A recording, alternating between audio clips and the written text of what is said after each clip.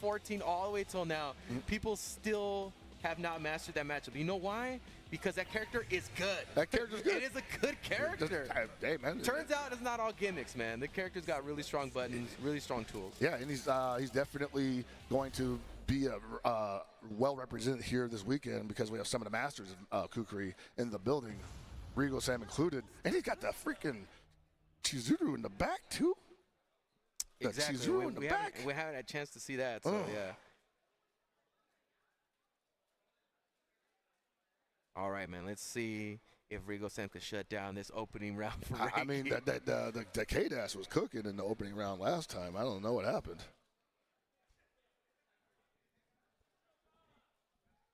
I wonder if we're going to see some more EX slides. Here we go. Oh, okay. We went got the whip up change. front? Yeah, okay. yeah. I respect that, actually. I think... Ooh, he rolled out of the cross-up. That's how much he respects that cross-up. He was like, nope. He's like, nah, we ain't got to deal with that. Not dealing with that anymore. I'm not giving you that pressure. Oh, what a challenge with the DP there. The reversal, he said, forget it, bro. It's a quarter circle forward for me. And Reiki, I like what I'm seeing from Reiki here. Still unrelenting, still has some confidence in his gameplay, even after losing that last match. Oh, yeah. Take it back. Take it back. Deal with this, buddy. Oh, pick up. No, pick up. What you going to do with this, buddy? What you going to do? Wow, that's actually... And that would have been sick, dude. Rice gets a nice knockdown situation. You can tell Regal Sam was like, I can't let that touch me. Saw a little bit of patience there from Regal Sam. Oh, nice counter. Yo. Oh, again, that's the second time he caught that. Says that's not real. Oh, that's crazy. He's like, I don't want none of that. I don't want none of that sauce, baby. Hold the spice. I'm good. He might get rid of this geese again, though. Hold on to that meter. Ooh. Reiki in a good position right now. Doesn't have to do anything. They're both not going to get a lot of life back here, so we might as well just wait this clock out. Wow, a double KO. Wow, okay. That was actually a pretty big victory there. For Regal Sam, yeah. Yeah. I mean, yeah, what a comeback. Because now we're back in a situation KO. that he was kind of toothless in. This is super beneficial for him, yeah. This matchup, he definitely would want this matchup. Oh, man. And Regal Sam right now playing it perfectly. Just stay away from me. If you want to play all the way back there, you're going to have to, okay, Reiki's in there now. Yeah, it's just everything is a big bet here for Maxima. Ooh. Like, there's one. Okay, we got one. Here we go. Get started. Oh, challenges the cross-up. That's crazy. And back into it again is Regal Sam. Like, what's the bet going to be? Your defense has to be phenomenal. Okay. What a challenge! Yeah, there you go. When it starts working, it starts cooking, baby. Open up the chest on him, hit him with the plasma. Regal Sam trying to get out of there, doesn't want to get touched one more time. Got him out with a sand pillar. It actually makes a lot of sense the way he plays K-Dash and Whip, because really I think the crux of all that is Maxima, dude, because you have to make so many bets. I agree, man. But when it works out, it's crazy. It's like a steamroller. Oh, yeah. And that confidence really does push you into the next round. Nice break there from Reiki. Yeah. Reiki wants to finish this off as quickly as possible without taking too much damage, or else he's not going to get it all back by the time he gets rid of the Kukri. If he gets rid of the Kukri. Oh, got the pickup. Going to have to spin it, though? No, goes for the... Well, I guess he had no choice in that. What? That was so sick. What are you talking about? That's it. Got him. No! Wow, what a round there from Reiki. That was nuts. What was that? I think that was before 40 seconds, so he might get a decent chunk back. But here comes the Chizuru, who frightfully strong. Oh, boy. Ooh, the overheat DP. He was DPing those earlier. I don't know. I don't think he ain't the counter conversion on that is so crazy. This is rough. He can't use any specials right now because he got sealed up, so he's got to block everything.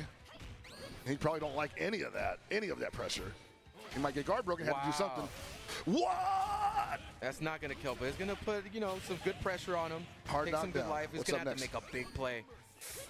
He let him out of the corner, though. That might be it, man. One more touch, that's going to be it for Reiki. Rolls into an OB.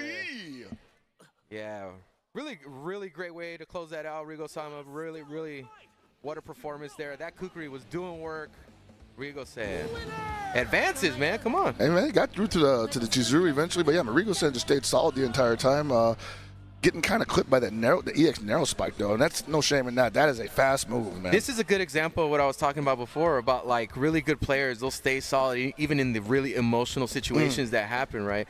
Like there was a lot of quick turns left and right. There's a lot of quick turns left and right. Yes. And he just stood his ground.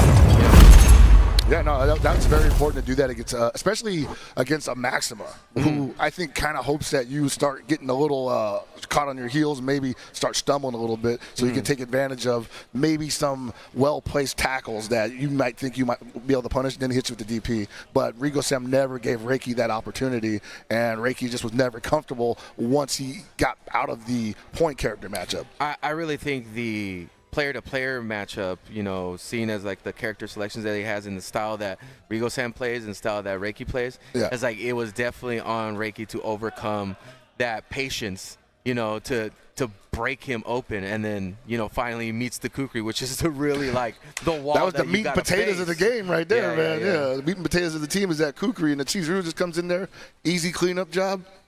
Yeah. Coming up, we got some really great players once again. I'm telling you, it's not going to stop. It's going to keep rolling. It's going to keep rolling, guys. Stay locked. Keep the monitors open. Please, keep it on this channel. Yeah, man, we have some really great players coming up. We got Yurikov coming in, and we got Franivan. Franivan, man. Yurikov also with an opportunity to qualify at a previous regional event, but losing it out to Core Values. So he's been on the hunt for the better part of last year for a qualifier spot, and this is his last chance, obviously, and definitely one of the favorites to go to distance. Yeah, what a massive improvement, or like what an upscale of a skill level that Yurikov has been able to achieve over like the course of, I don't know, like 7 years from when I've seen him before. Absolutely, you know, where it's like he's always been a good player, but it's like to get to that elite step, you literally were watching every step he was taking in his career, and like you said, that match that he wasn't able to qualify, I mean, you know, he's always been there. He's always been there to be able to win these types of events, and we may be able to witness that here today.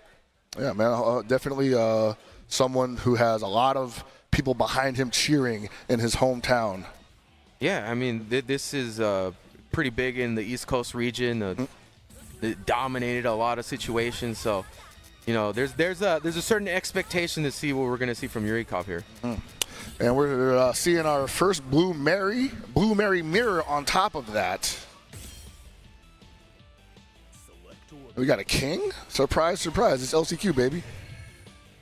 King, Elizabeth, Blue Mary. That's what's up. I dig it, man.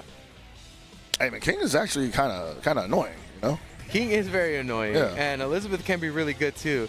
And Blue Mary's a problem. Blue Mary is 100% a problem. I believe she's been a problem since 2022. Dude, I've had nightmares from KOF 14 too. Bruh. My characters can't hit that character. The 14 meta? God. My buttons literally go over. You see her jump, her hurt box on her jump, man? Like, it just disappears. Can't jab her.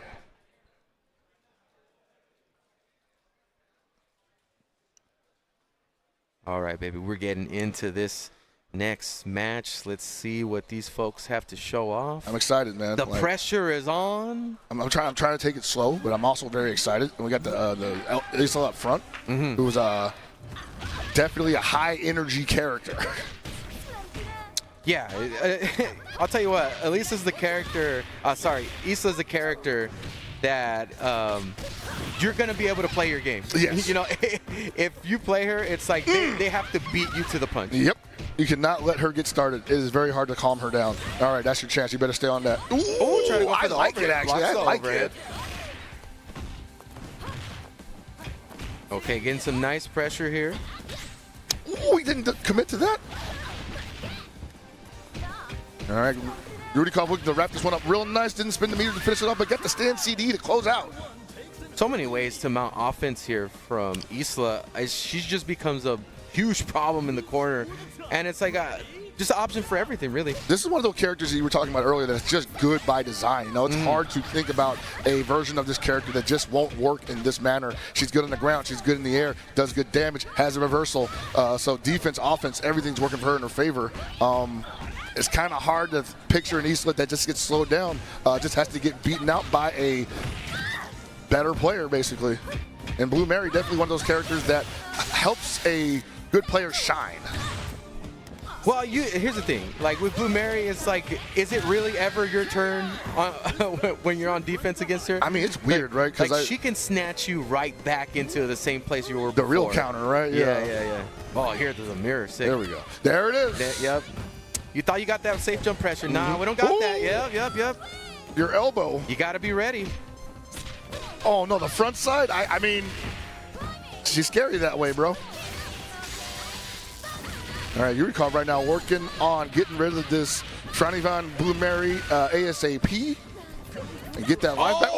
What a sick read. Defensive arm breaker. Oh, okay. We blocked the overheads here. That was a gamble, too. But you know what? He had to do something. Oh, that's good. Slides home into points. Oh, man. Got the cross up. I didn't bleed, though. You hate to see it. Oh. So he overjumps the close seat. And that's supposed to be Blue Mary's OS, where it's like, hey, you trying to be too close for me to grab you on wake up? Or did you jump? I'm going to anti-air you with you. Yeah. She clears it and gets the cross up. That's insane. But then doesn't combo. I don't think he believed that was going to hit. Wow, that was a great run there from Franivan. 2 punishes in the close seat from King, but no commitment there. And Yurikov just taking the control back. Disgusting. But so here's the thing. For what I've seen so far, Franivan's got some juice. Franivan got some juice, but Yurikov got the whole picture, bro. Right. I'm just saying this is still really competitive. Yurikov was able to hold it down and clear that out, but we saw some little moments of greatness there will get me on my heels a little bit. You know what I mean? I'm like, what? I mean, I think even Yurikov was surprised that he got away with some stuff there because Franivan had him opened up at least 3 times with the Blue Mary alone. There was no commitment to finishing off the damage string. Yeah, I would definitely go pretty confident into that next match and see if I could, throw that tool set back at him. Yeah, if you tell me that as an ISO player that I'm going to anti-air your overjumps, that's cutting off a lot of my access. This classic pressure here from Isla. He gets out. Nice. That's a great victory there. But no, gets right back into the action. Ooh, got inside of it. Oh, that's big. That's big. Franivan taking a little bit of patience, trying to see if if Yurikov is going to press a button potentially. Dude. Franivan coming alive here. Dude, I'm telling you, that momentum has carried over. He thought he saw something, and he's proven that it is true. It wasn't a fluke. And now Marco is trying to shut that down. He's like, I cannot let this Elizabeth Cook. One more throw is going to do it. How's he going to set it up? No, sir. And that was a tremendous gamble. That was an effort. Yeah. That was definitely clocking in overtime. Like, I got to get this customer out of here. I'm trying to go home, see my family. Blue Mary with the catch. One more pause. Whoa! Okay. How did he know? So I think there were 2 things going on there. You see that patience there? So he did that into the previous round. He committed to that. Yeah.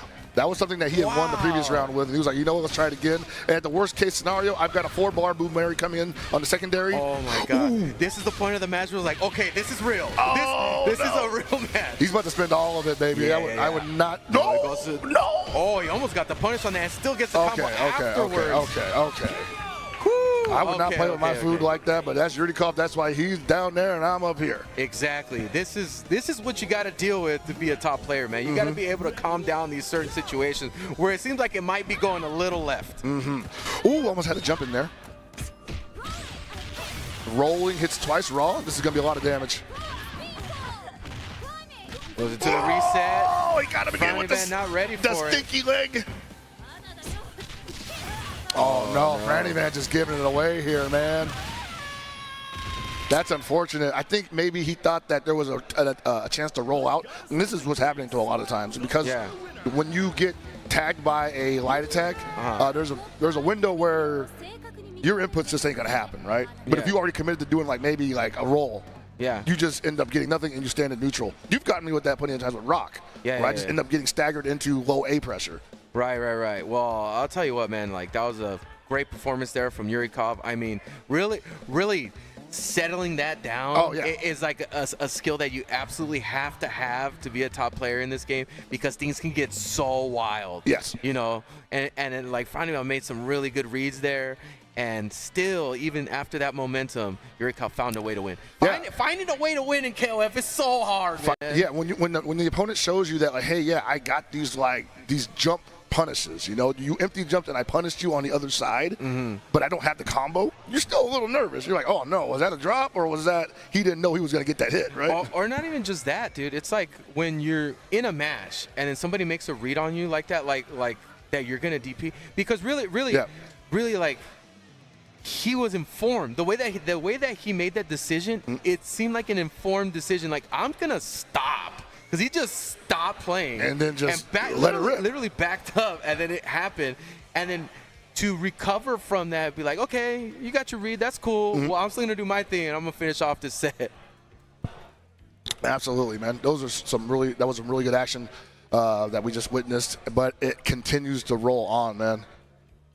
We got another match coming your way. Gummy versus Fabricio. Fabricio, yes, man. A lot of opportunities here for people to get deeper into the bracket. I can hear the matches going on behind me. Oh, yeah, is it? I was like people cheering on for their peoples, and it's like pretty sure they're down there like, yeah, whatever's going on stage, cool, man. But you know, my boy's playing right now. The real action right now is in the pit. In the pit, we already see a couple names out there. Ooh, it's getting real. It's getting real in the corner. We see you, Wedo. Got James in there. Oh, it's you hang right there. You all hang right, up in the house. K317. All right. Oh, Chris KOF. Yeah. Let's go. All right. And JDR. Hey. Yeah, man. I'm telling you, dude. Like this tournament, seeing people from every generation since 13 and before that. Pretty cool, man. Yeah, no, it's been really cool to be down here, see everyone again. A lot of people that I've known for over 10 years at this point popping up out of the woodwork to come support, compete. Oh, here we go. Yo, the cannon these guys didn't do a first to 10. Fabrice didn't do a first to 10 with Reiki, dude. like you guys are alternate universes, dude. Come on. Like who is the Master Maxima right now?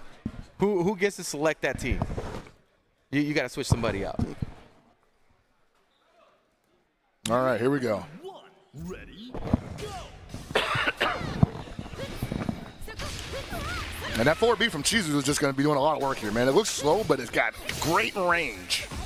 Ooh, the slide, no punish on that, but still gets to connect. Ooh. Nice run-up throw here from Gummy. Gets the overhead again. Offensive mounting, gets the combo. Oh, my God, dude. That is not what you want to happen there. Wow, Gummy's doing a great job chasing down this Kula. That Kula can't really get anything started there. See, like, Chizudo controls so much space from such a far range that you kind of get gun-shy about making, like, simple maneuvers. And if you get up close, she's got some great close buttons, man. Oh, that was a sick guard point. Okay, gotta be careful with these Maxima players, man. They know something you don't know. I think they should, man. They probably play every matchup known to man and feel like they're at a disadvantage. Oh no, gets the command grab baited.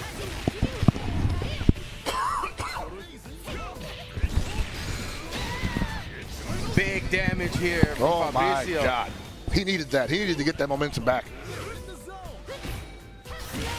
Oh, And couldn't get the there we guard go. point, man. If it had a little bit bigger window, maybe, but It's pretty generous as it is, isn't it? So, like, Gummy finding the window there otherwise is kind of a rare occasion. I mean, you know, you had your bets, man. I would just swing at him. Absolutely. Ooh, look, she just gets so much off of, like, normal hits. I love it.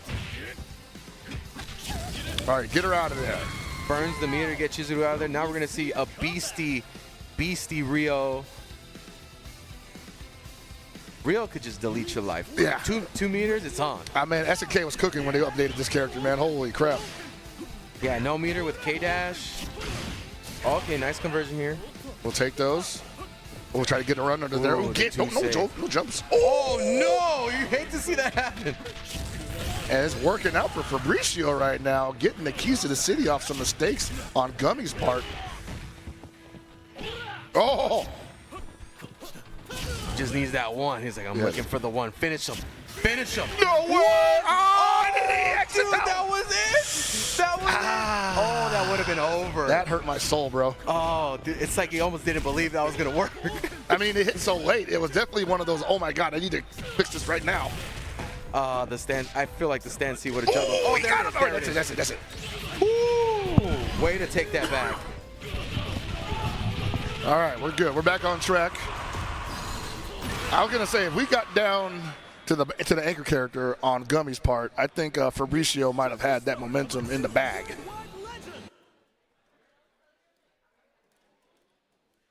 Yeah, Gummy's.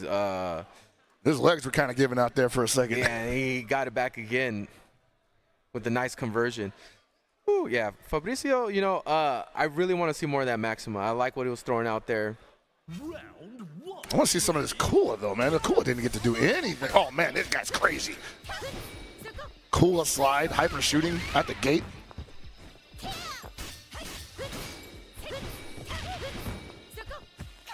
All right, finally gets a chance to get something started. What has he got for him? Okay, try to go for another throw. Holds the corner, though. That's important. Damn, wow, that you didn't get out. 2D is crazy far. Oh, yeah, the 2D's monstrous. That's so fortunate, man. Against that ice breath, which is usually like really hard to deal with.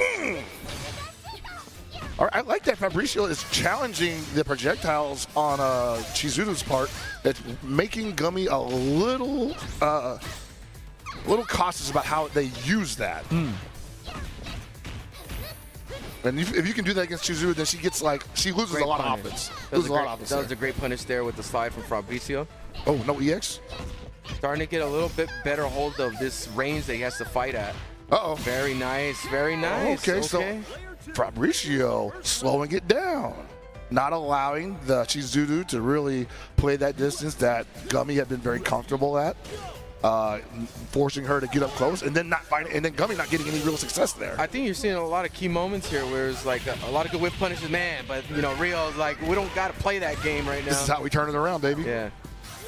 But yeah, there was a lot of key moments where they were able to land their targets. You know, Kula did its work. Kula was whiff punishing. Kula was getting a lot of good reads on her side. You know, again, not surprised, a Maxima player which is committed to the reading. Yo, I mean, so you gotta know what's going on. Ooh, big punish. This is gonna hurt.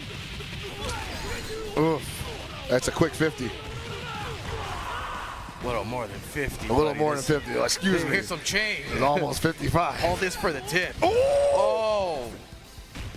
All right, he needs a heavy hit here to work it out because otherwise he's about to die. One more touch. Soup. Okay. Here we go. Oh, you have that's a juggle. That's a combo. That could have comboed. Oh, making that guard point work out for him.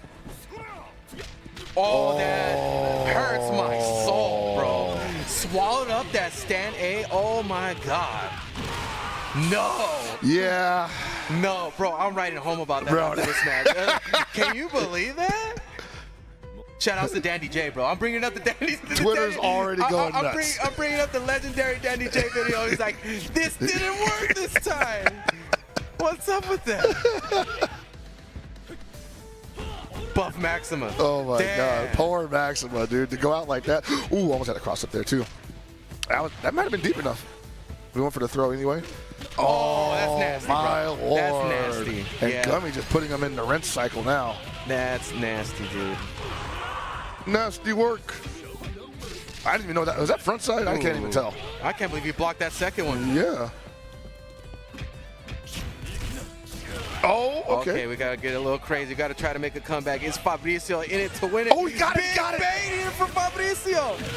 That's 30 seconds left on the clock, too, so he's going to get a decent amount back. Got that little sense of adrenaline here going for Fabricio, giving himself an opportunity.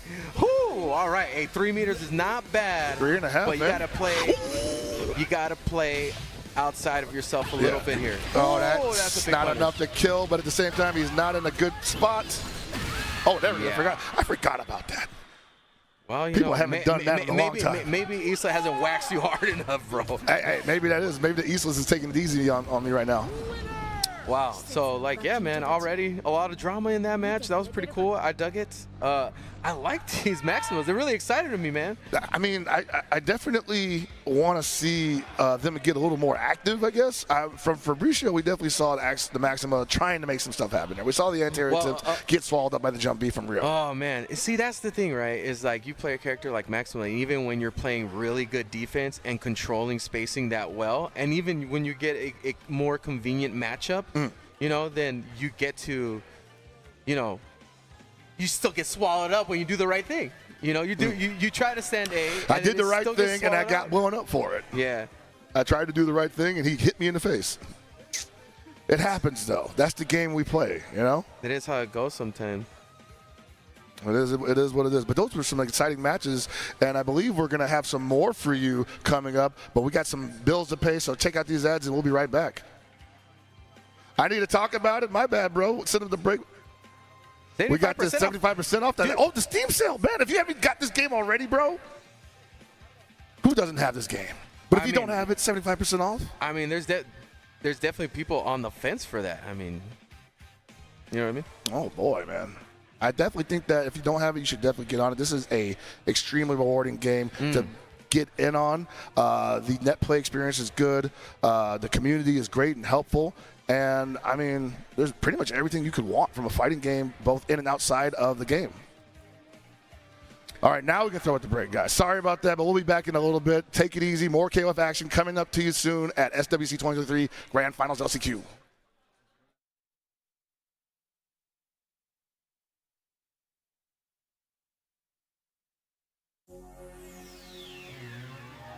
Blazing Storm!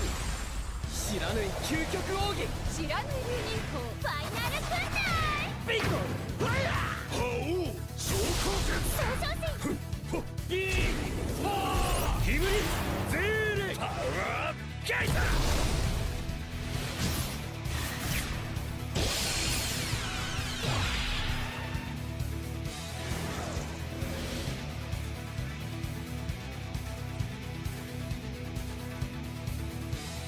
ガロー伝説 City of the Ribbon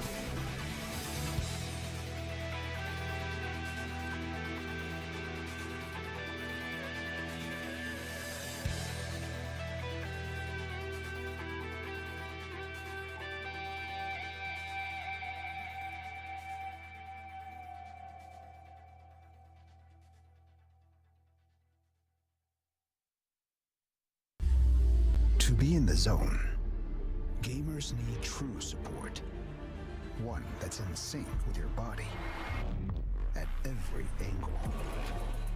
Takes your weight without pressure. Fully adjustable to cradle your spine and adapts as you shift in your seat. True ergonomic alignment to achieve your perfect gaming form.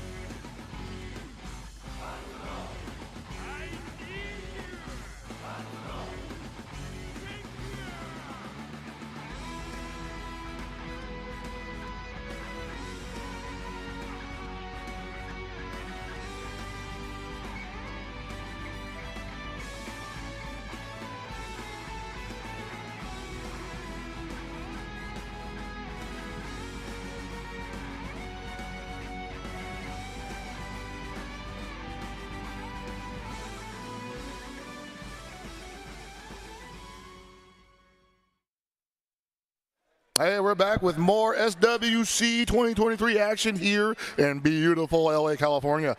And man, I gotta say, I'm feeling warmed up, Abe. How about you? I'm ready to go, man, and the matches are getting better and better, and we're getting deeper into the brackets. So, you know, like I said, the action is going to get nuts. It's going to get heated up, man. We've already got some people on the stage look like they're chomping at the bit to get back into action right now. Dude, I can't believe the matches we've seen already. It's just day one, hour one, and we're on hour two now of the LCQ. It's again, some of the best KOF action you're going to see anywhere in the world right now happening behind us. Also, a lot of surprise. I mean, I'm not familiar with absolutely everybody in this bracket, but seeing as how they put up like a pretty good competition against well-known players, it's pretty cool to see. And I feel like that's going to continue to happen in this LCQ. Some of these matches going down right now, I mean, we got you in there in the pit, you know? It's like... This is what it's all about. This is what it's all about. I can't wait to get down there myself, see what's up. Man, you got some really good players down there, man. You got Score down there, too, trying to get it in. Score is down there just, like, making the comeback. Oh, that's the kid right there, man. What's up? Yeah, He's got some gray, man. Is that some gray I see on him? Yeah, man. Yeah, really cool to see everybody here. The LCQs are going down.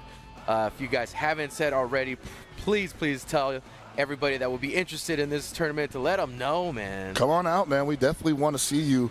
And if you just want to watch, that would be great, obviously. If you're at home enjoying it, man, spread the links around. This is about to be a barn burner. We've got fellow commentator Rome himself, who took the plunge in the LCQ bracket. And he currently stands in the way of what is one of the bigger stories in the SWC World Tour run.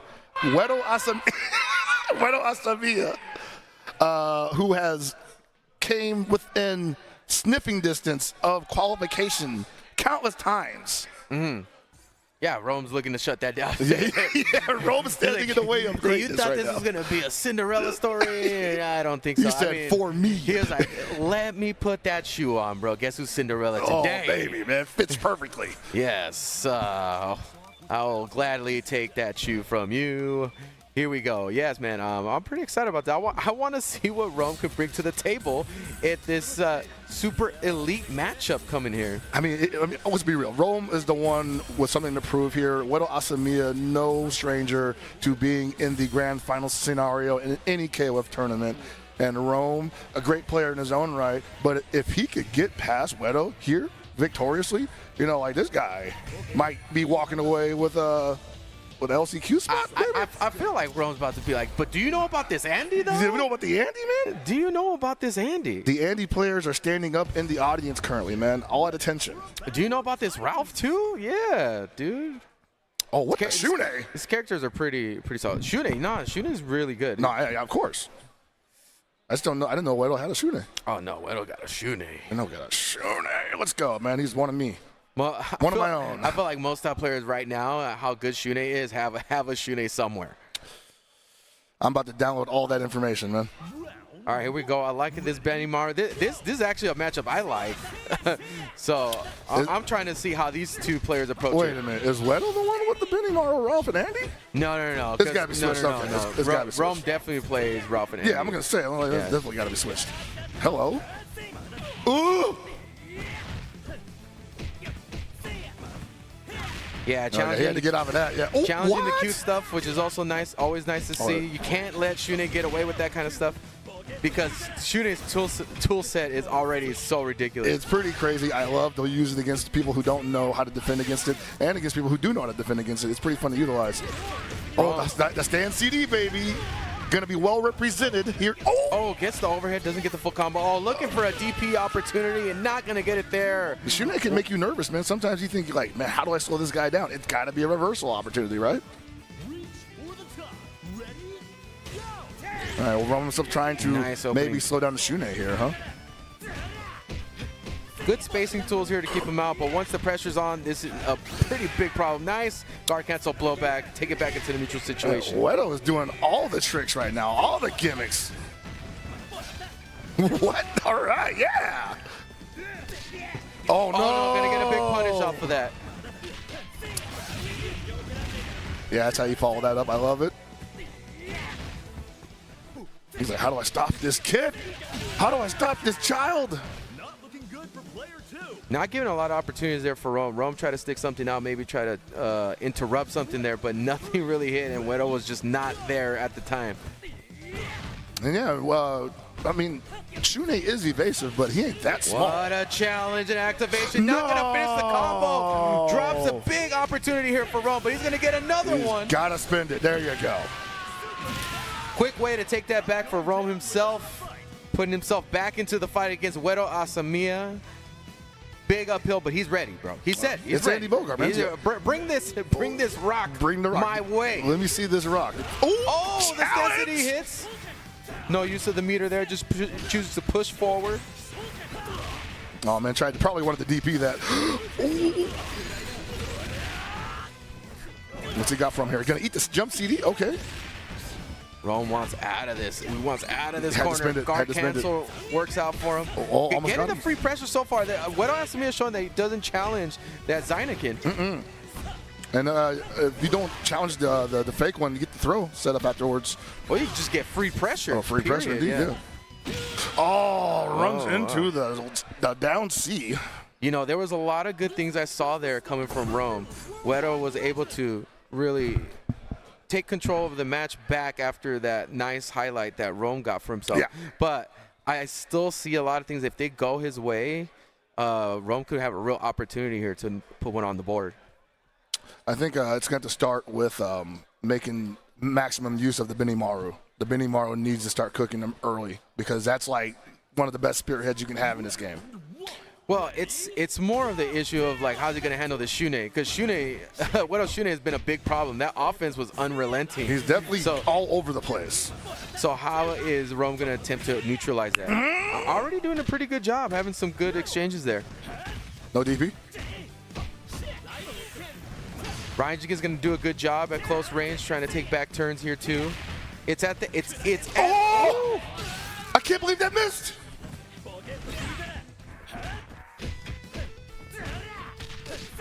Oh, Rome giving up this defense. What's the setup? Nah, Nice. Throws it again. Nah. Successful last time. Run up command grab. Okay, we're starting to see the momentum shift. Blocks the cross up, but we still got the action going here for Rome. Yeah, oh man, he keeps going for the EX dash after the jump in, and I'm like, I think that's a disadvantage for Shune because he doesn't get to perform in action. Rome still in the pocket, takes the first round. You said he needed to get the Benimaru to cook, and there it is, There folks. it is, man, yeah. The first round there for Rome himself. I like the recognition there that he said, hey, man, when he does these EX dashes, I get to react before he could even perform in action. I might as well just hit a button. I just really like how he stayed in the pocket there and was able to take that back. And here we go. Still in the pocket here, pressing the buttons. Things are going Rome's way, and now Wedo's going to have to work from behind. Oh no, he could have just stayed there for one more moment. We got the whiff punny. All right, now the Ralph comes in. Ralph didn't get a chance to do a lot in the previous match, but now's a chance for Rome. Ooh. Ow, this is gonna hurt. Do not get it twisted though, man. Ralph can explode if Rome can find the right opportunity here. But the pressure is looking really good here from Wedo. He had to get out of the corner number one, and then there he goes again. Oh, that might be it. Got a little antsy there. All right, the Andy's coming in pretty much in a similar situation that he was in the previous game. But Rome, a different player than the previous game's Rome. Yeah, got a lot of meter to work with too. Opening Zynekin, the classic. Seems to be hitting a lot of, it's a high percentage button at this point. Ooh, So man, right now, seeing how Wedo deals with a lot of the pressure from Andy, there's opportunities here for Rome to take something back.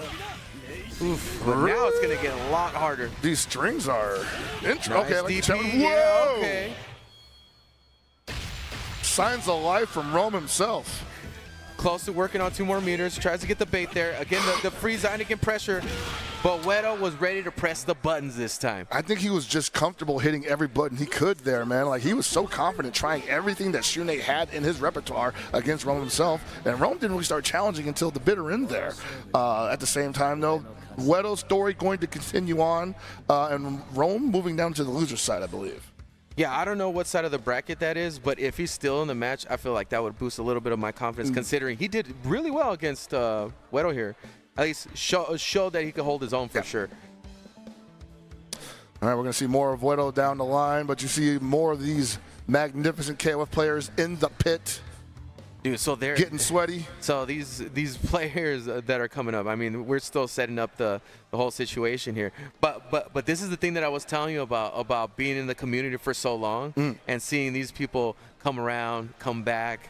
And, you know, there's two people here that we're pretty familiar here with that have had great performances in NorCal, right? In NorCal, SoCal, yeah. Yeah, but I just specifically remember Chris KOF. Shout out to TC Chris KOF and JDR, man. I mean, these are people that have a long lineage in KOF, you know. Yeah, absolutely. Chris KOF from SoCal, one of the premier KOF 13 players that you guys had rocking with down here, had a tremendous performance at NCR 2012, I believe it was. I think, like, for us, especially at the time, he may have been one of the greatest raw talents. Yeah. Because he really wasn't all in like that, but man, this dude could take down anybody. Yeah, he was like that good. Literally anybody. So, you know, I'm happy to see that he's at a tournament like this. It makes me very happy to see Chris KOF. And on the other side, we have JDR, who's NorCal native, San Francisco. Got his start at Southtown Arcade with a lot of other people that started playing KOF in NorCal. And we saw him have his breakout performance at NCR 2017 and KOF 14, where he got top 8, and I'm really proud of him. I remember being very proud of him making that jump from, you know, being the Dusty Bud, as we called it, to being the top 8 placer. That's so funny, man. The classic, bro. Chris still plays on the floor. On the cool, floor, man. dude. I'm telling you, man, I get a big sense of nostalgia here. Yeah. This is really cool.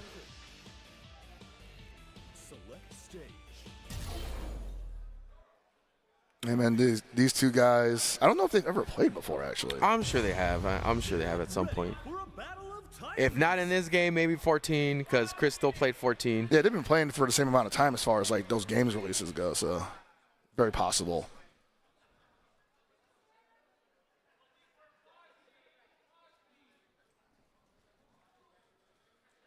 Two players, we got nothing to snooze at. These guys are very good at KOF. Extremely good. And we got, a Gato. Let's go. That's what's up, dude. Gato, Clark, Benimaru. Surprised he's not running dual on. Guess the cross-up jump, he's still a problem to deal with in this game. This character will never be bad, man. I'm telling you.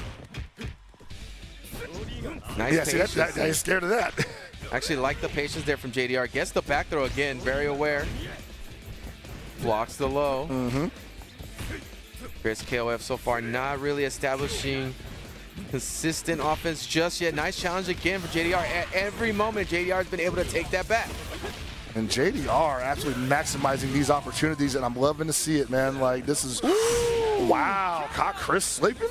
I like that, dude. He was trying to bait out the close button and trade. I mean, the trade he would have won. Yeah. So, the big brain on JDR. Oh, no. Nah, dude, he's like, what a play. I'm not playing with that Clark shenanigan. I'm staying clear of that, man. I don't want none of that. Oh, he got him with the Frankensteiner. What's up next? Why is that gotta look so violent, man? Why does it gotta stuff you between his legs so hard? Crushed through the cranium. Oh, that's gonna hurt. Ooh, far seat punish. Decides not to spin the meter there. Oh, jumps out of it. Okay. Nice guard. Oh, he still gets thrown out of it. That's rough. Oh, that's good. rough. Good damage here. Great pickup here. JDR is looking really good. Oh, baby.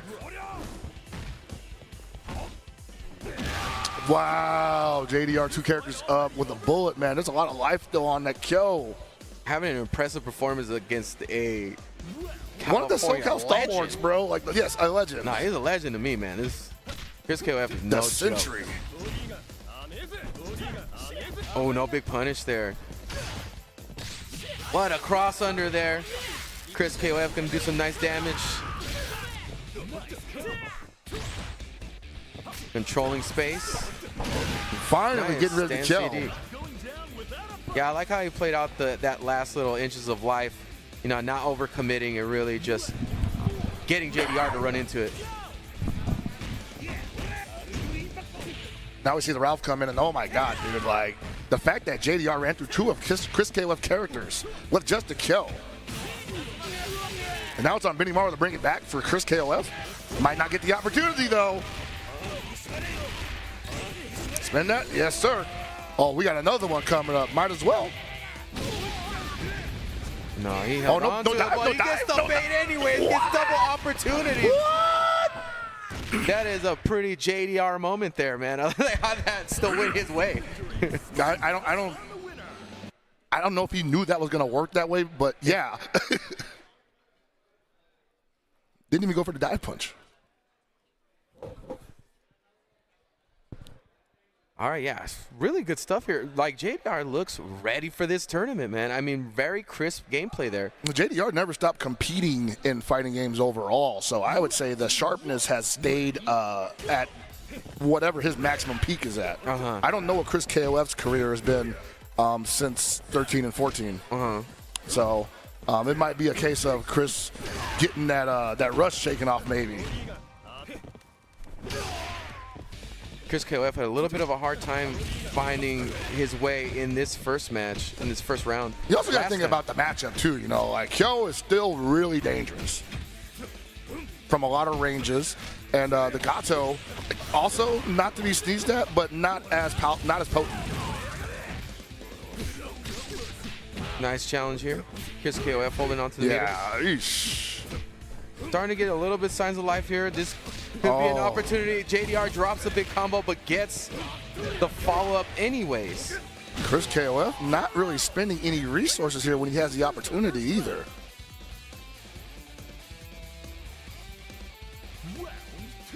If there's a character that's going to turn this around for him, it's gonna be Clark. I agree.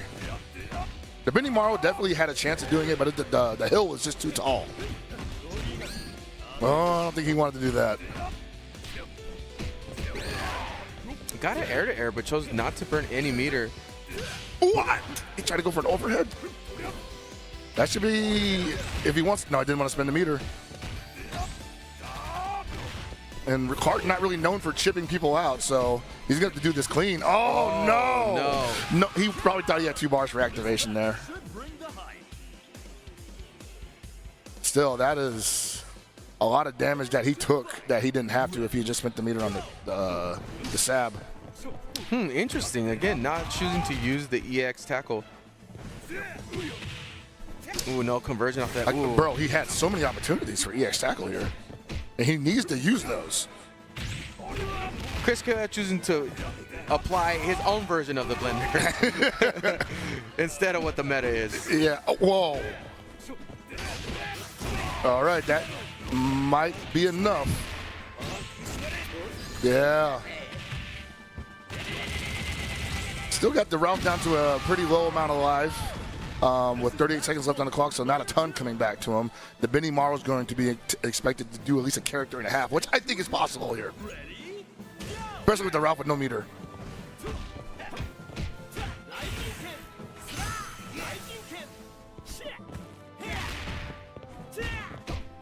Yeah, I like this pressure he had.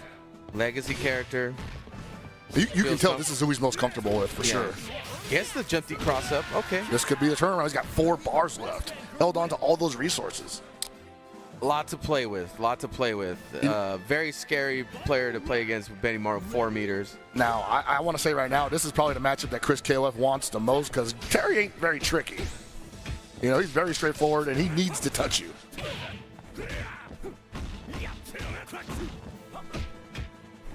Really great pressure so far. Really close to a guard break. We didn't want to guard break that. We didn't want to guard cancel. Oh, dude. No, he tried to throw him. There it is, the advanced strike. Oh, my Lord. What did I tell you? Oh, he missed the okay. Did I not call out that exact situation that happened? And against Chris KOF, JDR representing the advanced strike counter to wake up throw. I told you, man. I told you. I mean, at least we got a nice pop off of that. But really great play there from JDR. Looks really solid. Looks like he's ready. Has a bright future in this LCQ. I mean, the way he's playing right now, like taking out one of the, as you said, SoCal legends of KOF. Yeah. That is not a tall, that's not an easy thing to do at any stage of the game. And I expect to see more from him, most definitely. Yeah, it's pretty crazy to see somebody like JDR play against Chris KOF too, because it's like at a certain point, you know, especially earlier in the older KOFs, it was like JDR was, you know, like a relatively average player. But then this, like, over the years has just been able to do so well, not just in this game, just in general as a fighting game player. And then to see them meet up here, it's like, you know, old meets new. But now we're all old. Now we're all old, and we're all moving on with life. And the best thing is watching someone come from just being a fan and trying to learn the game and then seeing it click for them, and then seeing them just take that momentum and ride it all the way to the top of the mountain. And that's what JDR is doing right now, man. The kid looks so confident. Yeah, man. I think that's the thing that's really rewarding about fighting games, right? Is like you can lose so bad, you could look so dumb playing this game, right? Because some of these people that just make it look so easy, you know, especially when you're new to the scene and you're trying to apply yourself. Like that's the thing about arcades too, is like back in the day, you only got to play the dude that's like considered one of the top players on the West Coast, and that's the only person you could play sets with. And it's like, all right, well, I want to learn the game. Better gleam something right now. This is the only way for me to pick this game up. And it's like, it is what it is, man. And there's like a whole like mental challenge and a whole like challenge of you learning the game in that really tense situation. That's for somebody like JDR and other players that are here of that generation. They've been able to get over that hump, over that hill for themselves to get a certain level of confidence, a certain level of proficiency. Right. So you're like, I can hold my own against those kind of players. And now we, you know, see them get to be the top of the mountain, basically. They are the example. They are the top player. They are the person on the cab that doesn't get off. Yeah, definitely. Yeah, like I said, man, this place being here in Hollywood and LA is getting a lot of opportunities for the people that I've seen over so many years playing KOF, and seeing them come back is just giving me so much nostalgia of like playing the arcades and just being around the community much more than we are now, because you know, a lot of us get busy and we play online a lot, you know. So these types of events become very special for us. Yeah, absolutely, man. And again, even if it's just to hang out and see like old faces, it's a great place for that. Dude, speaking of the history, about to say, speaking of the history of this region, I mean, we got the Beast here, which is like, I mean, I've played him since 13 came out, you know, so it's really cool to see him still competing. And I mean, he was a really good player back then, and every time I've run into him a few times over the years, he still maintains being a really good player, and seeing all these guys still play, it's so great, man. I want to see them online, bro. Like, get in the brackets. The Beast versus Kuda. Think they're probably all still chilling in the house playing long sets? I don't see why not, man. Yeah, I don't know. Some things never change. So we had the Beast versus Kuda, SK. All right, man. Let's see if these skills have held up over all these years. You know, let's see if it's like riding a bicycle. You know, I feel like to a certain extent it is, but it depends on how good you are at riding a bicycle. All right, I like it, man. Got the Isla on point. Always nice to see Andy as well. Kuda definitely using that down D to its maximum effect. Uh-oh. No corner for me, man. He was like, I am not getting stuck here. Nice DP to take that back. You know, actually, I think Andy has a lot of nice tools to be able to manage this matchup. Fireball's great. 2D, jump C, jump CD. A lot of buttons to, like, if you can get a good read on Issa, you can make something happen. And he's never really in a position for her to get her game plan started. You see right now, she's always at that distance that he's throwing a fireball, and she's just like, well, I can throw a spray can, but it's not really going to net me much. So here's an interesting thing about what just happened throughout that whole match. Like, it may have seemed like, oh, Kuda's just jumping around all crazy and that. It's like, no, trying to be outside of the range of a lot of the things that Issa can do at those angles and try to get some baits. And it's worked out so far. Running into buttons, running into fireballs. Yeah, and she's only going to be able to set up shop if she gets in that cross-up range, you know, where she's making you guess left, right off the double jumps. If you get to stay at that range where you have to play fireball footsies with me, I don't think she likes that very much. I don't think she gets that she gets to be that effective. Iori, on the other hand, kind of plays all ranges. Well, the thing is about Iori, especially in this matchup, no, it doesn't burn the meter. The thing is about, especially in this matchup, is the speed of Iori. He could close the distance a lot faster, so it's harder for Kuda to maintain that spacing he's been able to maintain throughout. Right. But these buttons are still hitting. This fireball still hitting. Oh, you gotta kill him. You gotta do it. And holds on to all his meter on top of that. Yes. We got Orochi, Shermy up in here with only 2.5 bars, man. Yeah, Kuda showing that this Andy is nothing to sneeze at. Definitely a strong character in KOF 15. And that down D, well, yikes. Yeah, you gotta be a little patient on Wake Up. She does get to like meet you from a distance there. Yeah, Shermy still got some really good buttons, really good opportunities to control this matchup here. But Kuda has been really squirrely. Gets the empty jump into a full combo. Nice combo here once again. Yep, gets the reset. Not ready for it. Really close to an OCV. Wow, and Kuda. Spin cycle, brother.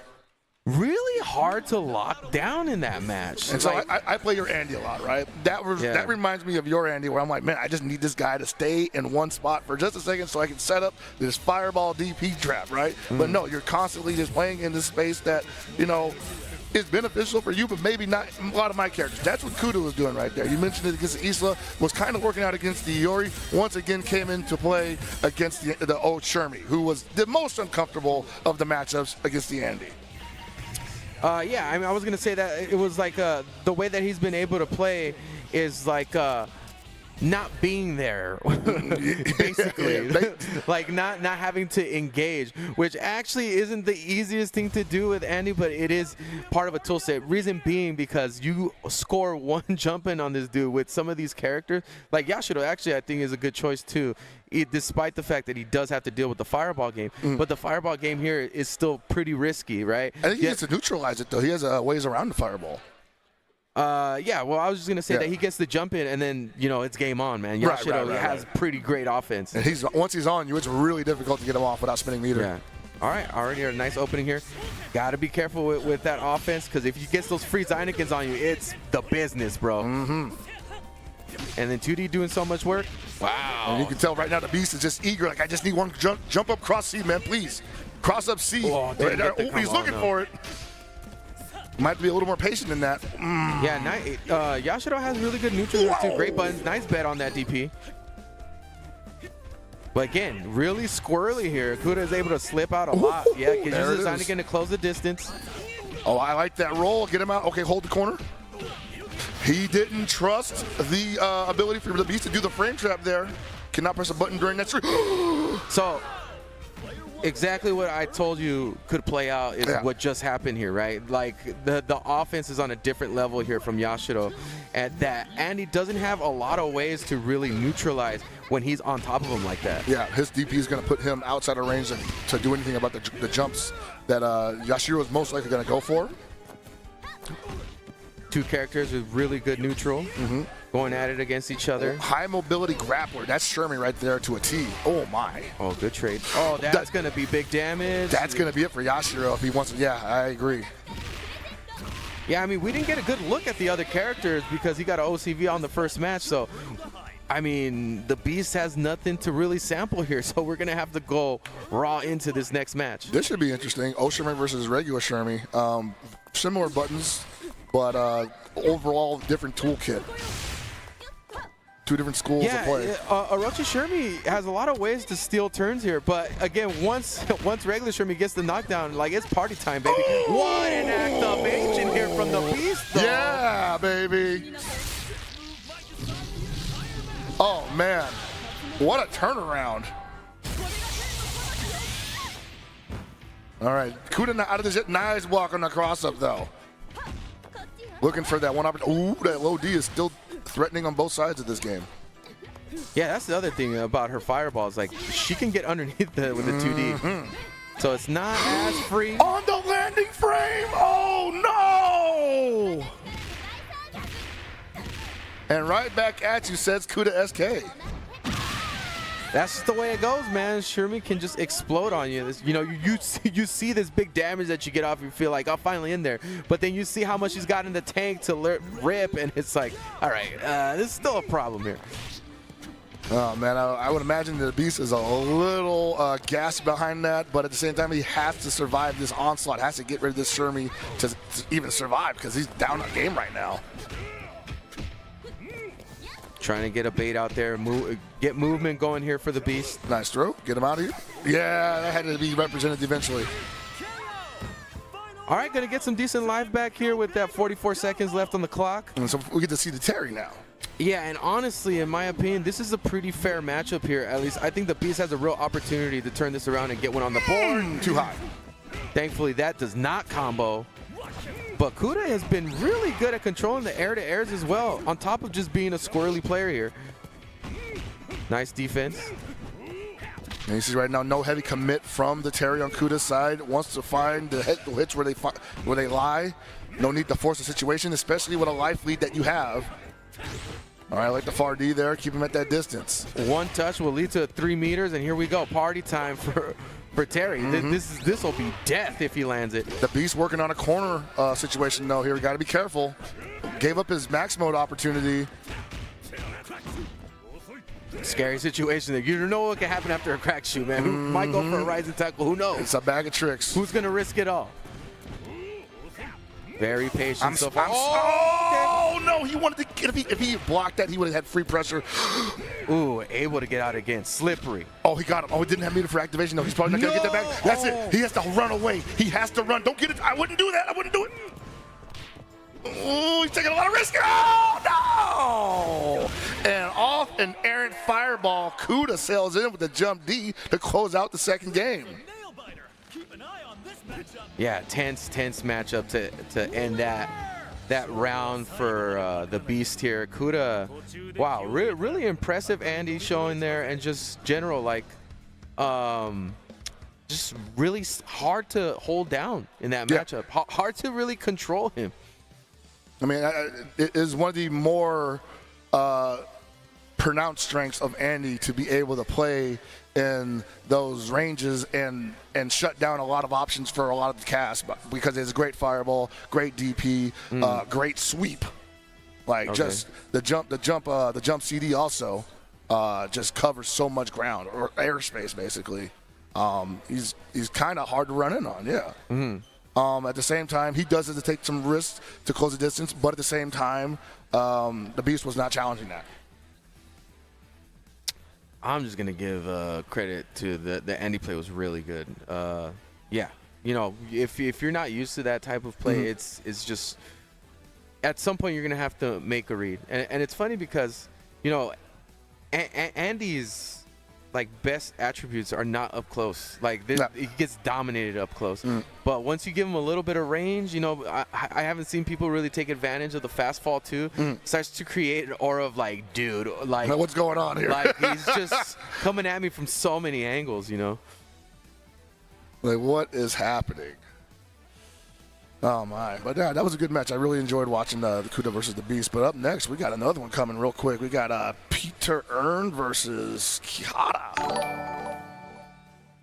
Yeah, as we get deeper into the brackets of the LCQs, giving opportunities to other regions, of course. You know, there's people from all over the world here, ready to represent some KOF, and you know, see what they got, man. Yeah, man.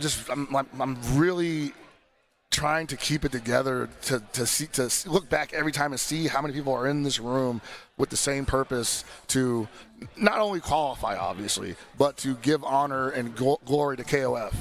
A great game series, and you know, it's all for them. Yeah, I would think like this trip is worth it. It absolutely is, man. If you're here, I guarantee you're having a good time right now, man. Yeah, for sure, man. What an experience! It's like I wish everybody at home could have come here, looked outside at the marquee or the venue. Dude, that was magic, dude. When we saw it yesterday, we were just like, wow, dude, like it's really happening. We're really here.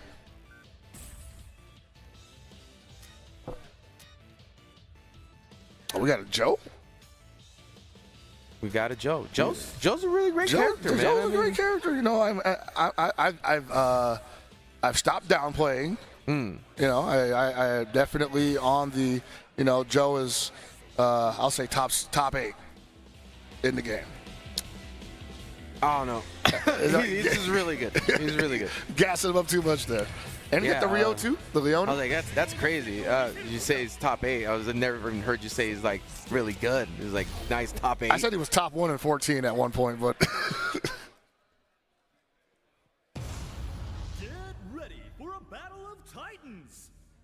I'm really interested to see this style of play with the character selection with Leona, Joe, and He's got the Leona on anchor too, right? So I can't imagine that the Joe is going to be built around using a lot of resources there because she needs a lot of resources. She does. One, ready? But you got like the quintessential anchor right here on point. So. Oh yeah, exactly. Well, Rio can kind of not get. He can get down without resources though. Like this guy's working with so much. I'm not saying he can't play. I'm just saying that's the quintessential Oh anchor. yeah, that is the preferred position. And Geese 100% get played anywhere. This dude, man. That palm strike, baby. It's just everything. His buttons are so good. Oh, Buttons, boy. counter, 2D. Wow, from that range gets the overhead. Authority.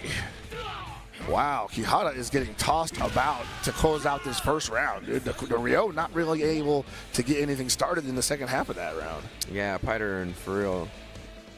And we give the Joe 2.5 bars, but I mean, this is definitely a like meta team here, right? Yeah. Like Geese, Dolores, Isla, like. I would say so. I think Dolores is somewhere in the meta too because she has some strengths that just are very unique to her. Ooh, okay, I like that. That's one for you, dude. That's it's one of your tricks. One overhead, huh? They don't want none of that. Geese has a really good time controlling the entire match. Oh yeah. Doesn't like to be on defense. Oh, he didn't think that was going to be a level 3 fireball, huh? Oh! Keeps him in front with the EX blocks. This time gets the punish. Okay, Kihara has had enough of that overhead from Geese. I think Piter was like, hey, man, you know, you ate one. Why not another one, right? Exactly. Now or never. Ready? All right, been a bit since a lot of people have represented Dolores, but Dolores has had a, wow, okay. Oh, that must have been an up hop CD. I don't know why he went for that otherwise. I was saying Dolores has always been a really good character. You know, like recently it's been more on like character specialists, but she had a really good run in 1.0 and just remained really good. Gonna do level 1 super, yes. DP. That's pretty sick, safe man. jump. The double DP into super combo. I love it. Yeah, shout out to the guy that showed everybody that. And it's not a one-touch situation, but they are both still in very much equal danger, I would say. What a jump! Quijada reading the command throw on Wake Up. Yeah, he's been looking for those, so he's very aware of the timing and where a potential command grab could be coming from. And now, yeah, Quijada in a great position here. Oh, gets that connect. Oh my God, that was so sick. She's blessed, baby. And that's, if he feels like he can finish it off. Yep. Who is going to take the win? All right, 2 bars for Quijada to utilize in the anchor position, but it's Leona versus Isla, who, I mean, they are both squirrely as all get out. What a DP. But one's just going to be outside of the range that the other wants to play at. And I'm pretty sure that's Isla. Like, he didn't even get a chance to charge the Moon Slicer. Oh, he was holding that the whole time. Ooh, gets around that. Oh, the mobility is so cheap. It's crazy, right? Can't even challenge it, baby. You got to let it go. Whoa! The classic. Oh, doesn't get the full combo. Got no meter, got to be patient. What do you do? What do you do? I think he had that block. He didn't want to. That's the second time they actually got hit by that. Yeah. Got to hold on. Oh, no, that's too far away. It's safe. Oh, no, didn't have meter to guard cancel. Oh, no charge or nothing. Yeah. Piter and taking that one. That's an interesting matchup. I don't think I've seen that very often. The Leona versus Isla.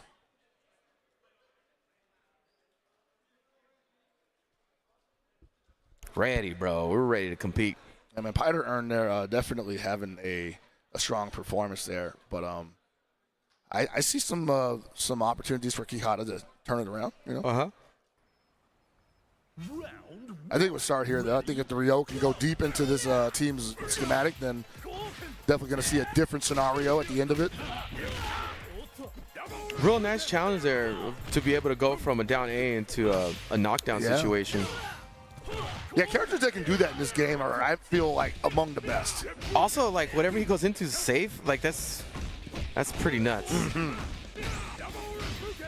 Damn, he hit him with the double repu. He wanted those plus frames. Oh, that far D? Don't jump on me. Yeah, you know what? Here's the thing. I think it's so sick that characters like Geese are really good in this game because Geese is so cool, dude. That's good for business. It's like, oh, he's got the gosh, corner. that would be another one, honestly. He's got the corner. Oh, what's he gonna do? Oh, he could have comboed off of that. Yeah. Oh no, it doesn't again. confirm. Nope. Oh no, you gotta hit those. The advanced strike, get out of there. We don't want none of that cute stuff. Hey, brother, you gotta commit. You don't want the cute stuff? Get that advanced strike out of my face. Oh, EX, yes. Gets the optimal meter bump too. Okay. All right, so Quijada had a lot of opportunities there to just take it away from Python, and it eluded him. We'll put it that way. Oh, man. When these geese start just palming and leaving it like that, you're like, oh, man, is he going to sweep? He wouldn't just disrespect me like that, would he? Quijada being patient. The Fardy, there it is. Wants that punish so bad.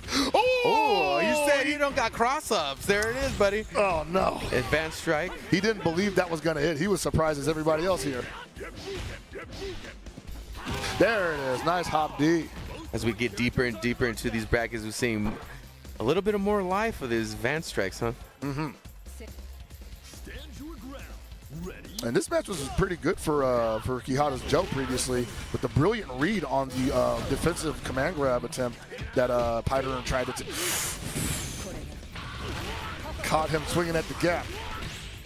Reset, no, goes into the combo. Full damage, baby. And I don't know if we're going to get the same story here. Quijada in a lot of trouble.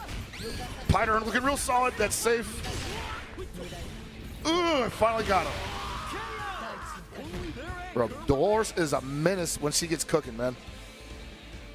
Yeah, and then one of the fortunate things that happened last time, Quijada was getting good reads off of those command grabs, but that was not present this time. That's going to do nice damage.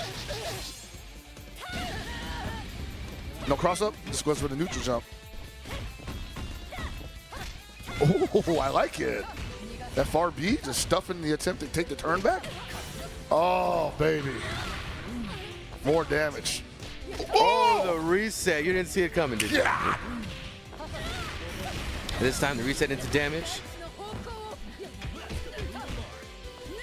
I don't know, man. Quijada better pull off some magic here. Man. Python got this looking pretty much sold. Oh, my Lord. That's one of the furthest reaching low Bs in the game, and it belongs to Leona. Oh, no. I think that was supposed to be super. Oh, he got him, but too high, too high, too high. Nice block on that. I can't believe he actually figured it out that time. Yo! Sick. So sick. Not a very often represented move there. In the right spot, too. But the work is cut out for Quijada here. Yeah, that's a wrap, sir. Valiant effort. Yeah, definitely. I feel like the Leona players are on the cusp of something great with the character. It just, there are just so many strong characters in this game right now, you know? Like, there's just so many. I mean, here's the thing, right? You're holding down back against some of the craziest characters in the game. Someone who wants you to be ducking because all of her offense comes from the air, you know? Or most of it. Yeah, I can see Python doing really good in this tournament. I mean, that Dolores is, I feel like, going to rock some people, you know? Yeah, absolutely, you know? The Dolores she's always been a matchup, I believe, that was somewhat of an enigma for especially the veteran players, you know? Yeah. She was very different. Mm-hmm. And so I think that's why some of them picked her up early and had some great success with her, because she had those tools that didn't look like the tools that you used to seeing here in KOF, right? The command grab don't look like a command grab. It's coming out of the ground, you know? Mm-hmm. So people aren't always ready to react to those situations like they are against maybe Clark or Antonov or Dinosaur. I just think that if you're a player in the LCQ, I would not want to face an expert Dolores player. You know, like I'll pass. I'm seeing all sorts of things that I've never seen before in KOF 15, all because of Dolores. Forget about it. Or it's like I kind of forgot like how much of a problem that character is, but here we are. You know, and now I got to deal with her. And she's got great buttons. And everybody I play, nobody plays that character anymore. It is rough like that sometimes when you got over 52 characters and you're like, man, how do I get all this matchup knowledge? Hope you were there in season 1. Yo, straight up. Oh, man. We got one more coming your way, I believe, actually. We got Chino Funky versus Uku Punk. Man, there's some names I have not heard here showing up today. I'm happy. I'm happy to see these new names, at least new to me. Yeah. New people trying to use new characters we don't see too often. Not new characters, but characters we don't see too often. Yeah, it's been pretty cool. Seeing everybody's gameplay, and again, like this is LCQ last chance qualifier, so it's like it's not gonna be without its drama, man. Like people are here to play. Absolutely. Chino Funky, also no stranger to the top 8 situation. Made top 8 at Combo Breaker last year for KOF 15. One of the scariest Clarks I've ever seen, hands down. Yeah, I mean, we were just talking about how nobody wants to deal with the Dolores. It's like, okay, people play Clark, so you're gonna have to deal with this character, and it's like it doesn't get any better. You're like, all right, cool. Who am I playing next? Oh, you're playing Chino Funky. Oh, bro, no. Can we play that later in the bracket? How about later in the bracket? Let's roll that back a little bit, right? Nah, Chino Funky definitely has a Clark that makes you question what you think is real. I mean, that's the nature of the character, man. Absolutely. Like destabilizes game plans. And they keep upping them. Yeah. I'm here for it, baby.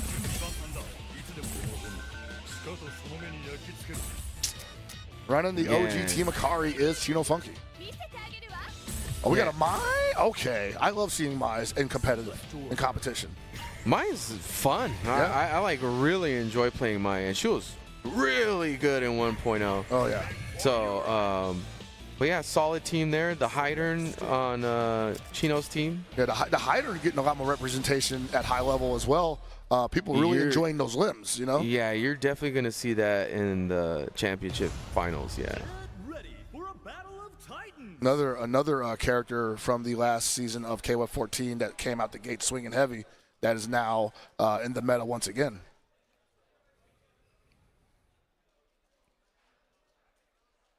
We got another point Geese, it looks like, on Uku Punk's side. That's really nice to have a character like that that can really excel anywhere. Like he can do a pretty good anchor spot, but it's like what he can get for free on point, it opens up your character selection really well. Yeah, no, that to the point where you can run the Iori Mai, who I would say both of them really just need 2 bars each. Well, Mai does need quite some meter to be super dangerous, so kind of makes sense that you would put him in anchor. And you know, Iori doesn't need as much, but can be a little heavy.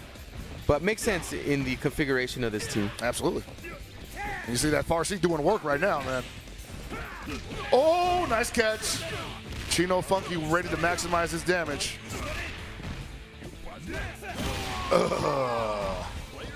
Didn't see the dive coming. Hey, man, it's a high percentage maneuver. And we got the white suit Iori coming out, ready to play. No cross up. Or no cross under, rather. Nice reaction there from Chino. Oh, he tried to scum yell that? Oh, why? Oh, if that was his jump C, that would have been big damage. Whoa. Gotta make it hurt. No, it hurts. Got a little more than that, yeah. Holds on to the meter. I don't know, man. I feel like you might want to let that kind of stuff rip. Wow. Yeah. You know what, man? So many Ralphs are so good at that placement of a 2C. Yeah. Especially, it's a really good button, man. Well, carrying it all the way from 1.0, like that's already built into the brain, bro. That's programmed. It was honestly, I liked that better than the FAR D in 1.0. I mean, I get it. The FAR D definitely was a perfect round opener, but look at that. Look at that. Yeah, you get a cancel. You can hit the Fermi too. Yeah. Really great challenges here from Chino Funky. But far he's hitting seeing all over the place. Bro. Wow. Everything's starting to work. I think Ukupunk just trying to challenge everything right now. I mean, I don't blame him. He's like, I'm about to lose my mind, about to lose all my characters to this Point Ralph. The Point Ralph, man. Let me fight the Clark.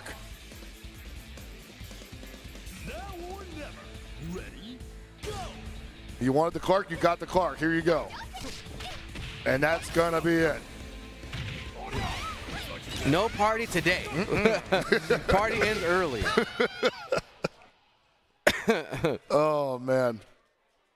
Obviously, that was a very easily sewn up fight for Chino Funky, so we didn't get to see what makes that Clark so damn scary. But you know, it's funny. It's like Clark is like a mid-boss character that's like you would think is not so difficult, but it's so different from all the other characters. Like, wait a minute, this character doesn't make sense in this game. Why did he do that? Why does he get to do that? How come he gets to clown me like this? This guy's at the final boss? What the heck? I thought we were having fun here. There's no fun. There's no fun when this character's on. The difficulty level just takes a dive off the cliff. Man, real scumbag energy, bro. I don't know about you Clark players, man. I don't know. This is that one professor in college that's like, yeah, I'm definitely not grading on a curve. It's like in your lifetime you figured out that, oh, I love it when people hate when I do X, Y, and Z. This is my character. And that is domination from Chino Funky's Ralph, man. That geese didn't even get a chance to stand up.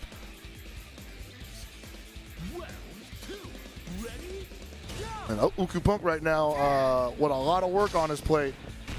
The 2 bars most certainly could have. Wow. I think Chino Funky got the read on this guy, man. Oh, man. Ooh, okay, that was not a bad roll, actually. Oh, no. So good at punishing that, too. Man, that was probably like 7 out of 8 exchanges that Chino scored a hit. Yeah. out of those, that was nuts. That down C is doing work. Just like every button hit. Like you got a down A, a far C. Wow. You got the far, yeah, the far C is crazy, yeah. Anti-air, forces knockdown. Oh, he challenged that.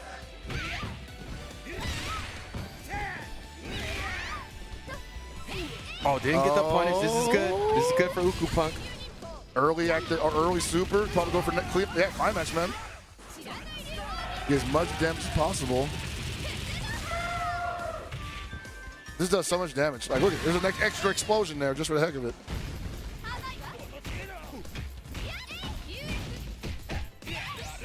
Oh, challenge that. Oh, nice. The slide is working out. Oh, no! But you got pushed forward a little bit and put him in the corner. She has a cross-up button, though. The jump beat, that would have caught, I think. Is that going to go through? Whoa! I like the opportunity, or the attempt. I do, too. I think This competitor is definitely, once you get hit by the Galactic Phantom level 2, this just takes the gas out of you, you know? Yeah, great stuff there from Chino Funky. That was a great performance. You know, like I said, we're familiar with the player. The player is really, really high level, really strong. Yeah, he is absolutely one of the favorites to make it to the close to the end of LCQ. Yeah. So no surprise that dominant performance from Chino Funky. You'll be seeing more of him this Friday afternoon, guaranteed. You heard it here first. Yeah, man, we keep getting deeper into the bracket. You're seeing more familiar faces and more people that can really handle themselves in a big, like, highlighted fight. You know what I mean? Yeah, no, it's really cool to see that, you know. But what's also cool to see is this here slide for KOF 13 Global Match. You can get that now on PS4 and Nintendo Switch. The game that started it all for us, man. Yeah, at least for us specifically. Yeah, man. I mean, like I said, we're coming full circle here today and this weekend for the SNK World Championships and today's LCQ.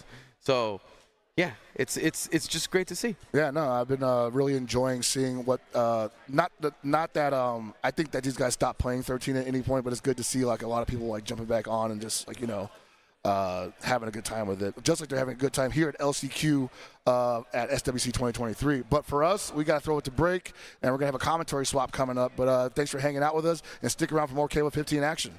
Peace.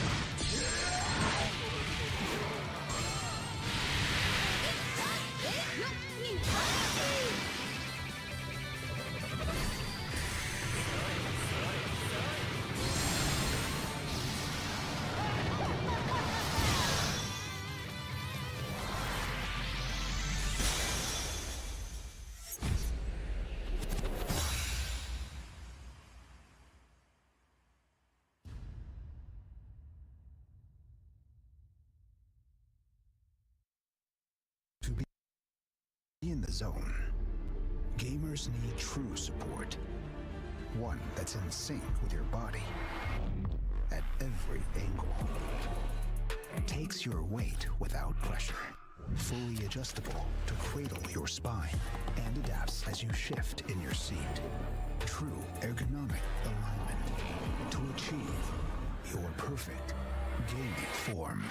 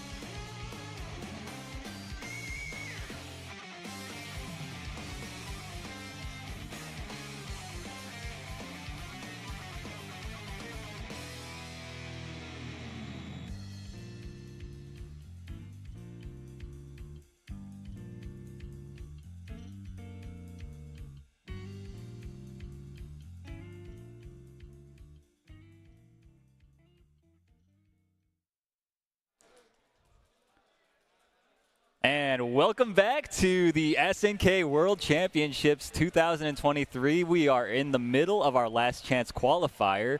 I'm Aru. Joining me is Raph. Raph, how you doing, bro? I'm great. It's been a fun morning and a little afternoon of all this KOF action to kick things off with the last chance qualifier. We're just seeing a lot of great matches on stream and happening in the pit behind us. It has been a great time here in Los Angeles, just checking out some of the best in KOF. That's right. Yeah, honestly, I mean, if you look at the bracket, I mean, you see so many of these household names in KOF, as well as like a bunch of like hidden killers, you know, that you don't normally see traveling out to these things.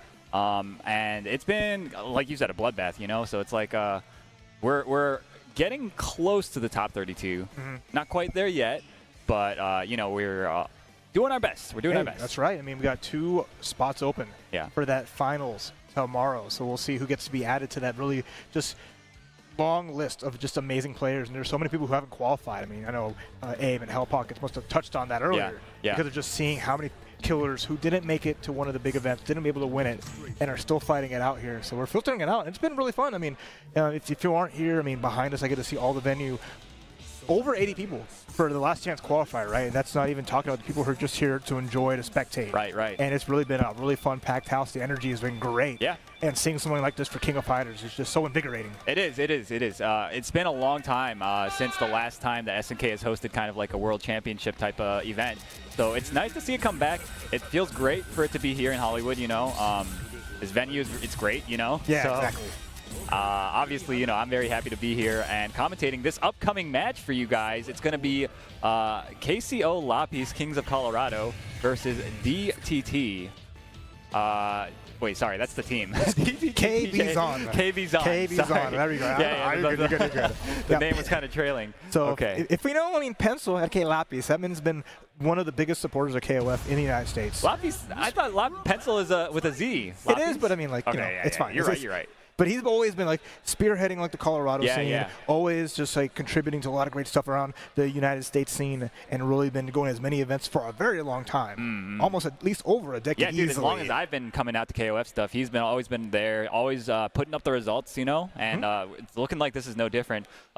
Earlier, actually, Lapis was playing against Yurikov off stream, and Yurikov actually is the one that sent him to losers. So this is a loser side match, as you guys are aware. Here we go. We got Lapis playing that Geese, KB Zon playing the Shunei. Yeah, I mean, a lot of characters that we've seen a lot so far in this last chance qualifier. I mean, Geeth's always going to be a popular pick, especially with the point. You really see that pressure going on. Going to add the plus frames, gets the guard break, nothing huge from it, but a little bit of damage starts adding up, and Geeth works well with a little bit of a lead, especially when he starts getting that meter. Absolutely, yeah. He's got such great hitboxes on all his moves. Like, it's so hard to get in on him if he chooses to play a little bit evasively. But right now, that's not really looking like the case. Lapis putting on the pressure. Yeah, I think just a little bar, keep it safe. Geeth, Howard giving him the business. Shunei just trying to find a way in, building some bar themselves. Has meter. If KB Zon can find a hit, can get something going. There's one touch. There's the knockdown, the setup. Nice safe jump. Got to be careful, though. The counters can beat out those safe jumps with the Geeth if you're not careful with it. That is true, yeah. All right, but it looks like Lapis manages to steal that round away. You know, KB Zon was putting up a pretty good comeback there with that Shunei, but it falls a little bit short. But we got Yori Yagami coming up. Oh, it's a popular character. And that's no slouch here. K-Bon going to get a nice little knockdown, a little extra damage, just to put some pressure on, wants to get Geese out as fast as possible. Yes, of course. I mean, this character, one of the characters that I think that a lot of people are saying is one of the strong characters, one of the meta characters, as it were. So, going to be seeing a lot of Hinton this weekend. There it is, Jump C, my beloved, finds the finish and pretty much full health on Iori here. So now it's going to bring out the middle characters for Lapis. It's going to be the Benamaru, another really popular pick that we've seen a lot so far today. Expect a lot of them too, right? That's right. Great buttons, solid damage, just great control of the match. Let's see how Lapis gets around the Iori, who's one of the biggest comfort picks in KOF. Absolutely, yeah. But I mean, speaking of comfort picks, Lapis has been playing Benimaru ever since like the 13 days, you know? So very comfortable with this character. I was actually complaining about Benimaru earlier up over there on the floor, right next to Lapis, and he was like, yo, what are you complaining about? This character is so fair, blah, blah, blah. Like, he's no 13 Benimaru. I'm like, bro, nobody is 13 Benimaru, bro. Now we try to forget 13 Benamaru, but you're going to remember this one as the big damage on the level 2. Going to extend some big hits, level cancel again. Just finish the job and get Iori out of there ASAP. Lapis making that quick. Absolutely. That looked like a throw bait at the end there, right? Using the forward B to kind of mess up the spacing, you know. Oh, but here we got another Maxima. Dude, we've been seeing a lot of Maxima today. I love it. I mean, you don't get like a lot of like traditional grappler love, right? As far as like Maxima can be considered one with all the armor, but it's not going to get a chance. The one problem he has, he gets suppressed, he gets pressured, and it's such a rough part. You have to like guess cancel, go for some maybe early armor and hope for it, but it might be tough as Lapis just has full control. Yeah, but I mean, he does have some breathing room right now. Let's see what he does with it. Right now, though, it looks like Lapis, he's just finding the hits here and there, and even a trade, even if it's not in his favor, it's like he's happy to take it, you know? Yeah, absolutely. He only needs a couple more trades here, even without any meter. And KB's on all the bar. Gets a counter big off counter the wall. hit. Yes, sir. Finish the job. Level 1, level 2, too far. Yeah, okay. Finds a little bit of damage here, but again, not could have been it. Yeah, all right, there you go. And a classic. Good little finish with the EX. Used more meter than they wanted to. Sure. But KBZon still alive. Yes. Has the meter lead at the very least, and Maxima is nothing short of damage. Right. Finding the hit to get that damage? It can be tough. It that's can be hard. tough. But I mean, he's got to be used to this matchup by now, right? So hopefully he's able to find those hits. If not, we're looking at. Oh wow, there that it was is. great. Yeah, again, demonstrating that matchup knowledge. Oh, watch that's out. punishable. That could have been huge, and actually with the meter, that could have been the Yeah. kill. Feels like KBZon buffering, but gets tagged for the finish. Almost had man. that huge comeback there. Yeah, man. And big smiles out of them. They felt like, just seeing from here, they were all right. I almost had it. Yeah. One like, little touch. I and can do this. That, Yeah. that type of thing. Yeah, I know that smile. That Maxima is no slouch. Again, when you're fighting him up close, you risk that little trade, that little hit that could have been devastating. So Lappy's a little sigh of relief, taking that early lead and having a 1-0 game over KBZon. All right. Loading back in. Same character, same order. But like the hint of Iori at the stage because everyone's purple. Embracing the Orochi blood. And a Yeah, it's actually that's a pretty good touch now that you mention it. well, look at KBZon. Yeah, he's Taking an putting on the early pressure. lead and, yeah, just getting the momentum. Especially Nice. with how they were carrying with the Maxima. It's carrying over to game 2 as they're getting more comfort. It does seem Especially like it. Playing on the stage, especially in a elimination match. That's true, yeah. Oh, nice block on the cross up there. But yeah, Lappy's using the plus frames. Nice conversion. I think he might have been able to get it. Wow, that was a sick cross up. I like this extra damage. Finds the jumping off the air dash and gets the early finish on the Geese with a big problem in game number 1. Yeah, man. Looking like a completely different KBZon, man. And now we've seen Shune really rise up in stocks too. You see like players like Wero start using them, and you see him, even across the pond, all over the place. So Yeah. definitely a great point character. Ooh, nice big bait. punish. Nice Farsi into the full damage. It's gonna extend it into a reset, but gets thrown out of it. Yeah, got a little too cheeky there. What a good character to build meter with, and with that life lead still here. Not a bad stop for KBZon. Mashes Nice. out, finds the hit, Yeah. back to mid-screen, and a big jump in. Doesn't get the full confirm. Oh no, gets punished. Unfortunately, does not cancel the forward B of his, and now it's Lappy's turn to put on the hurt. Oh no! Hasangiri comes out. It's gonna squeeze him, and rest of that life. But Amaru's down, and Shune's still in there. That's kind of crazy. I mean, this KBZon Shune is putting in a lot of work for him, and Lappy's down to that anchor character already. Yeah, interesting turnaround. Again, this is just the quality of players in here. Never count anybody out, and everyone's gonna be fighting for their life to cross. But get it? That's what they were trying to go in the first round. Yeah, Really nice confirming the maximum damage half-life on Iori already. seriously. Oh my goodness, the space control from this KBZon Shune right now. Out of control. Nice punish on the Rekka as well. And that power of the crouching light, and finds a nice finish, and that's a OCV for KBZon. Wow. After okay. losing game 1, just really turned it up, and Shune is just a masterclass. Yeah, no kidding. I mean, Character here. if you're Lappy's, you really got to be thinking about that cross up that he keeps doing, that setup of Yeah. his. So definitely, I'm sure a player of his caliber is already like considering it. You know, even if it might have been the first or second time they've seen it. He'll probably adapt, you know? Yeah, it adds up, right? Those little things. Like you saw with Geese going for the cross-up the same way Lapis was trying. You know, Lapis will understand. Roll forward, roll out, get that Right. spacing again, and just you can't let Shune just start doing this air dash pressure and start just mixing up like that. Yeah. Finds the crouch D, goes into the knuckle, and is now backing moving in. Light hits, no combo, Wait but a it's minute. okay. Okay, but still, I mean, it's looking like every time Lapis looks like he might be able to take the reins away from KBZon. KBZon is just like, nope, I'm still, it's still my turn, bro. There you go. Nice jump CD though. Try to put Shune in the corner, get him in a spot where he can't easily maneuver around. And that could be really helpful. Another jump CD counter hit. Try to get a juggle. It didn't work. Yeah. And that, again, that's like another way that he could have gotten some momentum started. Okay, here we go. Lapis gets the OTG into the corner knockdown. All right, more plus frames, no challenge, but uses the guard cancel, gets out of the corner, back to mid-screen. This is a good spot. Lapis needs to get the Shune out of here ASAP, finds the sweep, more damage, adding up, but needs one more good hit. Still anyone's game, really. Oh, wow. That looked like it might have been punishable, but I guess not. Oh, Wow. I like that risk. Pays That was off. crazy. Oh, and the sick gimmick. And again, ankles getting blessed, left, right, up, downs. There's no block button in KOF, so you got to block for your life. Didn't quite work out, and Shune kind of steals that back. Yeah, man. This Shune, he really needs to get this Shune out of here, man. Yeah, just no errant DPs, no like full sending it and getting big punishes like we saw earlier. Just throw on catching a little bit of a punish, and then a great trade for Lapis. All right, yeah, he really needed that, and he's gonna get most of that life back. So. Not too much damage done here. But now we got Iori coming in. Iori didn't get too much done in the first game, and obviously he didn't have to come out in the second game, so we shall see. Wow, Whoa, really? Oh my goodness. Nice. Oh, and try to get that Shatter Strike. Unfortunately, a little too late. Yeah, that big punish. Is this enough? Out of here. Oh, yes, it is. Yeah, you don't want a player being comfortable sitting there with Iori. Get a character out as soon as you can. Make it a hard road, and back to Maxima, who was on the cusp of a big victory. Like KB's on with this comfort that he feels. Let's see if he can make it work now with the big Bumblebee. That was almost sick. He got the cross. Oh, okay. Wake up command grab, yeah. Yes, sir. The one-frame grab.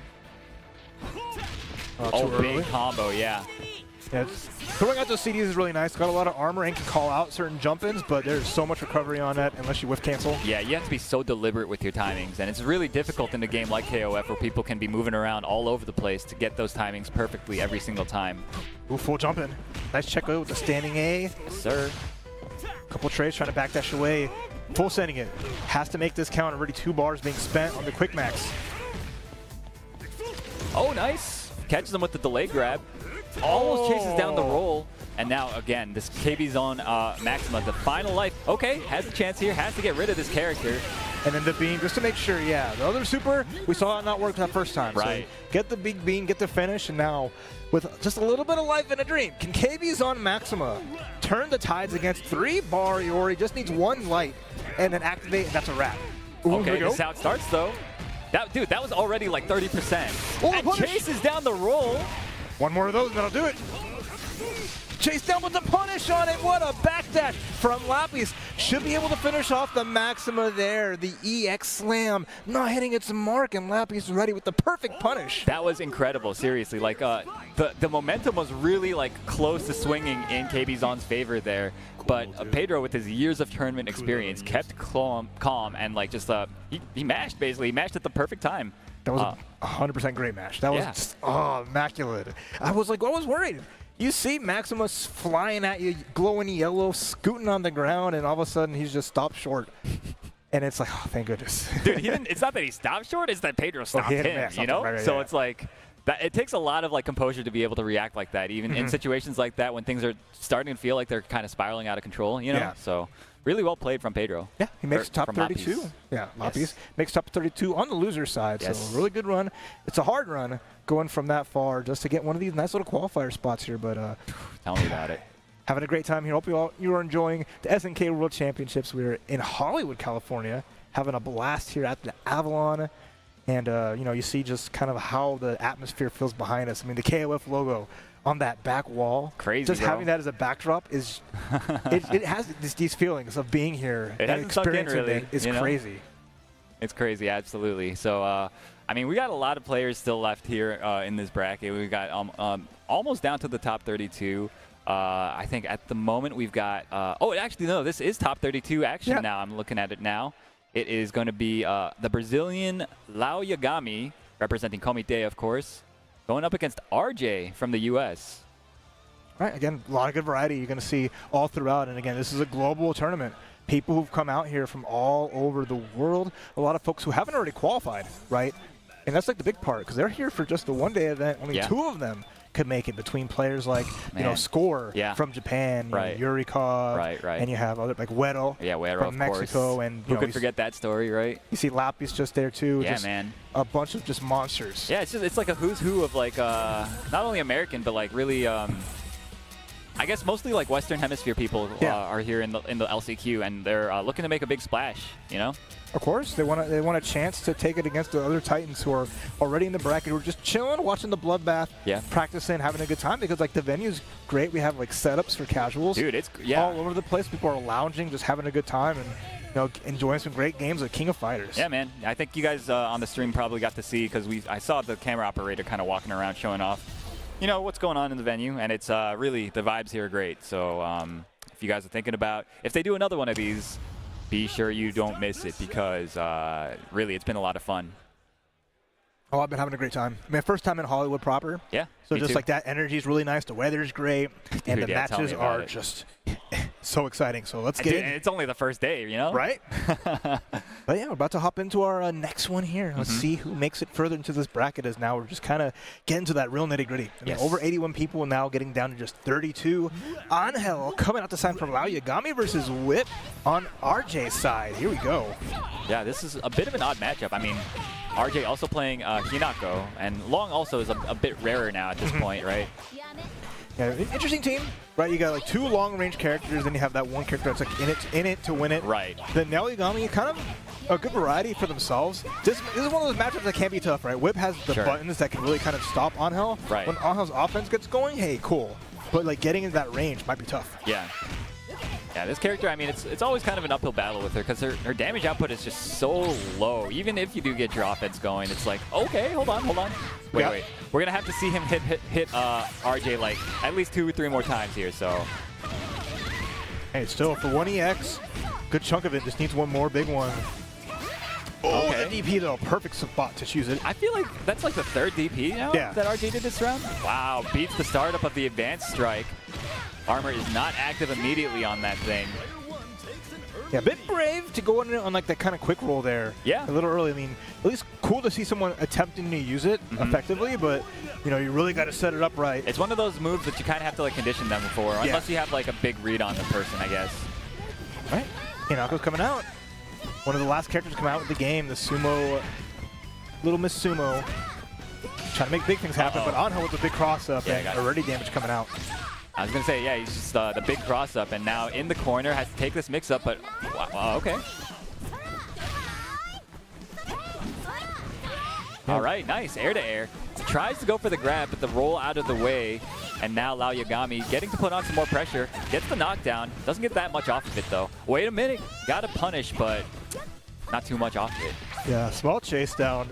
Still, it's RJ with a little bit of a lead, finds the slaps, nice cancel just to get Angel out of there. So, now whiffing is always a little bit of a risk inherently. I think against Angel is probably not the worst thing because she still needs to get up close to kind of get those buttons to hit. Exactly, yeah. She doesn't have that much cancelable stuff from range. But now we have the range. Here we go. We have Genet's coming out here. Interesting to see this character. You know, it's still kind of rare, but really cool. Yeah, absolutely. Very strange character. He's like, you have to like deceive people with your movement, kind of. Like his run animation and his roll animation, they all look kind of like similar. Yeah. So you're gonna see probably a lot of like running back and forth, rolling around a lot, and neutral randomly. And also, I mean, just he's got the teleport, so very odd character, but again, very entertaining to watch, and especially when piloted by a player as strong as Lao Yagami. Absolutely. Gonna bring the last character for RJ with the Luong. It's gonna have the, you know, nerfed range. I mean, it's been a while, but it's still like not as strong as it was with the Visita.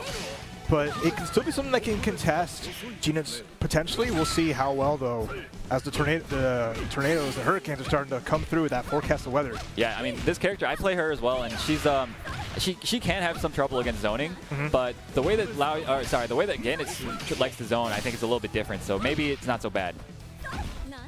Right, pressure's there. No significant hit by either player. Finds the far seat, nothing to it. It's a lot of meter though on RJ's side. Needs to find that hit and cash out. Okay. Yeah, nice. Just maintaining kind of the spacing that makes it difficult for Long to get anything started with that gain. Both these characters really fast characters though, so you're seeing a lot of movement. Wow. Oh my god. Nice punish on the fadeaway. Let's go. That was so sick. Lao Yagami finding that perfect hit. I love how the EX teleport before that, it tracks slightly, so it kind of just stayed in place because RJ got behind with Luong, and Genet's was like, hold up, wait a minute, let me just reposition, stay where we're going to stay. Very odd interactions indeed. But it looks like, okay, we got RJ switching the order, getting the Long up in the point position. I guess maybe trying to avoid maybe the Genet's matchup again. I mean, we'll see. Trying to fight Angel more on Angel's terms, which can work out a little bit better, but we'll see. I mean, yeah, honestly, I feel like Long, she's got like really good buttons to keep Angel from approaching from the air. Using the jump CD, using the jump D. Both of those are so good. Even the jump B can be really good for air-to-airing Angel. at different angles, different spacings. And also on the ground, she's got some pretty long-ranging buttons that can make it difficult for Angel to get her offense going. We'll see what happens here. Again, roll. Pretty strong option against Angel. The punish hits can happen, but it's still just really good tool just to escape her kind of nutty pressure once she starts just getting on top of you, going for cross-ups and other shenanigans. Nice combo. It's hard to confirm that sometimes. Even better block from Yagami on the pinwheel. Finding a hit, gonna catch up some damage here, gonna go to the corner. All right, well, we got hard knockdown into, stays in front. Looks like RJ expected to go behind. Oh, and nice. Finds them after the guard roll. Yeah, you're still liable there. You have some invulnerability to escape the corner there. You're not punishable, but you do have, you can get slopped up. Yeah, absolutely. If you're not ready for the incoming offense. Right. So nice big lead here for Yagami. This is probably the character that did the most damage with the Hinako, but it was still kind of rough going. Because a lot of it was just kind of whiffs, seeing it hits and getting some supers off. Right, yeah. We haven't seen any like big combos or big confirms so far from RJ. No, for sure. All right, another hard knockdown into additional pressure. Oh! Wow. Quit all that whipping! This is the last person you should be slapping around, and that level 2 is going to do enough damage as Yagami is going to get more life back than he came in the round with. That is crazy, yeah. That's always so demoralizing, you know, when you're playing and you like, oh, God. All right, back to the matchup that we swapped around to maybe avoid. So let's see. Oh, no, bet about none of that. Huge whiff. Not a huge punish, but it gets Yagami to put him in the corner. All right, another hard knockdown. What we got? More pressure? Yes, sir. Wisely guard canceling out. And a huge air-to-air. That's crazy. Yeah, right. Oh my goodness, right back into the corner. All right, catch with the super. A little bit of a Hail Mary from RJ. Gonna cancel level 2, maximize the damage here, but you still need one more good hit. The roll away, no fear. Nice block on the low, and next hit for Yagami takes it. No, that's not going to be it. And Yagami with the Angel, the OCV, moving on in the winner's side of this LCQ top 32. Now, one step closer to get into that top 16, to that top 8, wanting to qualify for the big show starting tomorrow. But no, really well done. Yagami got a good read on the opponent. That's always a big part, right? Once you feel like your momentum and your opponent's pacing. And recognizing that you're just kind of just throwing stuff out there. You are putting big buttons out. You're whiffing these DPs, trying to really catch something that's not there, and just really tore into it. So, exceptional play, Yagami moving on, and we'll see what RJ can do in the loser side. Yeah, we shall see. We shall see. So up next, we've got two favorites, two U.S. players, right? So we've got JDR, KPB's own Kick Punch Block. Shout outs to them if you're watching. Versus Reynolds. You guys might have heard this guy. That guy. I think I'm familiar with him. Yeah, I've seen him around the block once or twice. I think he's from around here, right? He's from this area. A bit of a local hero, right? Yeah. He woke up today and he's like, fine. I'll head over. I'll play some King of Fighters. Yeah. I ran into him yesterday, actually. I checked out the local in Orange County, and he was there. I was asking him, like, wait, why aren't you over here? Why aren't you playing with all the best guys? And he's like, I'm not trying to go all the way out there. It's a long drive for him. So it's good to see he decided to make the drive out today. Yep. His words, he hasn't really been practicing very much. He's been playing a ton of Tekken, is what I hear. So playing other games, which is understandable. Other games. There are a lot of great games out there, but KOF is going to be the main show here. That's right. It's like riding a bike. End of the day, right? Yeah. At the end of the day, if you're an Evo champion of his level, then exactly right. You never forget. But JDR is no slouch though either. Yes. Right. Played a lot of KOF. Has been in the FGC, playing many other games like Reynolds as well, and succeeding in them too. So of course a testament to that, being on the stage here, having essentially a California fight. And that's how it goes though. I mean, with all the worldwide talent here, you're still going to have matchups like this of Cali versus Cali, but makes it all the more exciting because it's not often that you see stuff like this either way. That's true, yeah. I mean, especially lately. I mean, Reynolds, again, we haven't really seen him entering a lot of tournaments and stuff, so it's good to see him, still coming out and supporting the tournament. I say it like he's just here to support. I mean, this man is obviously here to do damage, what I mean? So. It always feels good to do that kind of stuff. And we'll see, you know, and that's always like the option select. Oh well, only reason that I lost because I've been playing. Like, yeah, you lost to someone who doesn't practice the game. Sure. You gotta like rub it in. So let's see. Listen, there's never any shame to losing to a guy like this. Of course not. Not that he can still make you feel bad though. Sure. That's the fun dude, part. that's how he plays though. You know, he literally plays to make you feel bad about yourself, about everything. 2012, I fought him in top 16, KOF 13 as my first match, and he trounced me in such a way that I felt like I didn't know how to play KOF. Dude, when I went down to Showdown a couple years ago and played him in top 8, he beat me. He double OCV'd me. On stream. It was the hardest I've ever gotten beaten, and I feel like in a tournament period. Yeah, that was very humbling. This guy's pretty good. He's good at humbling people. He's pretty good. He breaks their backs and makes you feel bad. And now we're getting into it. So Benimaru, Shermie, Rio. The Rio's always been like a class act from Reynolds, especially in this version of the game, right? And JDR's kind of just stuck to his guns. That's why you see a very classic team with Kyo, Ralph, Terry. Yeah, I mean, he really loves all these characters ever since like 14. Okay, look at all this bar. Reynolds build up a nice little lead here too, and just Benimaru the wall. All right, finds the hit, big damage. Reynolds basically hasn't really been touched yet. Wow, just and runs ain't right gonna into get it. touched either, apparently. Oh my goodness, the man is psychic. It's crazy. It's not just beating you with good offense. It's just like your offense. Whenever you try to start something, he's so good at guessing right. Yeah, he knows. And knowing he's the like situation. able to read the flow of the round, right? Yeah. Like he just kind of has a feel for like when you're feeling like you want to do certain things, right? It's like there. Yeah. Like, oh, cool. By chance to do that crouch C, finds the full confirm to it, gets the grab into the corner. JDR kind of stuck here. Ralph does have one reversal. It's not like the greatest thing in the world that's there, but it's a big risk. Plus out there. Here we go. Big down C. Right, getting some guard damage going. JDR finally finding some hits, but he's going to need one more big one to get rid of Benimaru. How much he can spend? One, okay. So he still needs at least one more touch to get rid of this Benimaru. But wait, what was that? He didn't want the OTG, I guess. No, yeah, trying to get cute with the setup, and then you got cute, didn't work. Yeah. Maybe trying to catch Reynolds just asleep at the wheel. But yeah, the fake Ralph kick into throw, no good. Yeah, I mean, against a guy like Reynolds, it's really hard to get away with anything against him unless you're like, I guess, like overloading him somehow. But I don't think so far it's really, I don't think I've really seen that so far. All right, still trying to get rid of the Benimaru. There's the advancing strike. Gets a knockdown, a little something, and that should be a nice finish. All right. There you go. Get rid of that character.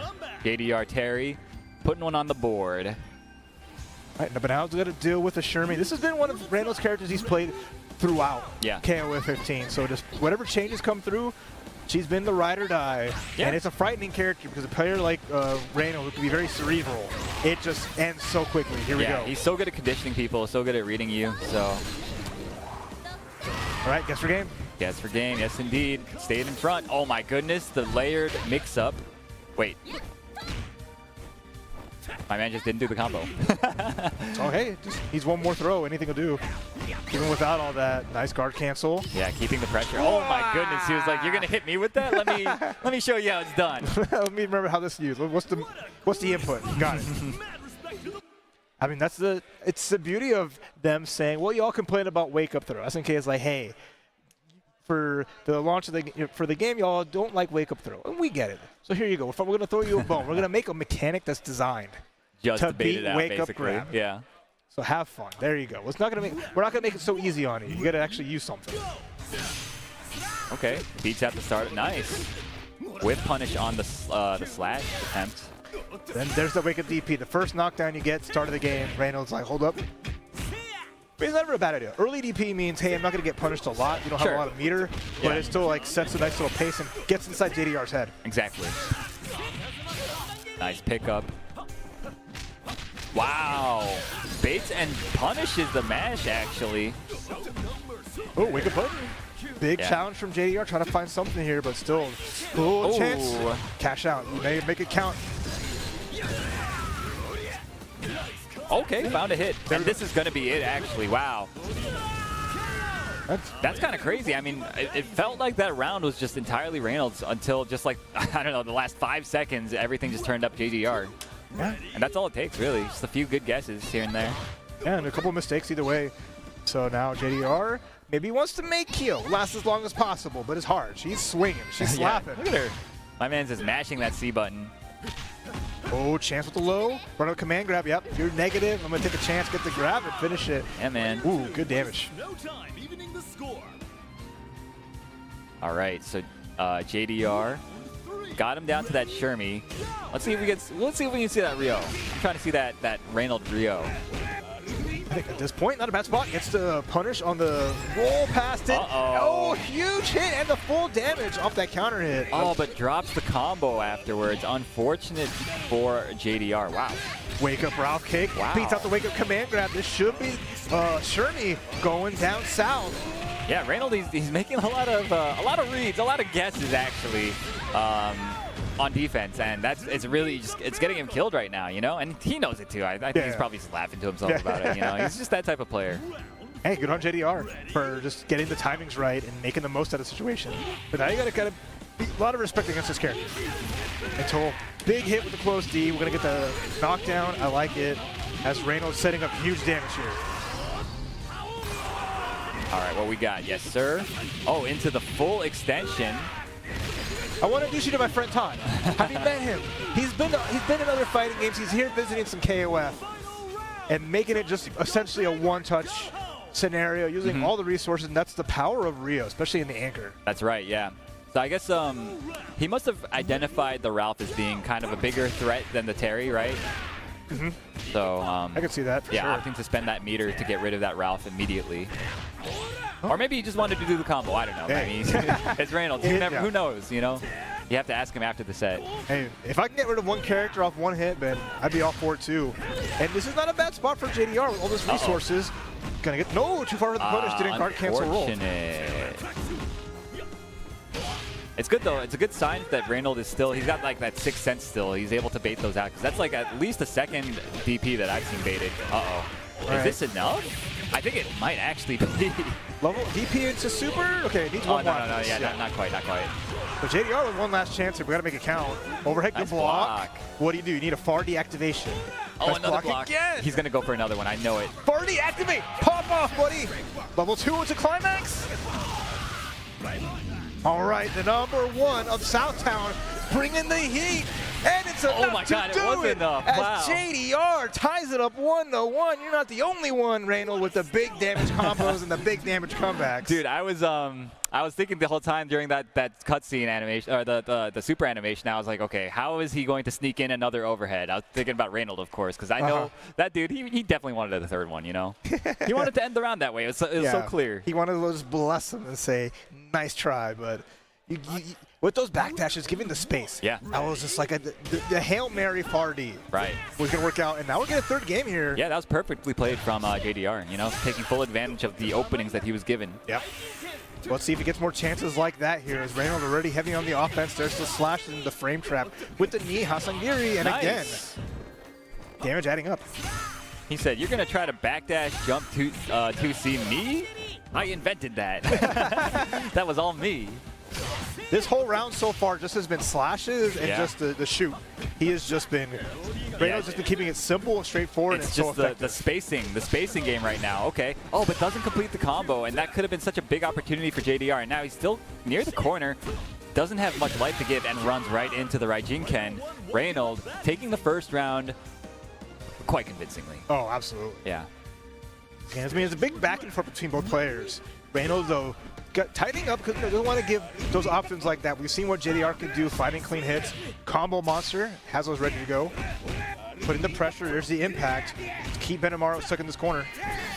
Oh, nice. Good chance. Make it count. That's huge damage. Yeah, I mean, that DP does not go forward very much. That was one of the very few weaknesses. I've missed this combo. I don't. I play Rome all the time, Where's right? Rome? Yeah. He would appreciate it. No. I play him all the time. I do not miss this combo, bro. Oh, first time we see the drill. Interesting. Yeah. Good option there in the air. Uh-oh. Double overhead. Oh, wow. And frame traps him with the delayed Yaido kick. Oh, wow. And another bait on that. Wow. No finish there, but Chip will do it there. Nice. And Reynolds just managing to sneak it on by with the Benamaru, and it's going to be down to JDR's last character. The Terry has to make the miraculous comeback. Not impossible, but definitely difficult. Yeah, very, very difficult, especially the way that Reynolds been playing. It feels like he's kind of like, all business now. He's not trying to do any of that funny Reynolds stuff that he does. My man's just trying to win. Right, and poised to do it. All these trades, adding up. You're happy if you're Reynolds, because that damage just start racking up. Timer's going down. Uh-oh. Big super, big punish. Make it easy and simple. There we go. Nice. Yeah, thought he had a hit confirmed there, but, sometimes you think sometimes you think you see the hit spark, but, it's actually the block stun. Hey, not bad. Throw away a low life character.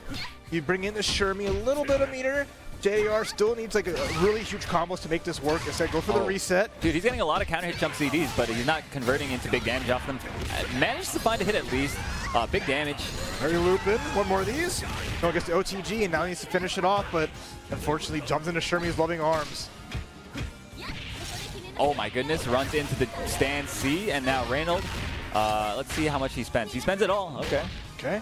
Yeah, sets it up. A command grab, a hit, a cross up. Very simple. Instead, it's the frame classic. Trap. Yes, the down B, down D catches everybody. Everybody wants to jump or something after that down B. Yeah. So. You're fighting a grappler. They have these long lows. You always think you're out of the space for it, but Reynolds said, nope, you're in the space. You find the hit. Continues on. JDR gave him a little bit of a scare. Yeah. In essence. Yeah. Reynolds, though, another day in the office. Does a good job closing out. 2-1, moving on further into this top 32 here at the SNK World Championships. Yes, sir.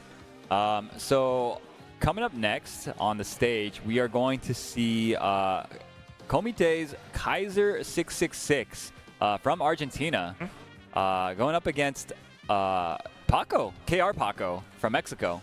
Right. Yeah. Argentina versus Mexico, another big match coming through here. And again, Western Hemisphere definitely came out in droves. Absolutely. For these last chance qualifiers. So I'd love to see the amount of representation here for this. So both these players, very exciting players to watch. Kaiser, especially, we were going to see another Terry coming up to play. I think when people think Terry, at least in the West, I think Kaiser's kind of the guy, Yeah. My apologies to any other Terry players out there, but step it up. Haru's saying get good. All right, that's all. Hey, exactly. Get to that level like JDR. Yeah. But no, definitely, it's always fun to see because like people who stuck to a character that you like, right? That's KOF. You have people play that one little cartoon character that they just grew up with, right, and love. And Terry, for a lot of people, is that. Hey, he already is that character for a lot of other people. Right. Yeah, you're talking to one.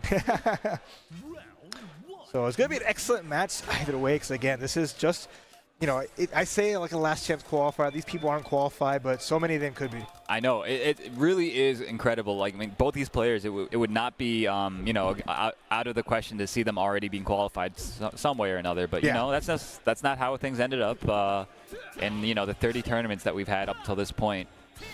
It's so crazy, too. Right? Like, they did a little intro video, and it just, like, rolled through all 30 tournaments. Bro. And just imagine just that list of qualifying events all offline. All offline, that's right. It's amazing.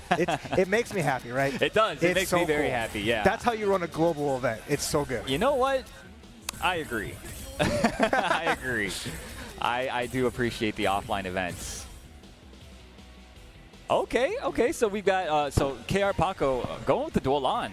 I actually haven't seen him play recently, but it's good to see him still playing that long. I love watching his long. I've studied this guy for years and years and years, right? So looking forward to doing some more of that, in this upcoming set. But, Kaiser's not going to make it easy for him. No, Kaiser women team protagonist, right? That's right. Fatal Fury, Art of Fighting, and King of Fighters represented here. But the dual on pick, I love to see because this character's, had a little rough start. But has gotten momentum, right? They gave him nice gifts, and he's powered up. He is not it's not 13 juice, but of course, dang if it's not still really fun here. And let's see how well that Kaiser is ready for dual on, for the funky foot. I am so excited to see this, man. I love watching this character, bro. He's like a unique character, really. When you think of it, like he's got this exceptional range that other characters really don't have, but he's combined with this really unique mobility too. Exactly. Yeah. I mean, look, if you see him now, he's like trying to maintain a certain spacing. Unfortunately, loses it. Oh my goodness! What a hop over! Nice damage here. Kaiser gets an opportunity. And now this is where Duolon kind of struggles. It's on defense, right? It's hard for him to fight his way out of situations like this. But you know what? Paco's doing a pretty decent job. Never mind. Had to spend the bar to get out. Yeah. And you see that just using that far button so well, right? Far B, just great range, really quick, horizontal. Just being a pest, just trying to keep Kyo at bay. Yeah, you see again, he really wants to stay kind of like right outside of Kyo's hop range, you know, and harass him with those long limbs of Dolans. It's working out really well until the frame trap delay on the Rekka, and now Kaiser. A little bit of life lead, time's running low. Okay, that he could have actually done a bigger punish, I'm pretty sure. Yeah, both players, a lot of respect. Oh wow. Oh, getting cute, but that doesn't work. Yeah, he messed up. I think he dropped something there. Yeah, maybe try to super cancel the teleport. It's possible. Okay. I'm not sure if you can super cancel the teleport. I don't think you can actually. Okay. Yeah. Probably just dropping the super in between before the teleport came out. Yeah, most likely. Tough spot here. That's now like Kyo getting a second lease on life and getting extra credit for this damage, which is always kind of hard to deal with sometimes. Ooh. Uh-oh. And again, this is another character that's kind of like not great on defense, right? Long. She wants to be the one putting a little bit of distance between you. Nice. Okay. Big combo. Yes, sir. Yeah, she wants to kind of maintain a certain distance and then engage with you on her own terms from angles that are difficult for you to contest, right? Man, another wall-type character, you know, Ryo coming up. It's going to be very difficult, I think, for Long to find those openings against this type of character. Yeah, I think she'll have to rely really heavily on that range. Being in the air, always tricky against Ryo, but getting up close and getting some damage here. Again, staying grounded, just trying to press. Gets the anti-air, gets the pinwheel, and now we start putting that blender of a mix-up coming out from Long. Yeah, but good defense, good patience from Kaiser. But again, big life deficit for him, but that could all evaporate in an instant because Ryo, if nothing else, does so much damage. Oh, scary spot there, but good. Gets out with the guard cancel roll. Paco with a great lead here. No bar available, but with a hit, can get a couple of EXs and extend the combo. Oh, no! Uh-oh. How much are we going to spend here, though? I'm thinking the whole bar. Okay, yes, just barely gets it back. Nice. All right, nice little lead here. Time's still running low. How's Kaiser going to finish? Paco with a bar could turn this around really well. Just needs to find that kind of hit. Uh-oh, that's punishable, actually. It's a little difficult to punish. Hey, jump CD going over the crouch D. Kaiser. Whew. So difficult, man. I mean, at that spacing, the hop range, you have to rely on like your fast light normals to anti-air. But like if you've already committed to a sweep, you're done, bro. Yeah, that was a wrap from that. Even with the jump CD, which kind of hits a little bit high from Ryo. And now here comes Chizuru with 3 bar and a good chance. But the more meter Kaiser gets, the scarier it is. Ryo does so much with just a little bit of EX. Should be able to get the easy finish there. And now we're going down to the anchors. It's going to be pretty much a full life Chizuru going up against Terry. Yes, sir. All right, so like I was talking up this guy's Terry earlier, and I hopefully get to see some of those crazy Kaiser 666 only combos, you know? Because you know, he be posting them on Twitter a lot. He gets like these crazy conversions and gets tons of damage off of them, you know? Yeah, he's ready to snipe. Give him a chance. We'll give him a little bit of bar to make the most of it. Finds the far B. Okay, here we go. Okay. Content with the knockdown. Use up a lot of the bar for that. Yeah, it was a lot of bar, but you know, he got the corner carry, right? And now it's his turn to put on the pressure. Paco does only have like half his life left, and he does have a full bar built up afterwards. But again, he has to be careful because if Paco finds a hit here, 4 bars now on Paco's side. All right, battle of the far Ds. I'm going to see one from Paco trying to hit its mark so he can activate and go for big damage. Instead, gets a juggle. That's huge. Doesn't super cancel the DP, though. I'm a little surprised by that, honestly. I mean, I guess next touch will win. Oh, no! There's the next touch. Yes, indeed. Double shatter strike. Just to put a little cherry on top. She tried to roll out, right? But Terry with the haymaker the into the full conversion. That was so clean. As you mentioned, Kaiser getting these conversions that no one else is really going to scout for. But, you know, rolls are punishable. You took a risk trying to roll away from a character that has pretty good range. Good range and good bars on garbage those far Ds. really. Yeah. There's not much to fear there, you know? I think maybe a bit of nerves, you know? Potentially. On the stage, looking a little purple, you know, the lights shining down there. Shining in your eyes, yeah. Round 1, ready, go! So let's see what happens here in game number 2 as Paco had some good stuff going, just couldn't really close out, but now Kaiser showing a little early strength. and you want to put that pressure on duel on, even throwing a reversal out, which we never really saw a reversal DP at all. That's right. We did. Kaiser, now it's starting to feel real comfortable. That's how you know. Yeah, I mean, he's got the game to give, right? So doesn't mind taking those risks at this point. I think that's pretty wise. Already the bust out. Damage adding up so much for Paco, who's just not gotten a clean hit. Gets a sweep, gets a start, but there's not much there. Uh-oh. Oh, Thought he had the combo, and now let's see these combos. Yes, sir. Dude, these new dual-on combos are kind of sick, bro. Oh, mix up the same side. The crowd popping off for Paco there as he's just blending him. That was so nasty, bro. The fake cross under. Whew, dirty stuff. That was nice. And that's, like I said, dual-on. At face value, right? He's got good neutral, but like he's not going to be super scary when you're both scrambling at each other. Yeah, man. But once he starts getting that one combo, oh boy, that was so sick. Absolutely. Oh wow, what in the world was that? That's KOF match. Yeah, he turned him around. He looked like he was walking into the corner. He was like, yo, he's got the dunce cap on, you know, he's with the dual on, like the dunce cap. He's staring in the corner, bro. There's no way out of here. There's no save. You see that big old, the big antlers in the back there? That's just waiting for you if you try to run away. Exactly, yeah. Looking kind of foolish. Oh, tried to answer. Had an idea, but some of your best ideas ain't gonna pan out. Trying to DP an advancing strike. Yeah, he was a little too smart. If he had just not done anything, he would have taken way less damage, you know? And bye-bye Rio. Uh-oh, yo, Paco's looking kind of, you know, kind of nasty right now. Hey, stealing that momentum back. That's huge. Kaiser, I mean, winning game one. Still close, though, right? That the last characters right now, Paco's just playing like a beast unleashed until he eats a full burn knuckle, hard knockdown, big cross up, and now this mad damage.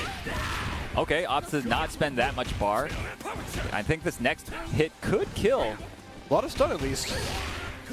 Okay, good fallback attack. Trading hits, counter hit combo. Kaiser doesn't drop these. Wait, but until he drops them. Yeah, he dropped the super. Unfortunate, man. What the? Okay, good cue with it. Nice tech on the throw, though. Big hit. Okay, the frame trap. A lot of frame traps, leaving a lot of holes, but again, I mean, Terry doesn't have that many ways to blow you up for it. And you see Kaiser trying Oh to my goodness, the whip punish on the crack shoot? Are you serious? Oh, to make it count. Big damage incoming. One more. Anything will do after here. Gonna go for the pinwheel into the corner. Double big cross up, and Paco on the board with a game. Yes, sir. 1-1. This is a very exciting set already, delivering on all fronts as I expected. You know, absolutely. I mean, it's fun to see because like you have like the solid foundation that is Kaiser's team, with like the protagonist just having, hey, we got DPs, we got good buttons, we have good presence on screen. But then Paco's team is just, I'm here to mix you. I'm here to hit that blender on high settings, make you guess every second once I get solid hits, and it just adds up so much. Yeah, he's got a very interesting team because, again, like, he wants to space you out and kind of pester you, right, from a range that you're not comfortable fighting at. And then once you're like kind of annoyed, he goes in and then he starts putting on his oppressive offense. Uh-oh, here it is. This is how it starts. All right, backs up, just puts that space, knowing I don't have resources to make it any bigger, but I'm happy to get a little life lead. And again, that funky foot, the reach on that, just going so far and just catching you when you're standing there. Yeah, you see, dude, trying to just keep that kill out, you know? Yeah, I mean, jump 6A. Oh, no, again, the second time. Exactly, it's whiffed. And that's entirely because of the spacings that Paco is choosing to stand at. And then, okay, goes for the fake over or run under again. Reset into grab. Good defensive option, especially when you're in those kind of situations. Kaiser gets the throw here, now has the life lead, catches the backdash, not enough to kill though. Chip it in, anything do. Really for either player. Oh my goodness, again! Dude, he's getting really desperate with those, I gotta say. I mean, I get the Hail Mary, like, chip out, but, like, it's honestly, with multi-hit moves, it's a little harder than you think. It's that, and it's also, like, he should, I think, at this point, recognize that at that spacing, it doesn't work, you know? Yeah. You know, he's a player that's, strong enough that he should be able to recognize that. But I think it just goes to show how, like, desperate he is, how, like, how hard Paco is pushing him right now. Oh, first time we see the cross up. Nice block on that from Kaiser, but it's still a tough spot. Time is slowing down. Nice early finish to get as much life back as possible. Kaiser back in the game. He needed that, absolutely, yeah. I mean, again, before 42 seconds means that you're getting the maximum amount of life back, which I believe is 250, 350, I forget. Yeah, one of those two. Just about. Yeah, it's a good spot. Meter close to one with the fadeaway. Gets the jump. Dude, he was running for so long, too. He really did not believe that he was going to press a button on the way down. Oh, now we're just trading blows. Tough spot. If you're Kaiser. No conversion off of the air-to-air. Okay. Chance. Big damage, big damage. Yeah, that's off of a nice Shatter Strike, so leads to huge damage, to a nice, safe knockdown. Yeah, I like that he didn't spend the extra bar because the Shatter Strike does scale additionally now after this latest patch. Nice overhead, wow, just cleaned it up very quickly after that one Shatter Strike, stealing the momentum from Paco, and now Paco down to the final character, his tournament, actually no, this is not his tournament life, but this is his winner's side life, you know? Yeah, tough spot here, but if anyone can do it, Chizuru, always super scary. Only going to need like one good combo here with a little bit of bar to bring out the Terry Bogard, and it's going to be a heck of a match to wind it down, but have to find the hit. And the parry, my goodness. There's the punish that's huge from Kaiser. All right, so we're going to get a hard knockdown here. It's going to be very difficult, I think, for... Okay, just rolls out, undeterred. But spends 1EX. And then there's advancing strike instead. Going another for hard that as an knockdown. option. Interesting. Okay, Paco now down to very, very low life, but it is still possible. If he can get this Rio out of here before the 30-second mark, he needs to get this character out of here and get as much life back as possible. Okay. Okay. Still very much doable, but again, it's going to be so difficult. And you're making lemons out of lemonade at this point if you're Paco, but how big of a thirst do you have here? Can you find a hit to lock Terry out and give momentum? Because right now it's just one cancel. One special cancel, and that's it, as Kaiser is inches closer from getting top 16. That's right. But again, near the corner now is Kaiser, so this is Paco's opportunity here. The Hail Mary EX clone. Wait a second. All right, a little bit of something. Keeping the meter here, just a frame trap. Big jump in, overhead again. It's super close. Oh my gosh, the great... Oh, wow. The throw. He had that. The DP. Are you kidding? Paco steals that back. Pops off. Empty jump uppercut with the super on top. Kaiser to losers as Paco with the pop-up and the big win. The crowd eating it up as Team Mexico is so happy for their boy, rolling the dice and coming up 7. That was so smart, honestly. I mean, just like a masterclass, and that is a comeback for the ages, honestly. So it's like, I am so happy to have been able to witness that, you know, here. Man, what a round that was. Holy cow. It was just down to, I mean, Chizuru has that kind of stranglehold. Yeah. Where, like, you don't want to make mistakes against this character. She can lock you out. We never really saw it. Yeah. But she can, you know, she is really strong in that corner. It's hard to throw buttons against her because the clones can swoop right in. Yeah. But then just sending it on just empty DP, saying, I know you're pressing, I know you're pressured. I mean, dude, it's beautiful. He had lost like 4 interactions in a row there. At that point, any KOF player is going to press a button, going to try to do something, you know? So that was honestly ingenious from Paco, you know? So really, really well played, really exciting set, and I am so glad, again, to have been able to see that. And again, only at SWC, man. Only at SWC. And this is just the LCQ. This is just the LCQ. Yeah. And there's going to be more great KOF action all throughout the year, though, with EVO Japan right around the corner. Registration is still open. So if you're going to be heading down to EVO Japan, April 27th through the 29th in Tokyo, make sure you drop by the registration link there, hop in, and face some of the greatest KOF warriors that Japan and Asia has to offer. Yeah, obviously, I mean, one of the regions that you really want to go to if you're a KOF player. A lot of the strongest players are, of course, from that region. So highly recommended. And, of course, if you go, you get to check out Japan. Beautiful country. Beautiful, beautiful place. So Absolutely. So really good stuff there. We're going to take a small break. We'll be right back with more last chance qualifier action here at the SNK World Championships. But we'll see you back in just a moment. Stay tuned.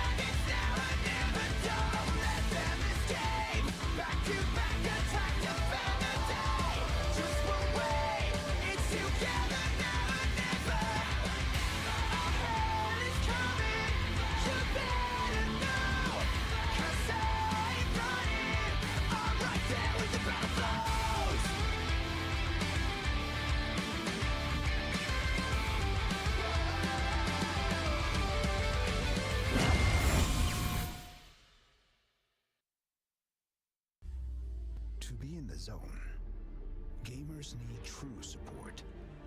One that's in sync with your body at every angle.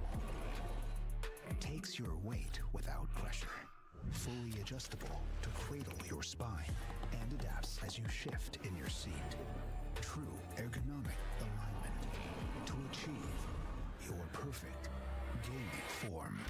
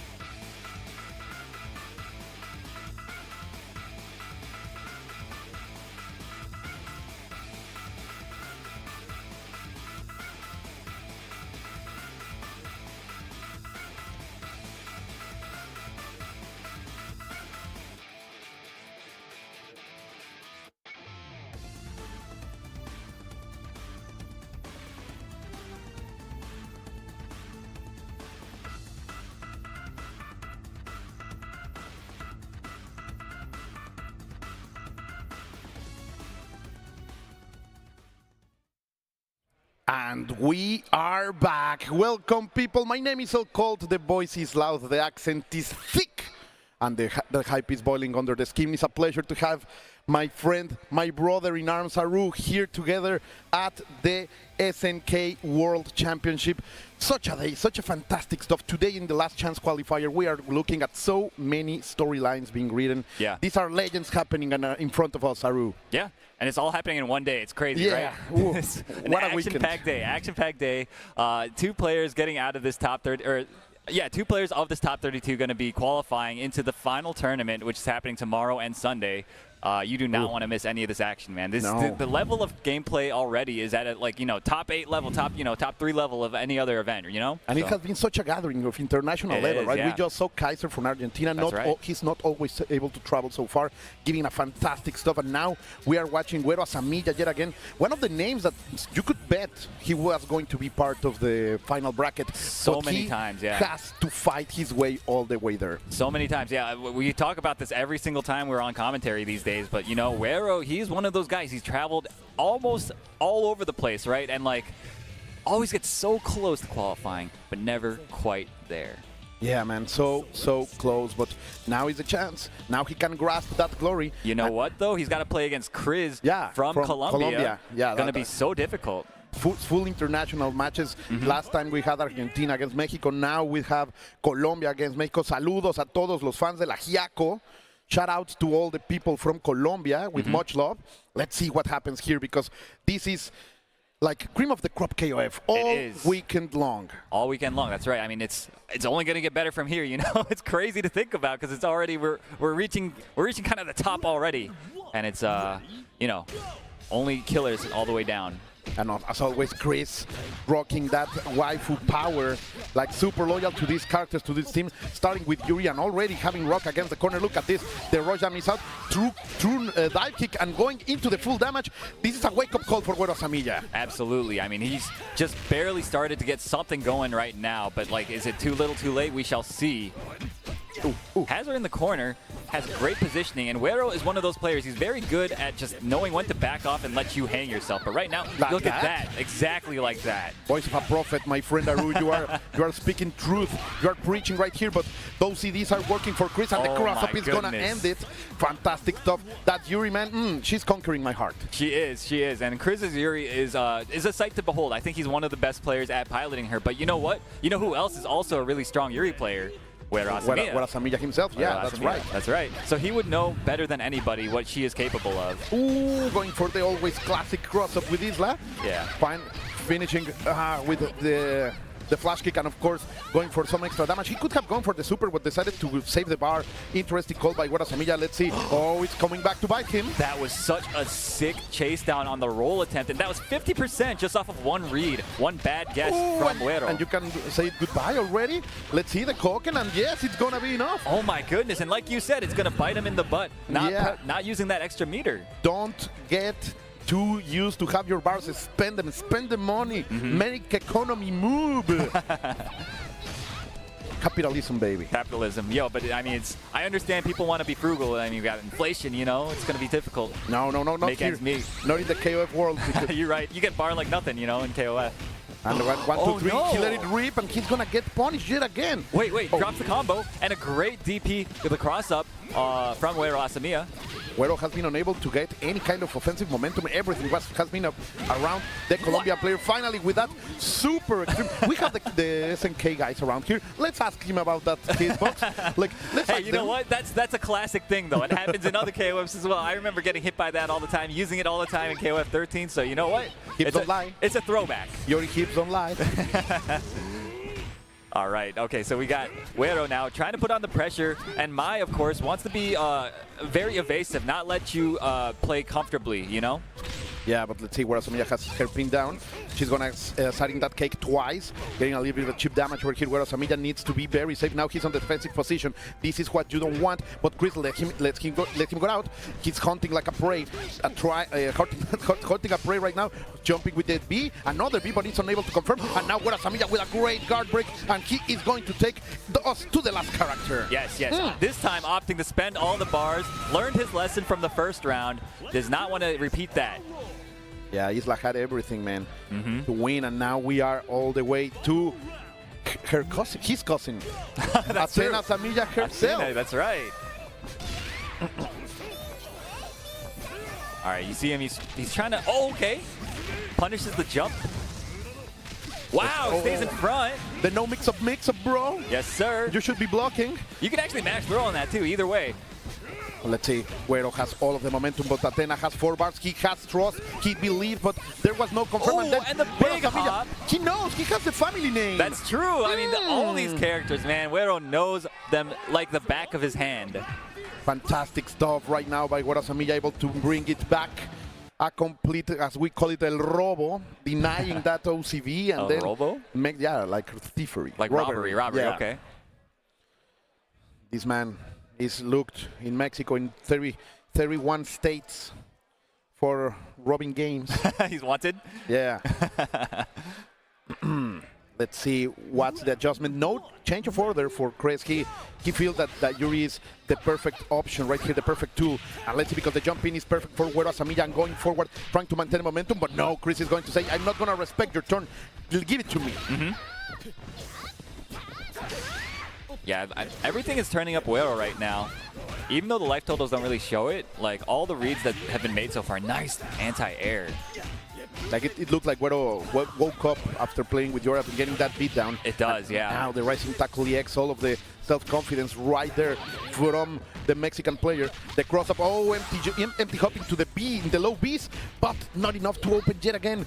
Güero in a bad position, and Chris is moving forward, but it's unable to deliver the kind of spectacle that Yuri delivered us last time. That's true, yeah. And I think he wanted to like put on some extra pressure after that. Wait, it's still anyone's game, Very dangerous. No. Oh, and just dives kick right onto the fireball. Shredding that clothing. What a bad boy Rock is. Terrible example for the kids. 300 life left of that 1,030%. Still so much, you know. I mean, if Mai doesn't get a clean hit, it's going to be very difficult. He's going to have to find those hits very soon because this Rock is running away with it at the moment. He's believing in it. Like, he's saying, like, I'm going to do the best out of it. He's down, he is injured, but I'm going to bet everything on young Howard Boy, and so far, the young Wolf is doing a lot of work. He really is, and again, the big trade in Güero's favor, and now Güero working on an OCV against Chris to hit him out of the winner's side of this top 16. Wow, such a brutal tournament, bro. Okay, the Psycho Bot and the Beamus coming up, but Güero wants to make it forward. Okay, great contact there.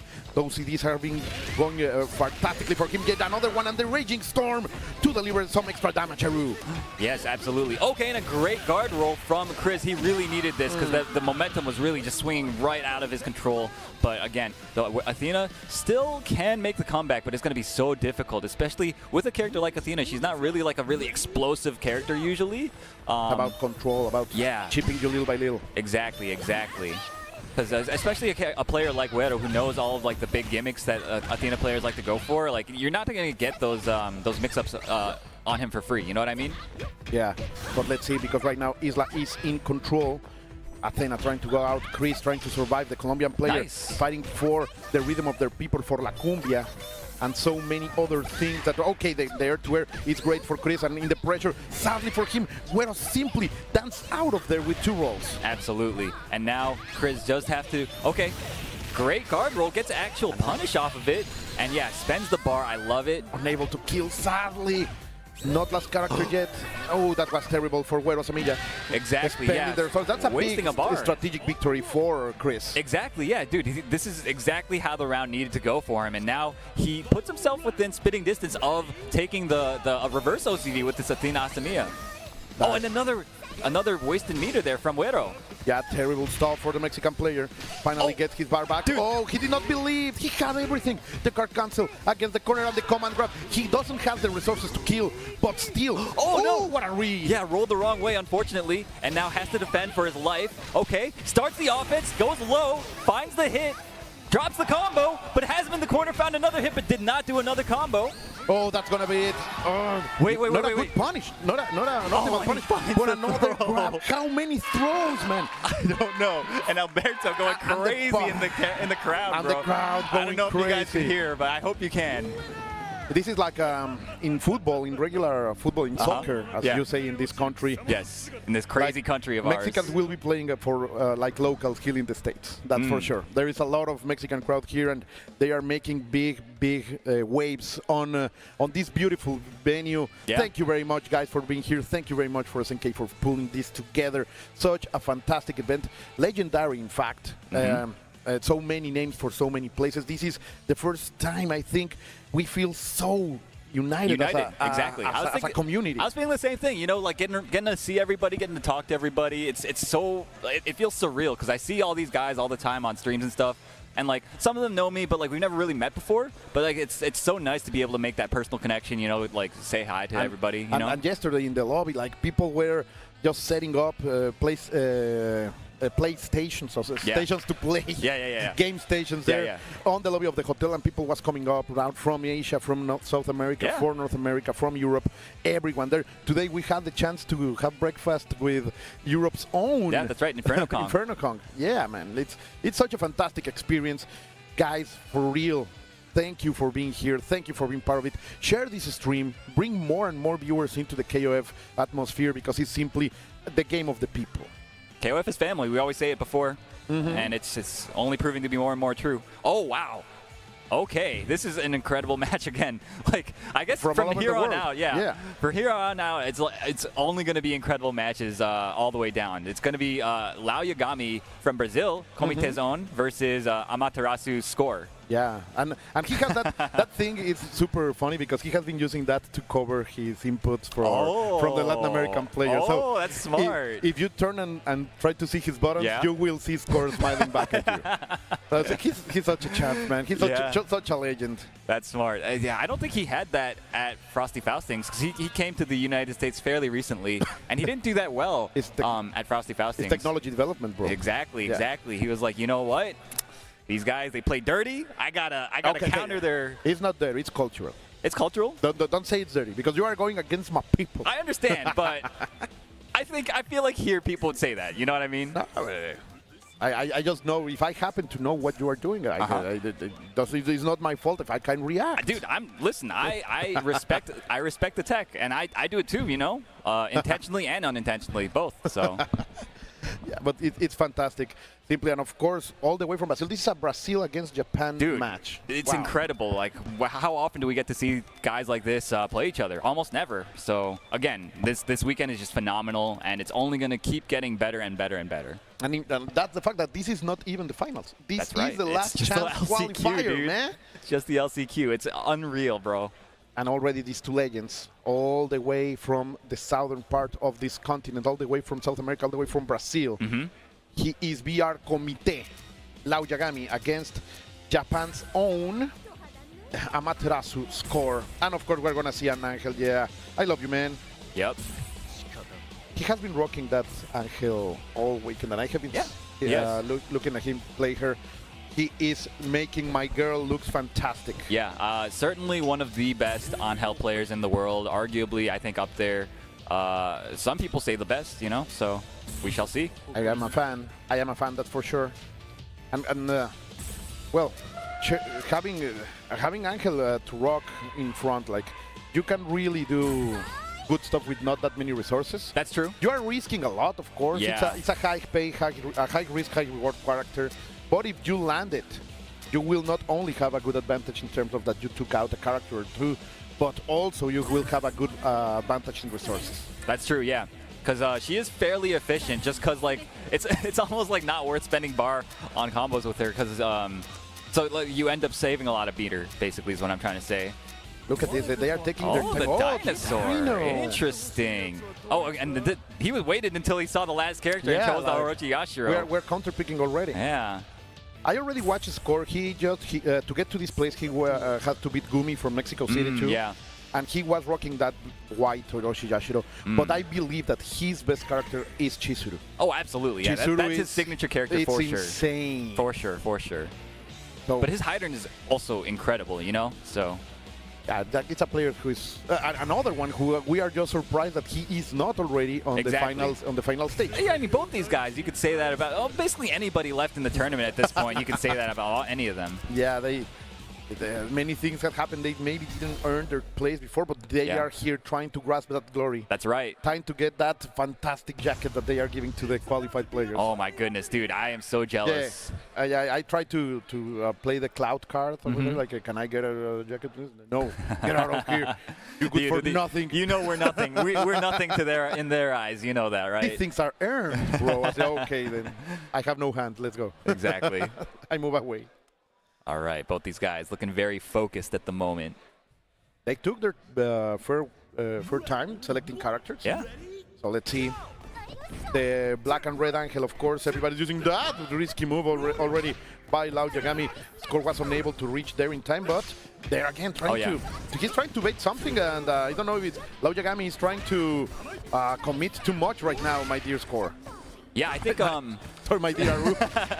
I think he was trying to like hedge his bets, because he like wants to use it as like an anti-air, and if he doesn't jump, then he just like cancels it into something safer, you know? One of those types of things. But right now, oh my goodness, the oppression from Score. Nice punish on the roll.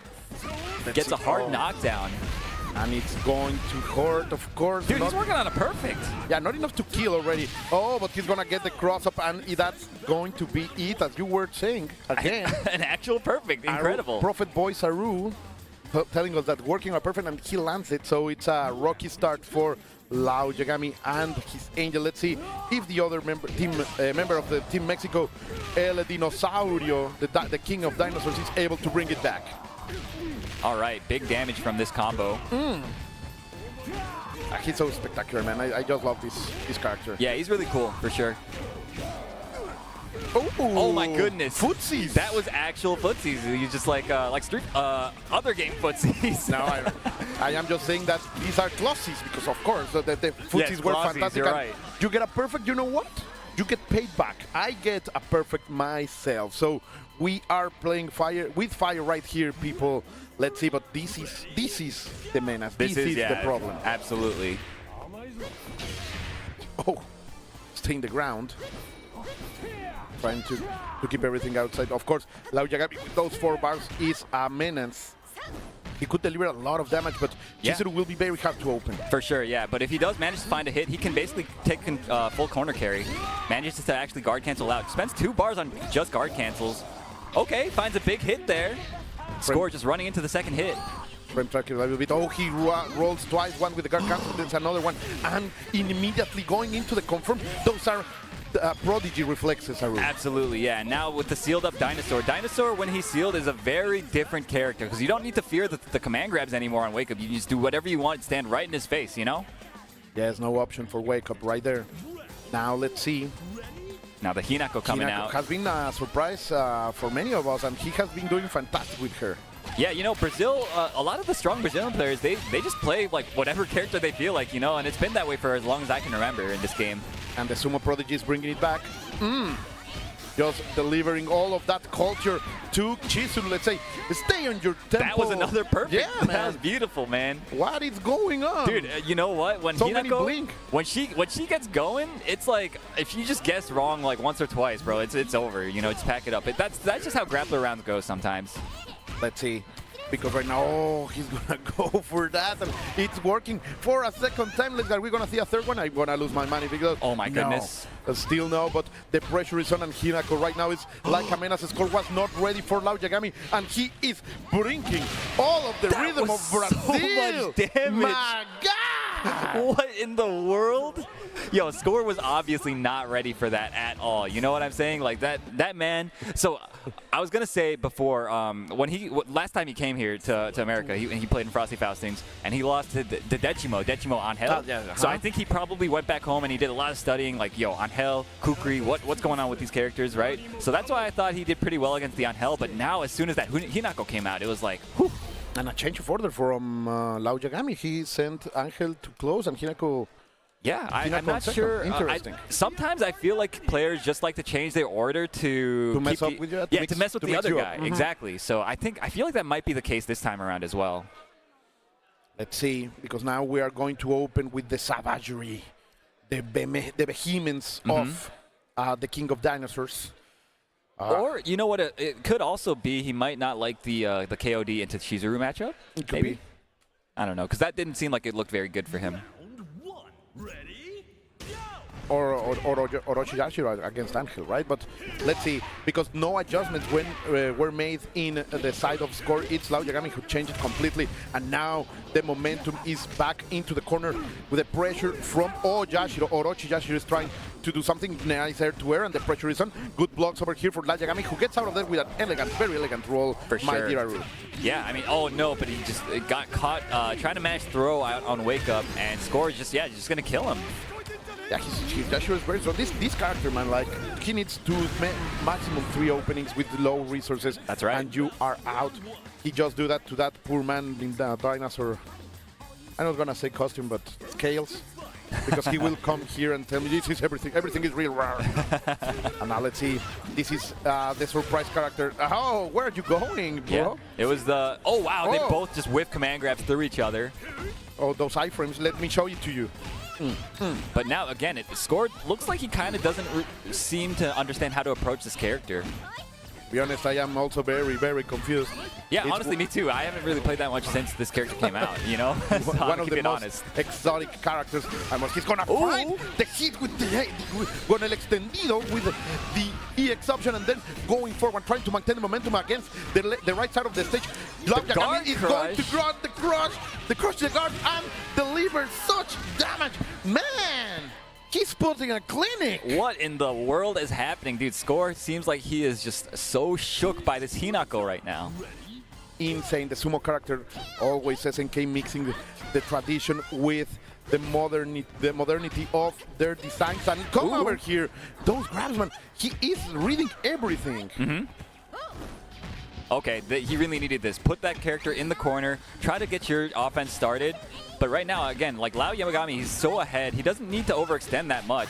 Okay. This is what I'm talking about. Like, if he overextends into the Chizuru buttons, like, that's the easiest way to get her back into the game. He's playing it perfectly. Super patient so far. Let's see if Score is able to break that patience from this man, because so far, Lao Yagami is playing fantastically. He's bringing all of Brazil with him. All of that flavor, all of that passion. Great stuff. Orden y progreso, my dear Aru. I do not know what that means, but it sounded cool as hell. That's their national, like, their flag carried those two mottos. Okay. Oh, I see. Those are the words on the flag. I see. Let's see, going for he went for it, but score was more than ready. As you say, maybe he studied this Angel way more. Let's see, because last time the beautiful Mexican girl was unable to do anything against the Japanese player. That's right. And now he's got her in the corner at least, and now this is how it starts, right? He gets the knockdown. Okay, finds the low. Okay, that's the way they start. Oh, now it works. He tried before, and now it's working, going up in the sky, and the damage is going to be in. Is he going to invest? No, keeping it simple, keeping it humble, my dear Aru. That's right, and now spends the bar to get out of the corner. I think that was a very wise decision. Ooh, nice! The advanced strike. All for you, but still a road ahead. Let's see. Ooh, is that, yeah, oh, it is fast enough. Okay, nice. Look All how right. beautiful she is. He really needed that. I mean, he doesn't have any bar to work with anymore, and Score's got that final character coming in with 2 bars.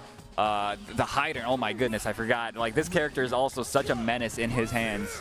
For sure, and with those 2 bars, it's going to be very, very dangerous, but Lao Yagami is not backing that. Oh, the empty neutral jump.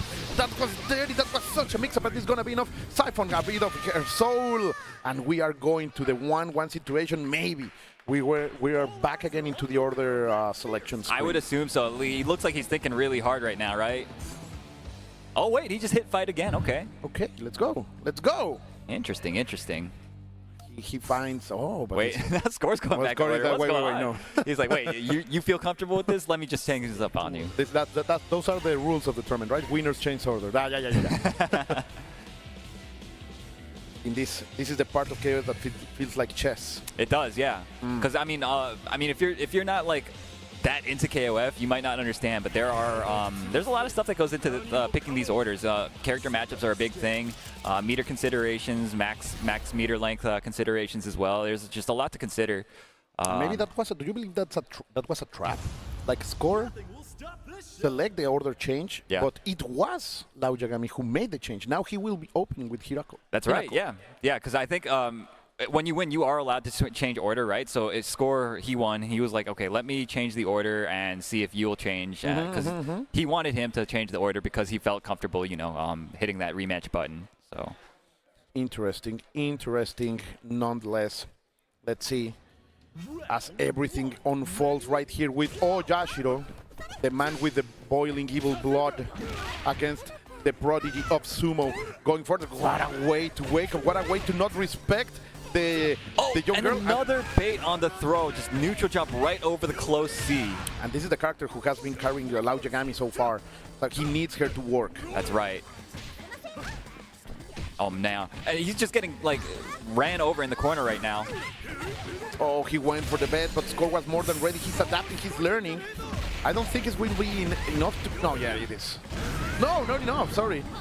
And again, just wakes up with something, but Score with the empty jump as he wakes up. It baits out everything and beats him. Yeah, man, those neutrals have been so damaging. And now, who was carrying up the Brazilian player has been taken out. These 2 other characters, Dinosaur and Angel, the Mexicans, have to carry it now. And I believe in them. I think they have shown enough. Okay, nice. Come back into the ground, makes a perfect read, and goes forward. Of course, you're going to be thrown into the corner. Beautiful stuff so far. Oh, went for another down C, I believe, and got beaten out of the startup. Now Score, it's his turn to get things started. Opts to kind of just space him out again. I think that's a wise decision. He's so ahead, forcing KOD to leave his comfort zone and approach you. Okay, Lao, let's see, show us something. He needs to react now. He needs to wake up. No extinction anymore. Oh, it's just barely in time to not get punished. Great stuff by Core again. Those CDs have been working so good for him. But so far, let's see if the Dinosaur is up to something. No. Score's air-to-air gameplay has been fantastic. His airs are so good. The way he's just keeping out this Lao Yagami KOD is just, it's immaculate, right? Oh my goodness. Baits out a throw attempt. No! And another bait on the down C attempt, and Score is going to take this round, I believe. Yes, Opts to spend the bar. Yeah, no doubt about it. Like, I don't want this dinero. I want it to spend. I want some dinosaur beef. He's got like the bone with the meat off of it, like yeah. You know what I'm talking about. Like the classic prehistoric stuff. And now Angel has to be the hero of this team, Oh, and no, it's dude. not going in the right way. Every second interaction of the round, Sakor has done the invincible grab, and it's worked every single time. It's Oh working. my goodness. Except that double invincible grab situation with Hinako. Oh yeah, you're right. But it doesn't matter, man, because so far it's working. And on this Okay. LCB, okay, goes for the counter, and there you go. Dude, if Lao Yagami can make this comeback with Angel, he's like a legendary player. 'Cause this character, You will need to rebuild this booth, man, because I'm gonna go crazy. I'm sure.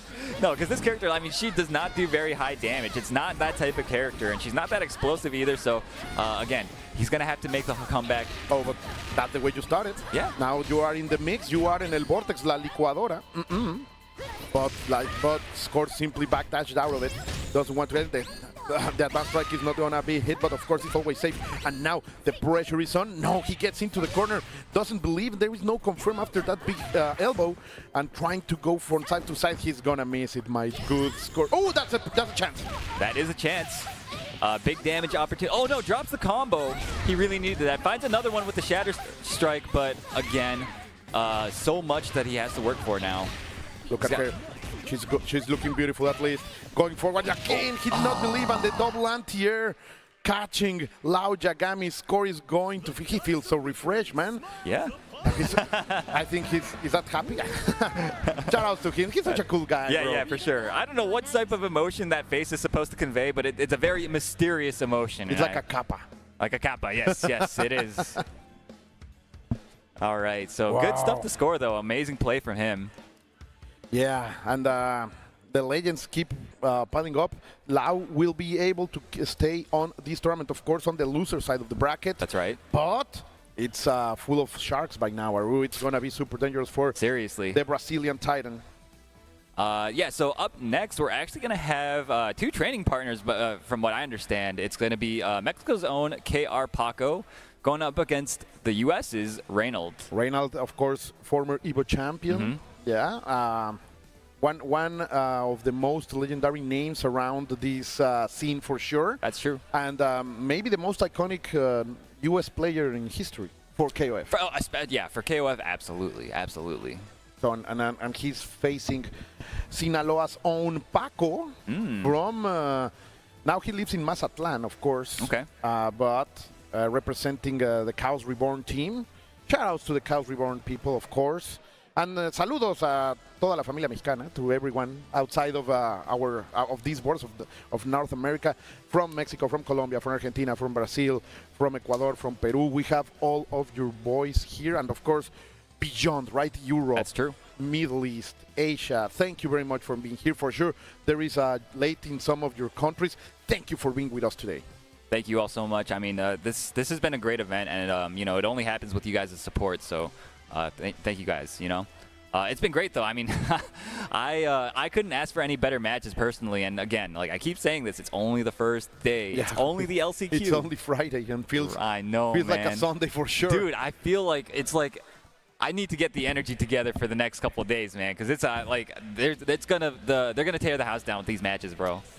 Paco is saying that he has no sound. Of course, our super professional production team and TO team will be there to fix it immediately. Yeah, sometimes there's issues with like certain sticks, like steal the audio or something. So they're probably used to it by now. They've probably seen it 1,000 times. Much fun. Even they are like, hey, toma agua, drink a little bit of water for sure. Let me help you with this. Shoutouts to all of the team in the production side, man. It has been. We are already. I only have 1 day here, and it's already a great experience. Great show so far, So we are live from Hollywood itself. Dude. This is so Hollywood right now in the theater. Tell me about it, man. Around all of the stars. You literally walk outside and they yeah. got the stars on the sidewalk with all like the names. I saw Audrey Hepburn's out there. That's the only name I recognize because I'm like bad at movies. But yesterday I ate on a place who had 50 cents. Really? Right in the entrance is 50 cents for that burger place. Yeah. Okay. So let's go. We're gonna see a king and a very exotic character for this meta, to be honest. That's true. Yeah. Yeah, that is very interesting. Oh no. He was just he was hovering trolling? over her. Okay, yeah. Sorry, guys. I got baited. Baited. All right, yeah. So this is the team that Reynold has been rocking all weekend. And yeah, Paco as well, picking his team. Paco, of course, earlier, right before you got on the broadcast, he had that amazing victory. I was yeah, you were in screaming right there. Yeah. Dude, I could tell, man. Everybody was going crazy over that one, and as they should. That was an amazing match. Yeah, Paco, who has switched one of his characters. Of course, he was playing a lot with Elizabeth, but now Dulong is his boy. Okay. And it's been working fantastically. In the last match, he was unable to show that much. He had 2 of those mix-ups that are fantastic for Dulong, but he has a lot of more tricks under his sleeve. Let's see if he can show us that right now. Of course, you can never count on Reynold. He is a monster. He's a beast. Yeah, former champion, former EVO champion. That doesn't happen by accident, you know. There's a lot of experience and, as we call it in Mexico, colmillo. Colmillo. A lot of instinct. Okay. To know what your opponent's going to do. And, of course, rocking Shermie, which is just what he needed, like a character who is able, if you can predict stuff, Shermie is just the character for you. Yeah, we were talking about that too earlier on the mic. This character, he's like so good at conditioning people, and she cashes out really well if she can manage to condition you. Let's see, great anti-air, and right now Paco is against the corner, but he is going to disrespect Reynold and say, no, it's not your turn, it's mine. I am going to go forward, and then again, Reynold trying to challenge, but after the fireball, Paco is able to open up. Of course, he's going to grab to get out of there. Very nice stuff. That's the meta right now, Garu. That's right.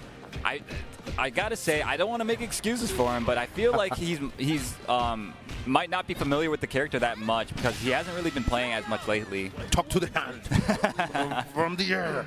Paco taking that victory.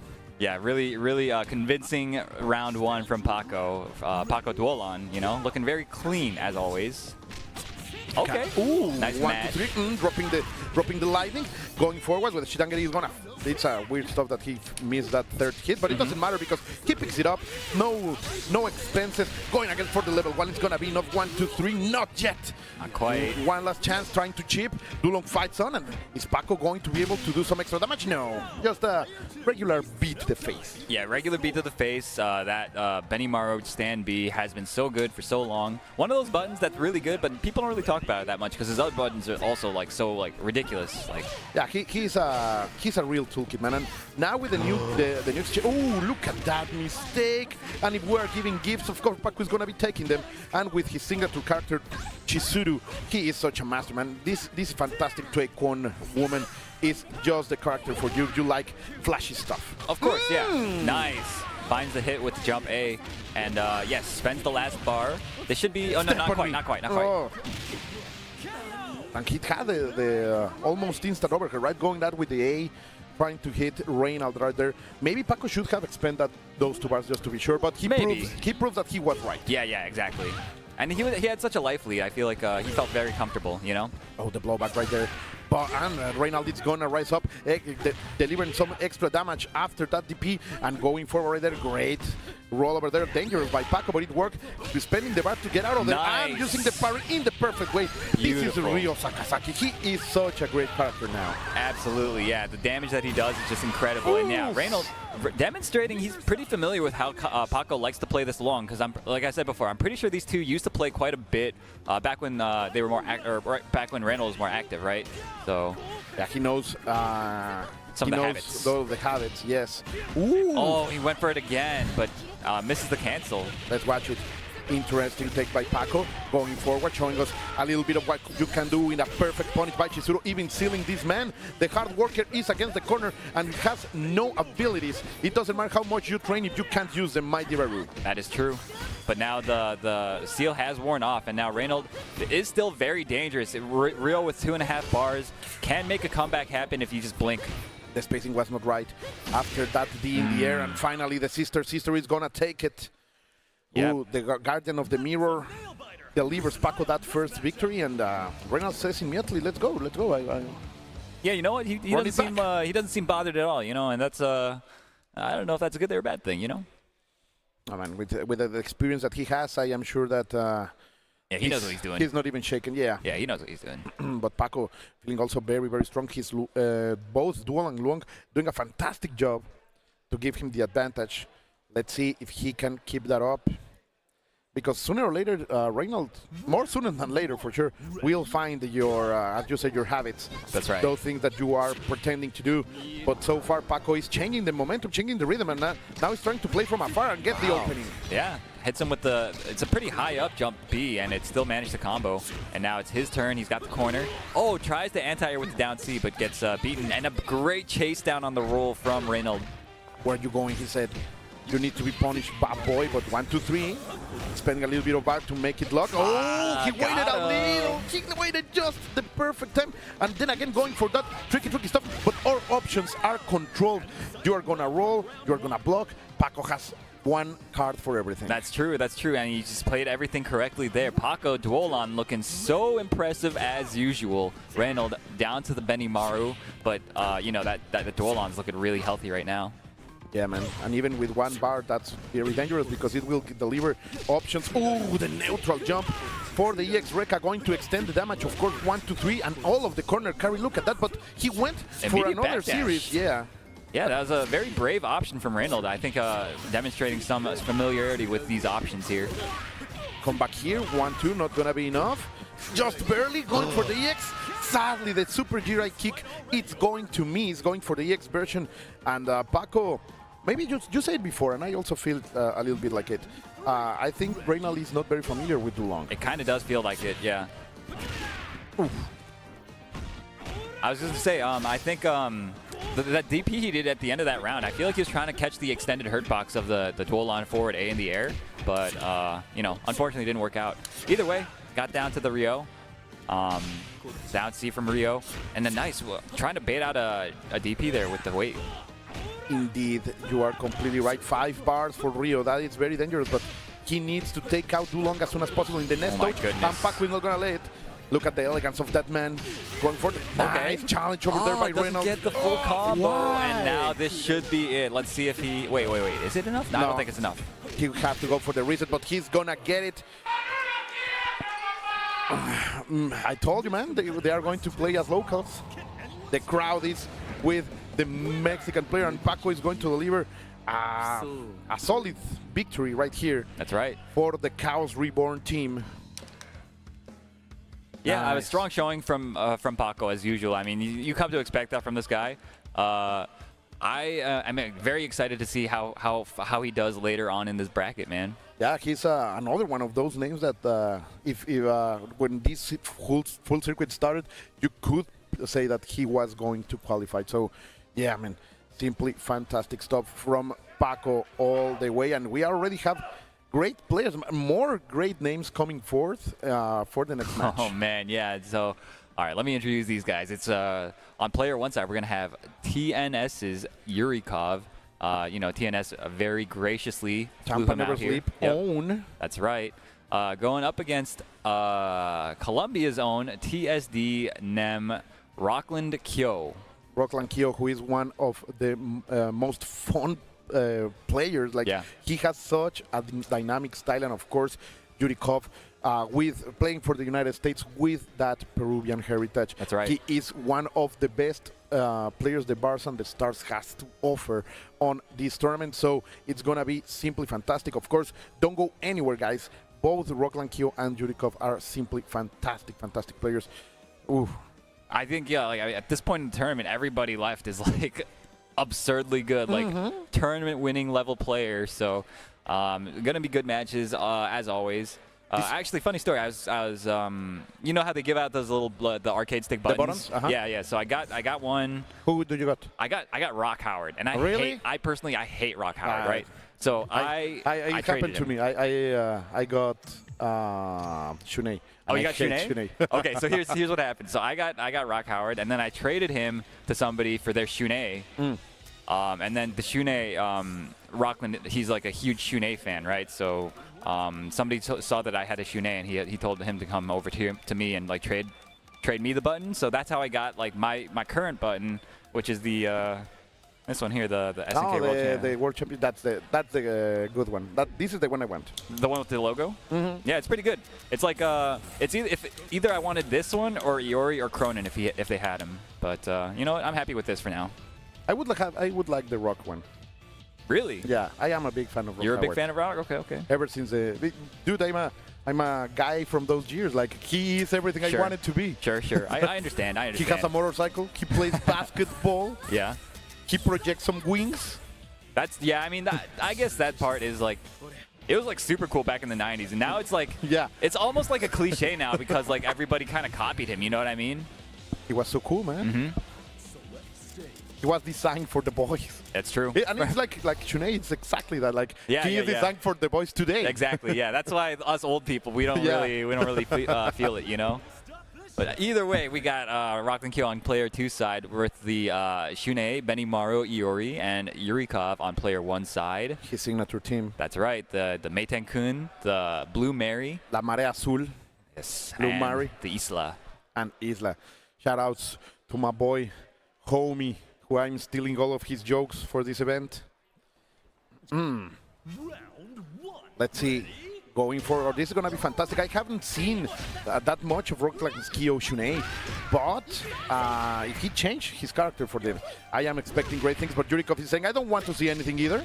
I just want to rock all his world and try to deliver everything I can. But oh, what great way to catch that jump and going forward. And this is what you have to be afraid about Shunei. His mobility is simply fantastic. Look at that. Simply going out of there, but the launch punch is going to hit. Yurikov is not respecting anything from this Colombian monster. Yeah, honestly, and it felt like Rockland Kyo was in control the entire round, but like you look at the life and like he's about to die. You know what in the world happened to him? Yeah, like deletion. Like he got his game uninstalled right there. Yep. Great stuff over here by Yurikov's Meiten-kun. I always this is his signature character for me. Like his Meiten-kun is so good. Look at that reaction. I agree, man. With a pillar of light. Nice lunge punch, dude. The all of that stuff that happened last round also happened from just a random lunge punch. So Yurikov is really good at just finding momentum off of just those stray hits. He steals it in one hit. Exactly. He can do just that, and Rockland Kyo right now with Benimaru is not going to be able to do anything. I think again this is going to be able to kill. No, barely alive. But goes for the grab mix of. What was that? That was a gimmick if I've ever seen one. Because Rockland Kyo, he actually woke up. He expected to have to block it, but Yurikov timed it perfectly to make it whiff and got the throw instead. Yet again, trying to go for those, as you say, gimmicks, las cochinas, that right now Yurikov is pulling out. Okay, the shattering strike going forth with the burning head. But it's not going to be enough. Of course, Yurikov has a lot of advantage, and Rockland Kyo will have to be very careful with his resources. Dude, my dear Aru. Another random lunge punch, and just look at how, all of this is just off of one random lunge punch, dude. All this offense, all of this pressure, everything, bro. He's gone. Oh my goodness. Rockland Kyo is looking very lost against this Meiten-kun. And you know what? It makes me feel a little bit better that a player that strong is having this much trouble with Yurikov's Meiten-kun, because I also have that much trouble with Yurikov's Meiten-kun. Normally he is the king of your region. Oh, yes. And, yes. He's proving, like, right now why he is so followed and, of course, sponsored by TNS. Shoutouts to Tong, of course, and all of the crew.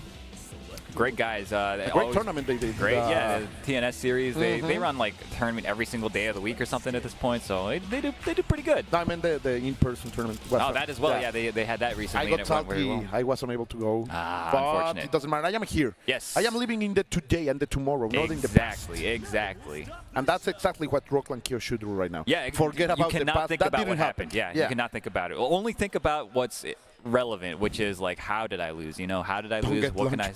Don't get lunch punch, basically. But that's harder to do than it sounds, because so fast, man. Yeah, you want to move around on the screen. You want to, you know. I want to play my game. Yeah, you want to play neutral. You want to play KOF, and like Meiten-kun makes it so that you can't really play normally. You know.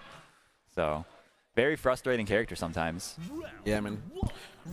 One of the two greatest in the business in that player. We also have Lacid. We will have Lacid tomorrow. That's right. Also rocking Meiten-kun, but let's see if Rockland Kyo can bring it back, because I want to see a game number 3, that's for sure. Yeah. And I want to see what he can do with this, let's say, Steelers Shunei. Okay.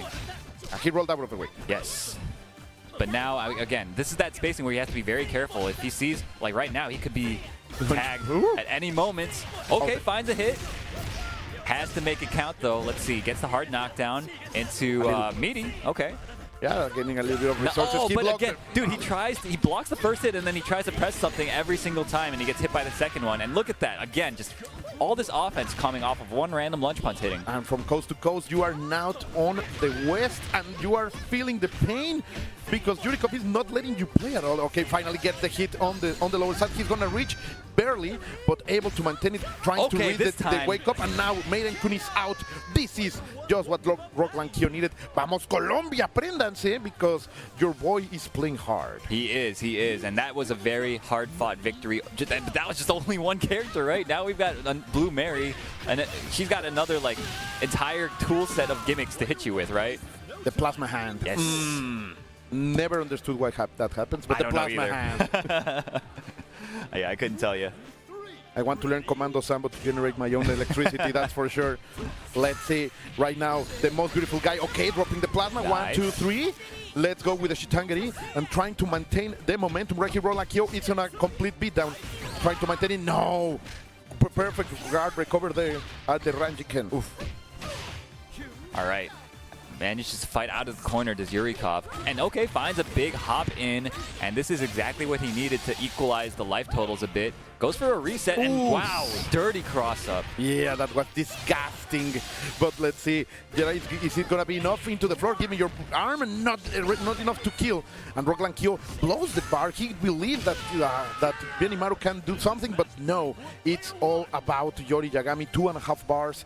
It's going to be hard to do all of it. To take out Blue Mary, more than doable, but to go against Isla, it's going to be hard. Yeah, I definitely agree, but I mean, Rock Lankio, he's going to need to do it if he wants to stay in this winner's side right now. Oof. Nice. Yurikov, what's the mix-up again? Oh, wow, the staggered low. Wait, drops the combo, unfortunate. Not a regular thing to see for Yurikov. Rock Lankio has one fighting chance, and he is going to risk everything out of it, and he is going to fall into the loser's bracket for that. Sadly, Rock Lankio is going with what? Well, he's only going into the loser's bracket. Yeah, he's going into the loser's bracket, but I got a little bit mixed by the reactions over there. Yeah, I know, because like Yurikov, he was like, he had his heads in, in his hands. I might have been commentating wrong all this time, but shout-outs to Yurikov. Shout-outs to him. Oh, his bunny. I forget what the bunny's name is, but he got the bunny very recently. That's just love. Fantastic stuff over there by Yurikov with a dedication to his beloved pet. Yes. They are family members, bro. They are. I got 2 cats. Shout-outs to my family. Yeah, te quiero mucho, mamá. Talking about animals and then you're talking about your actual family? No, okay. I better make a shout out to them. If I don't, I won't get some food this next week. All right, so really well played from both those players. Actually, we're coming to a point where we need to take a short break, so don't go anywhere, guys. We will be back in just a moment. First, actually, we're gonna do some slides. So let's take a look at those. For sure, guys. Be sure to check the tengo Media store. There are some new designs, fantastic stuff for KOF. There is a soccer T-shirt. Dude, the soccer jersey, yeah. Look at that, yeah. What Tasty Steve's wearing right there. I want that for myself. It looks so good. The material's really nice too. I managed to feel it a little bit. It's a real. It's like real soccer jersey. Yeah. And the Bogart name, the 94 shout out low. It's just fantastic. I already have my Benimaru white version. Oh, okay. So yeah, go to this, please, guys. Support this event and of course support tengo Media, the guys who are keeping the quality up for the FGC. That's right. And that's going to be it for this block. That's right. We will be back shortly, Aru. It has always been a pleasure to be with you. So much fun, and we'll have a chance again to work later. So for sure. Yeah. Don't go anywhere.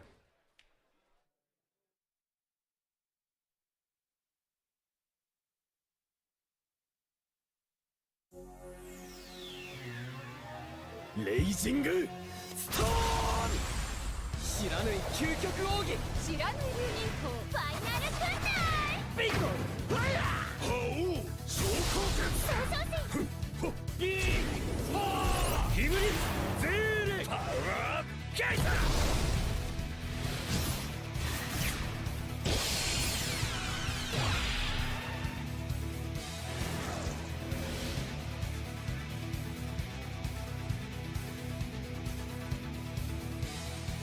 ろう伝説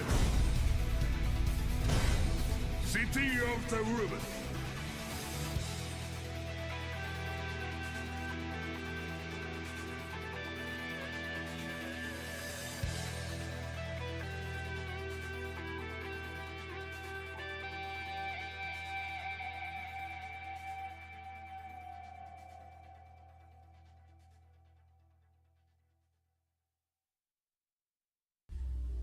To be in the zone, gamers need true support.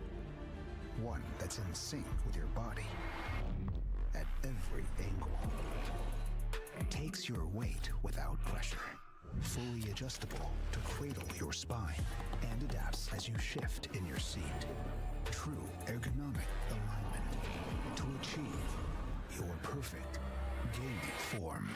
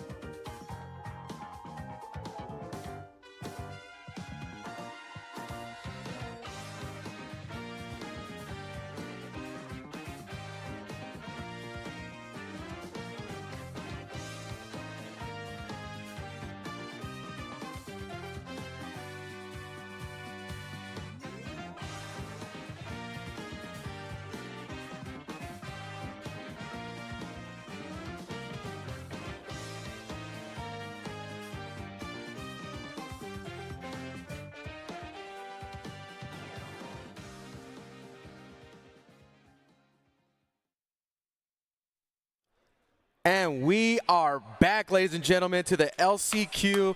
What the crazy amount of matches we've had so far, and it's only going to continue to get crazier. Like, people are going to go home, man. Like, pretty big names are going to go home. I think that this has been one of the biggest level events in the North American history, to be honest. Like, of course, Evo's, but here, so many legends are being taken out of the tournament one after another. And right now, we will see another legendary match against Mexico and Japan. It is such an honor to be able to commentate this. I mean, Score has been a legend for a good amount of time now, and you know, has been away for a little bit, but now has come back, and his play has been ridiculous. Great comeback he had earlier, like a few matches before, and then obviously we have Güero, who has just been able to like receive the bombardment of these good players and still stand his ground and come out ahead. Yeah, man, and this is going to be very interesting. The Score, of course, has been very his cheese roll has been very highlighted, right? He is playing so great with that character, but Güero knows that matchup. He trains a lot with Seis, he trains a lot with Paco, so expert players in those characters. Exactly. So let's see if he can do something about it. Of course, the Japanese legend is a complete beast. One of these two. If I would ask you, hey, absolutely. 6 months ago, who is going to be on the finals? You would have named these two. I would. They would not even be in the LCQ. Yeah, in my opinion, right? And I mean, for us, to our benefit, we get to see it in this kind of tournament, right? So excited already before the weekend's even started. You know, we're just barely here. And because in these LCQs, you feel the hunger. You feel the desperation. It's too real. It's too real. Yeah, but like you said before, like they're familiar with the matchups. This is one of those situations where it's the player versus player matchup. Yeah. Like they have to figure each other out. They know the characters, Yes. of course. They know what they are doing. But now it's about finding those mistakes. And the crowd, it's trying to place a little bit of energy, of momentum all over Animo, Güero. yeah.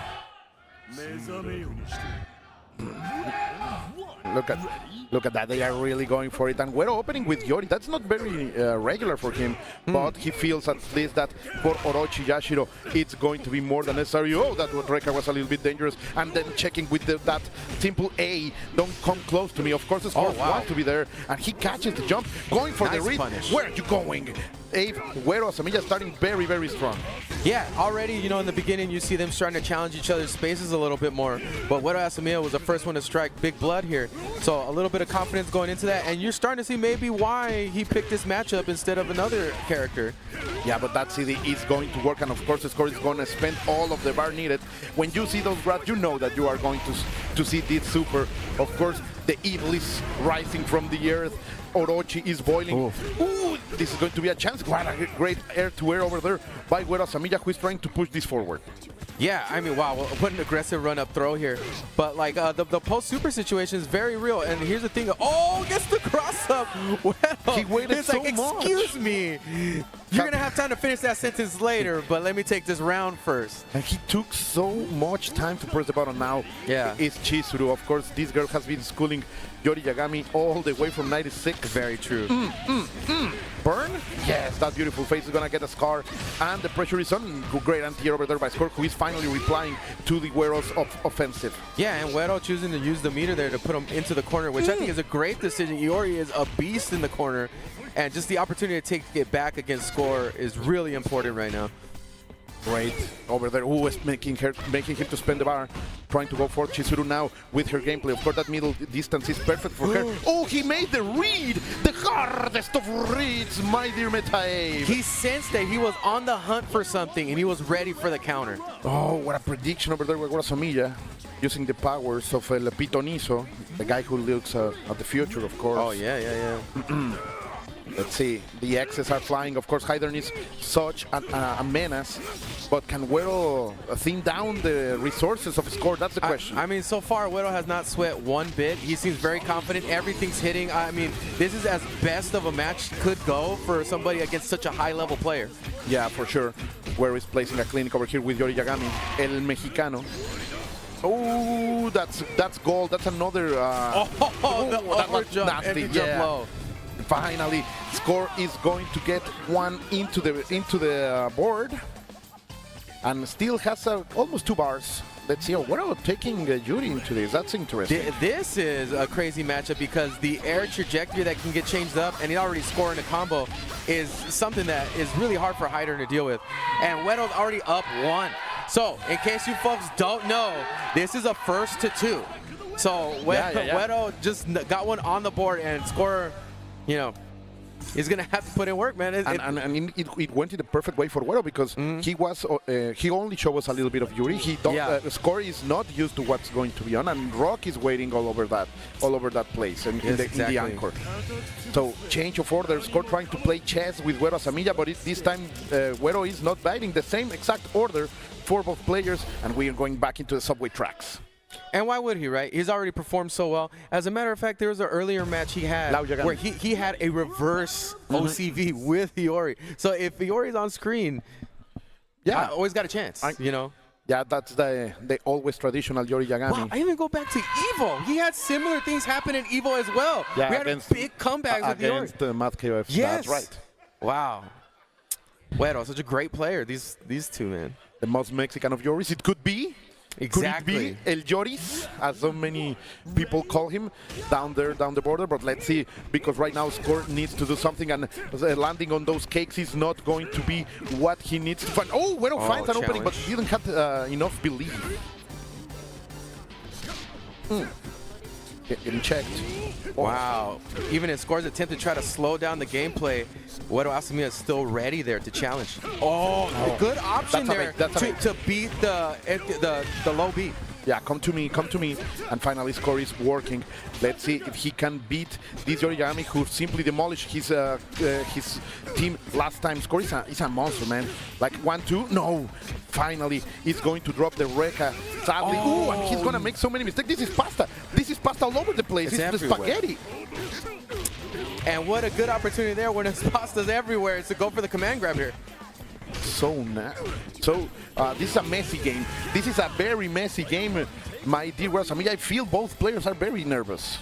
Very nervous, but still, the risks that Uero Asamiya has taken have gone in his favor. That DP in that situation wasn't given, man. He had to make that bet there. Yeah. And that's about the third time he's done that. And now Score is able to score some damage here. Yeah, he's gonna seal Yori. One last hit after the OTG. Patience from Guasamilla. Don't touch me, woman. The seal is off. Does he have a chance right here? No.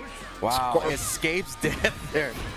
Playing this perfectly, trying to go forward. The fireball is not gonna hit in the left side of the stage, trying to go for something. That was such a mistake. He went for the chip damage, but now Guasamilla had the chance to go this, and this is Yori in the corner. He could do a lot of damage. Yes. Okay. Lost a little more life than he would have liked to, but Score is able to take out one of his signature characters here. Chizuru with 90% of health. This is why Uero chose Yuri, I believe.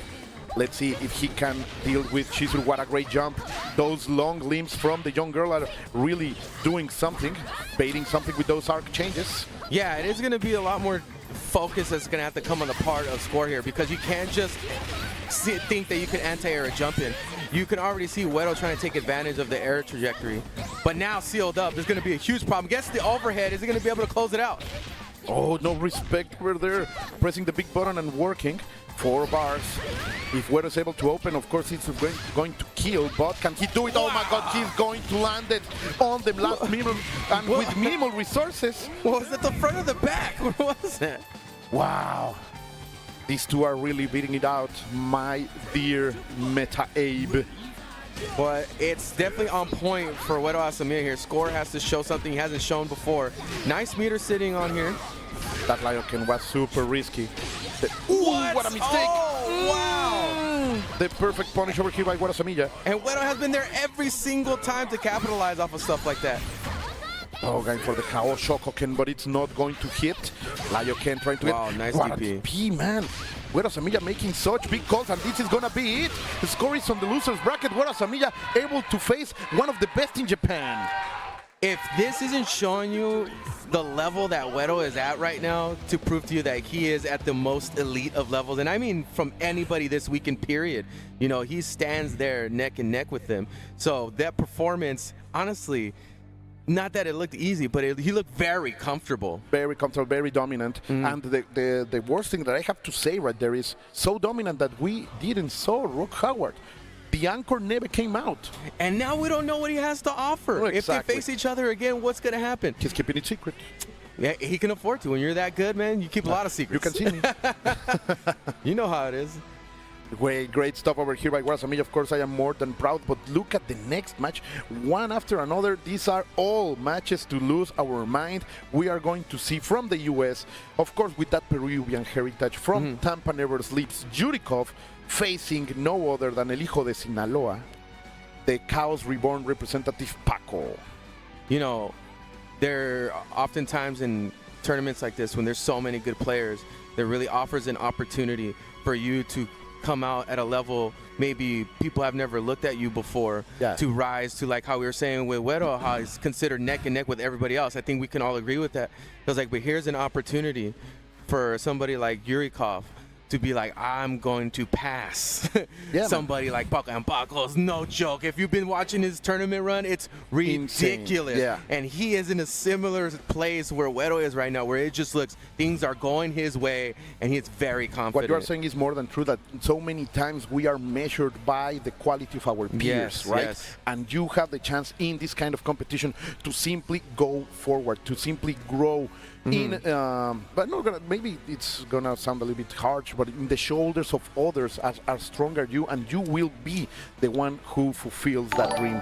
Of course, this is only the last chance qualifier, man. Yeah. Like, there are another 30 beasts waiting for us tomorrow. Yeah, like, yeah. oh my God, I can't believe it. But the amount of focus you have to have is like, I can't worry about what's happening tomorrow or later. I need to worry about the job it's today. only the next match. Like, yes. Now it's Paco against Yurikov. It doesn't matter what's beyond that. Now I have to beat Paco. Now I have to beat Yurikov. When you're playing at this level, it has to be that way. Every round, one round at a time, one character at a time, you know.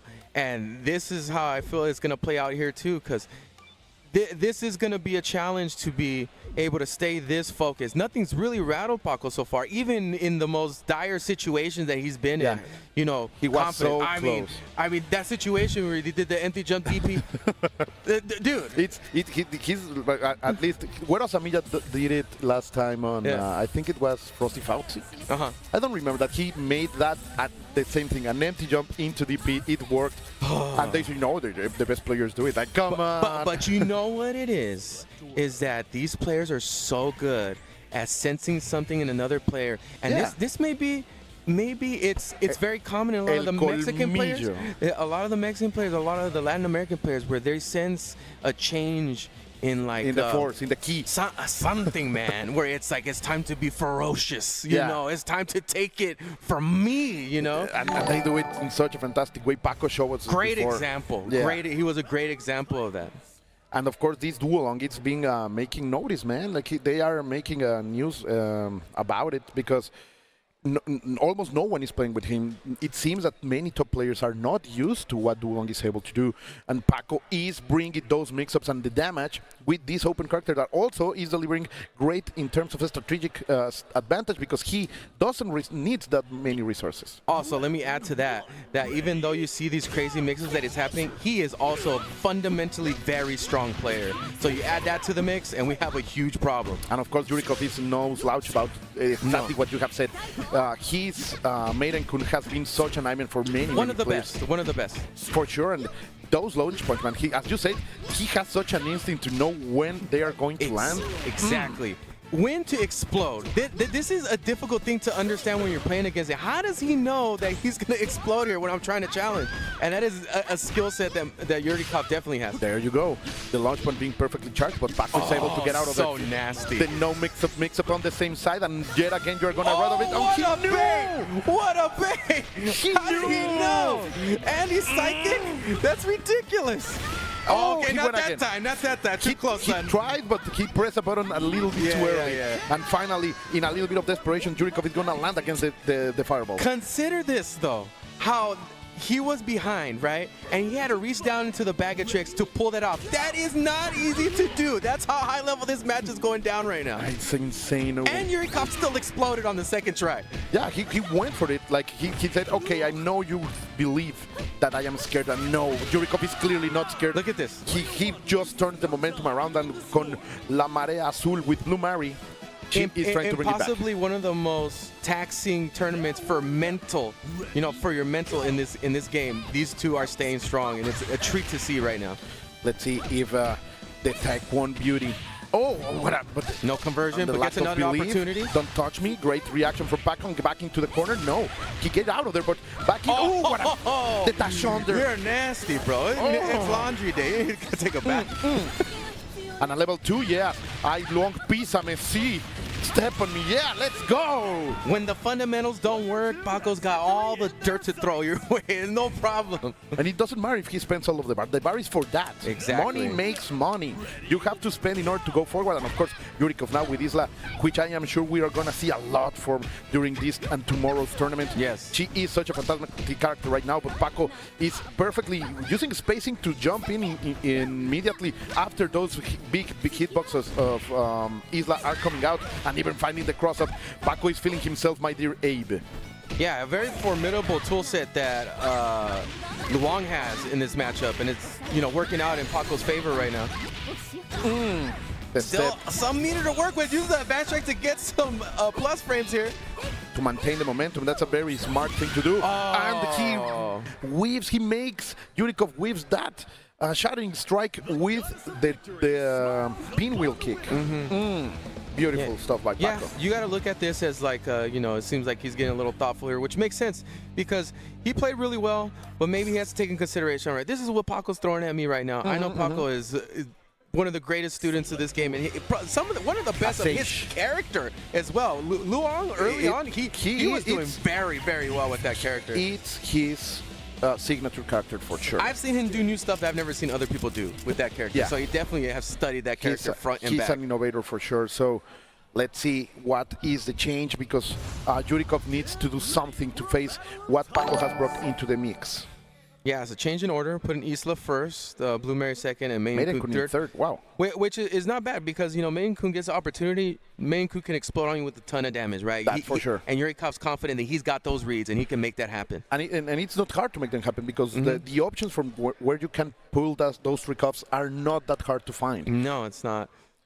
But it's still, I'm going to say it's a little bit weird because normally I never see Jurikov use Maiden Kun to close. I have commented in many online tournaments when he uses him, and it's always opening. But let's see. Well, when you got to rise to the occasion of trying to be one of the best players in the country in such a setting, maybe you need to try something different. Maybe that's what Yurikov's going for here. For sure. And I'm sure he has a plan and everything is working right now. With the options of La Chica Chilena, with the Pisco Queen, no other than Isla, and it's working fantastically. Let's see if Paco can bring something. No, get back, thrown into the corner, no escape for you. Nice Level reversal. 1, nice, get out of there. But the damage is not that much, it's only a get off me tool. And now resetting into the neutral. Paco starting to land some hits here, starting to get some pressure, pushing into the corner. Yurikov is not giving it up entirely, but Paco gets the combo. Oh, not that much of damage. Paco waited another forward throw, interesting.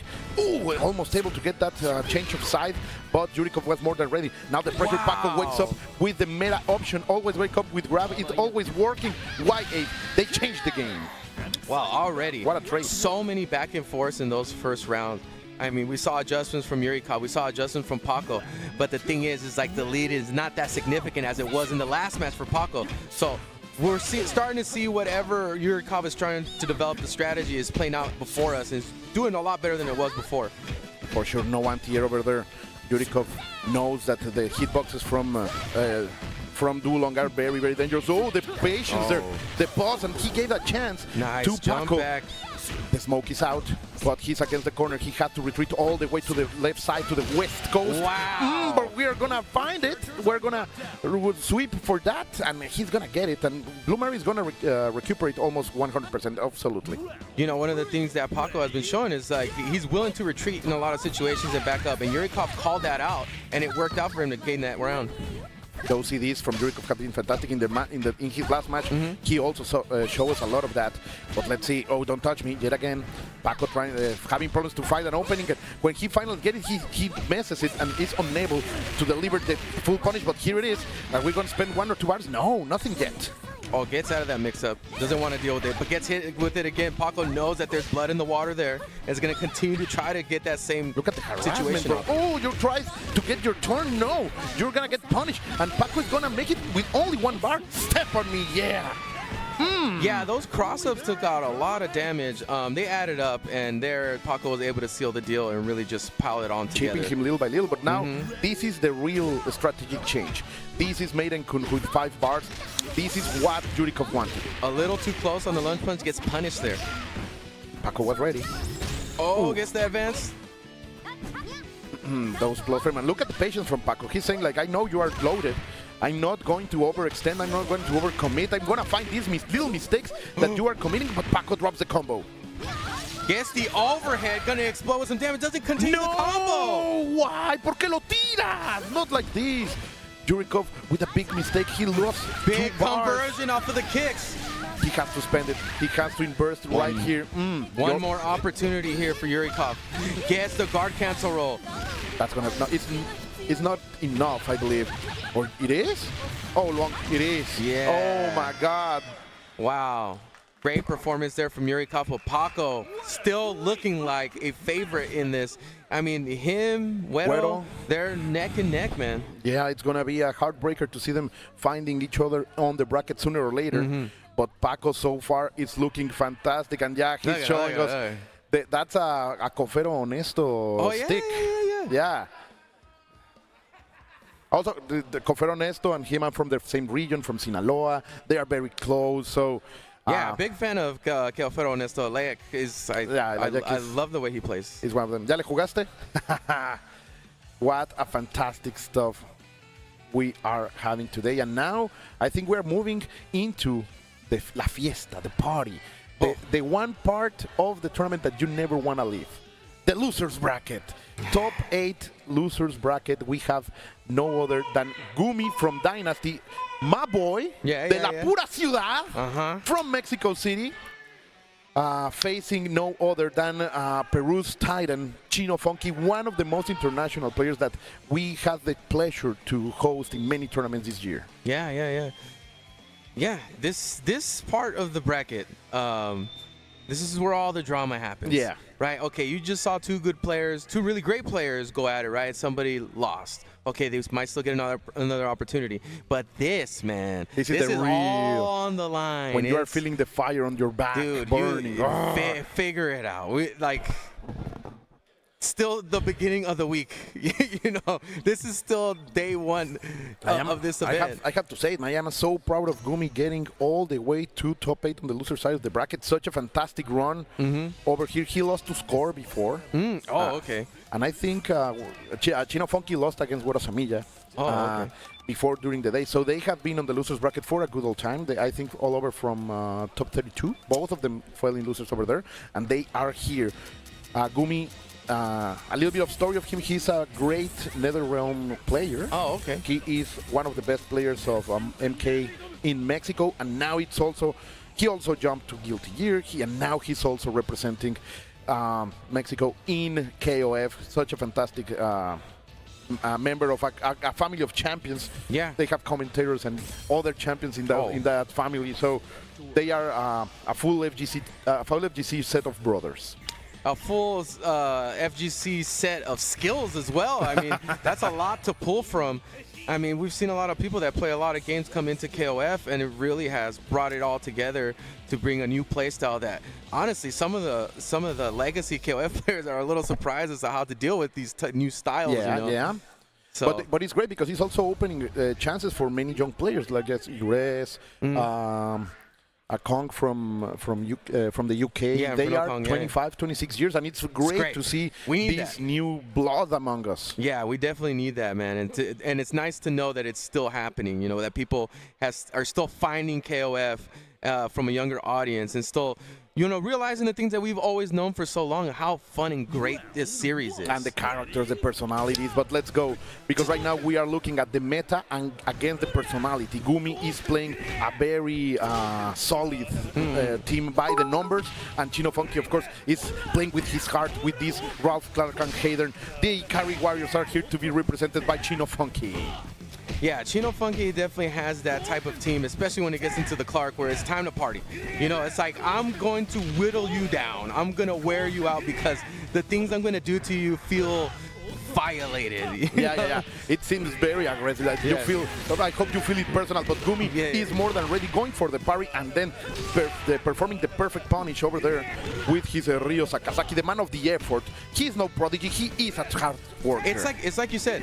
The gameplay style is like you have one that tries to present something to slow somebody else down, right? I want to stop you from doing the things that you want to do, especially from the character selection side. But then you have Chino Funky where I don't care. My character doesn't care what you're trying to do because I'm always going to have a way out of it.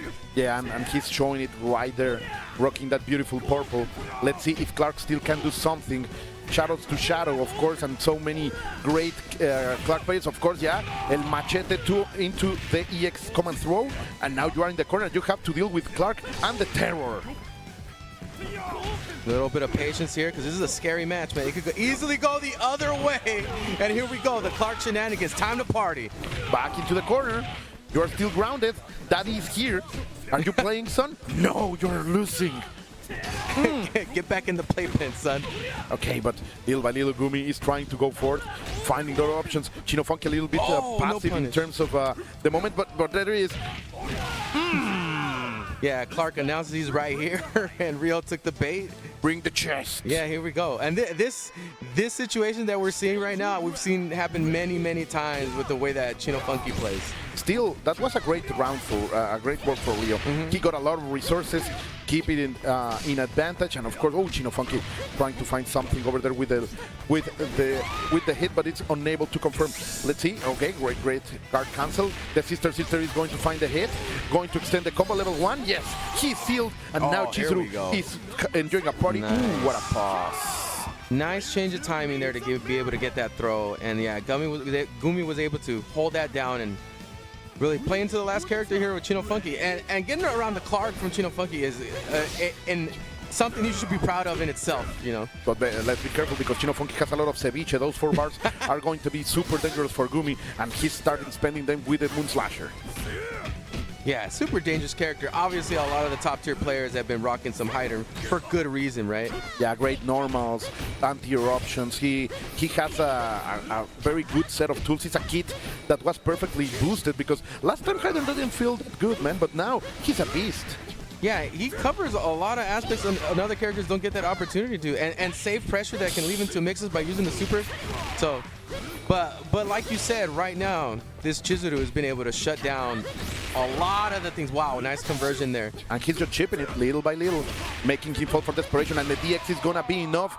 There you go, Gumi. Trying to make a statement. Mexico wants to place another person into that top 6.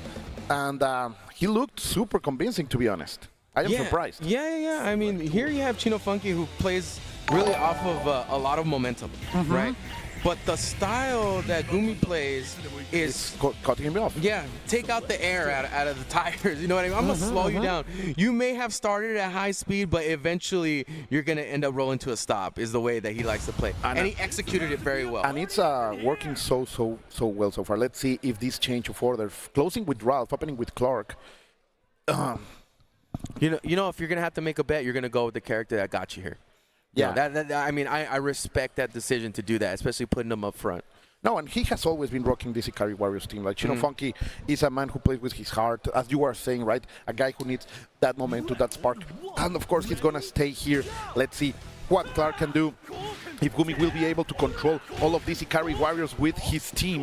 Because so far, nice trade over there. Also, no availability for Clark yet with the reset into tackle. So the matchup is a little more manageable here. So kind of playing a little bit into Gumi's situation. Wow, very nice. That's the second time he does it in order to break the momentum from Chino Funky. And Chino Funky is not going to respect that. He says, I'm going to wake up with buttons. I'm going to check you. I'm going to get my turn back into it.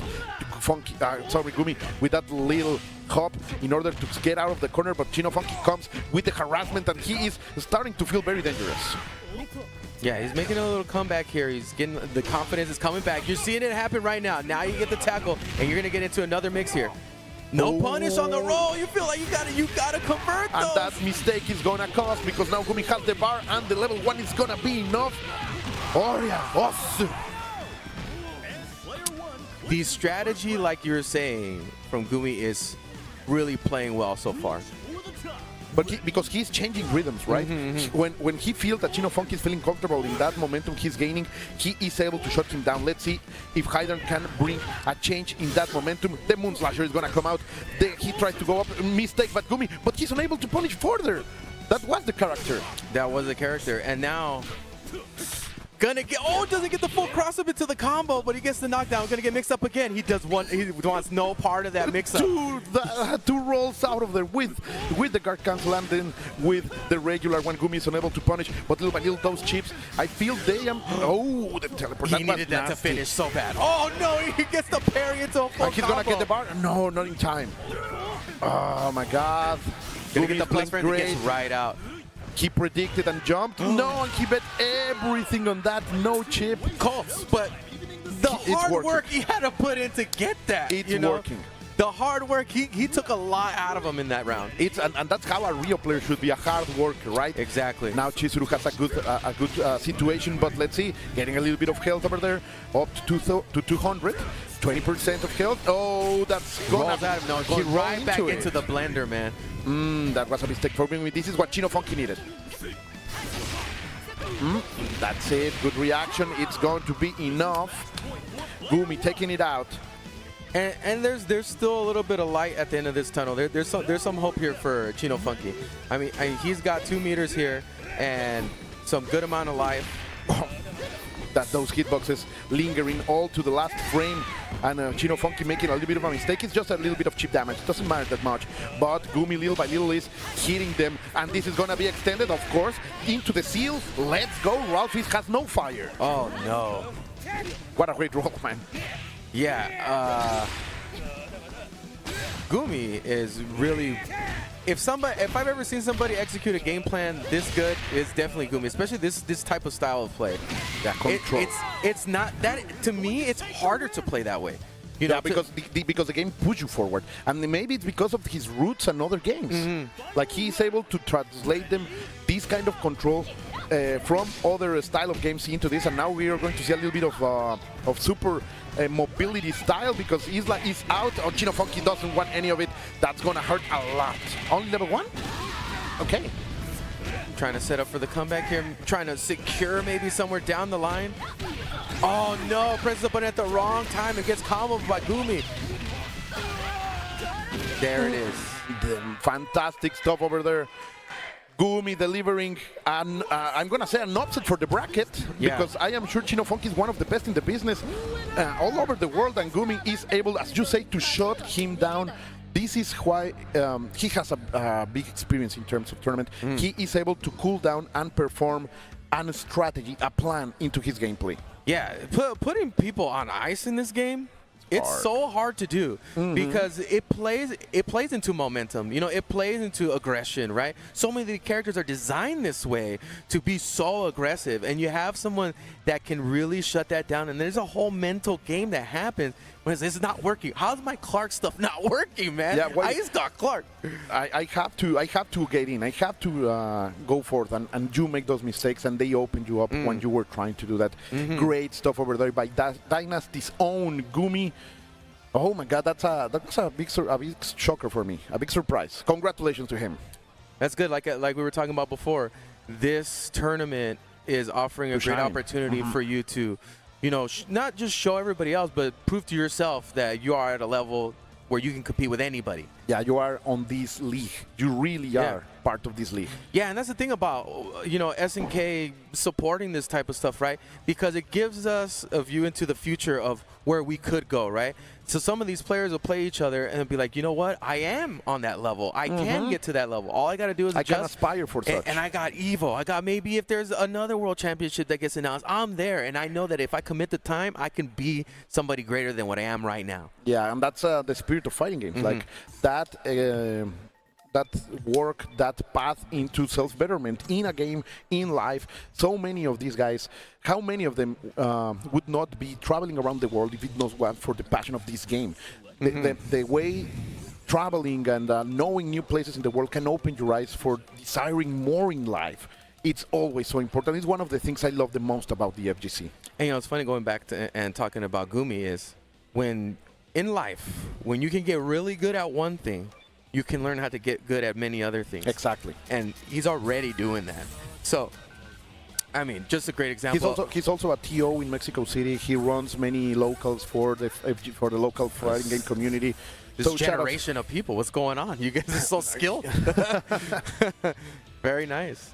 Going. Yeah. When it's, how do you pronounce his name? Everyone does it different. I heard Law Yagami. No, I mean Goenitz. Goenitz. Oh, Ginitz. Ginitz. Oh, Ginitz. Yeah, I hear Ginitz, Gonitz, Donuts. Everyone, I told you, everyone says it different. How do you say it? Goenitz. Goenitz. Okay. Or Goenitz. Pero that's because I read it on the wrong, because I'm dyslexic. You and me too. Maybe that's just something a lot of the KOF players have. Maybe that's why we're drawn to this. Let's go. This is going to be another fantastic match from Chile. Rigo Sama, who also fell in brackets very soon, is fighting against Lau Yagami from Brazil. This is a full South America match. Yeah, somebody's going home. Yeah, man. And it's a long flight back home. Oh, yeah. And, of course, Rigo-san is starting with Rock.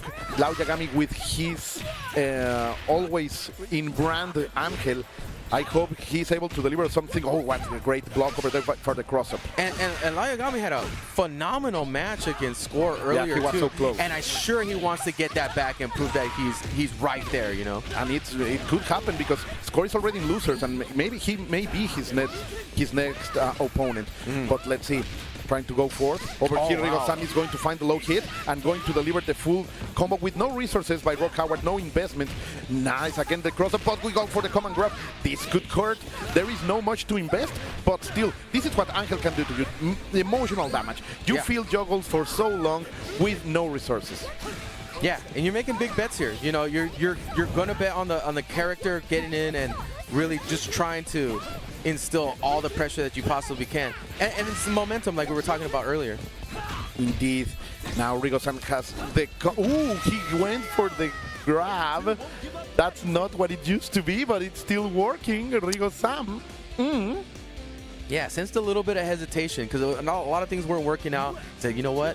I sense that hesitation. Let me try to take advantage of it. Now Yagami, another unorthodox pick with Goenitz trying to, or the rising tackle is gonna hit. Going forward with the elbow, with the hard edge, and now the throw. Lao Yagami needs an opening, a good punish in order to get rid of this rock, or things could get very dangerous.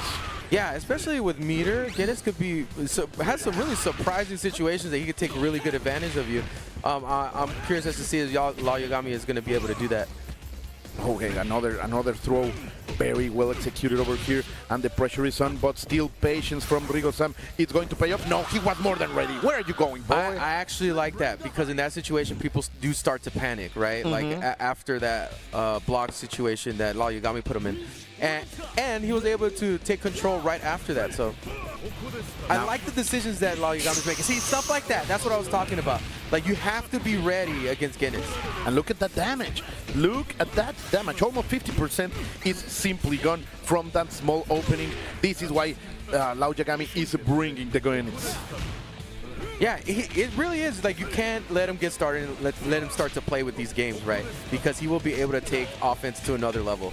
Let's see Kukri now on the corner, but the shattering strike, it's going to be enough. I think it is, yes, with the finger. Bring me another one, he said.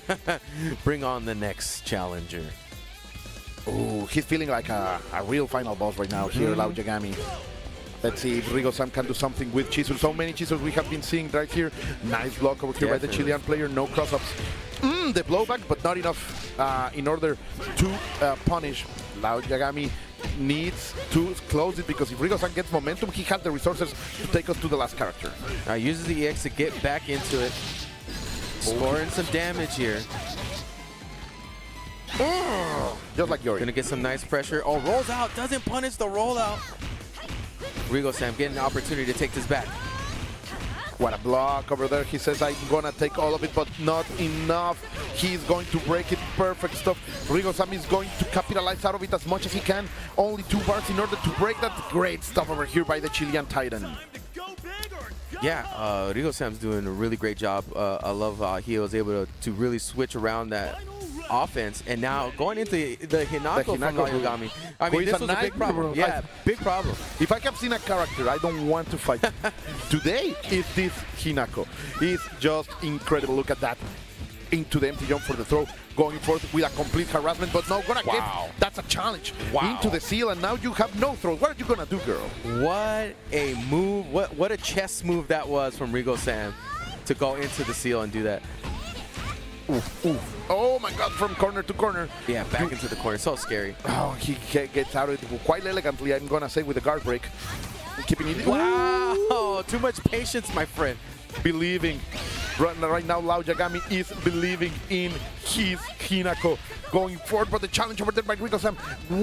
His life is on a needle. His life is on a thread right now. Only pixels keep him alive on this game number 1. Is he going to survive? What away! Another one. My God. He's playing chess, man. What's he doing? What's he doing, Gabe? Tell me. I don't know. He's chased him. That could have converted. No! Oh my God! The counter could have converted if that would have hit. Oh, so close.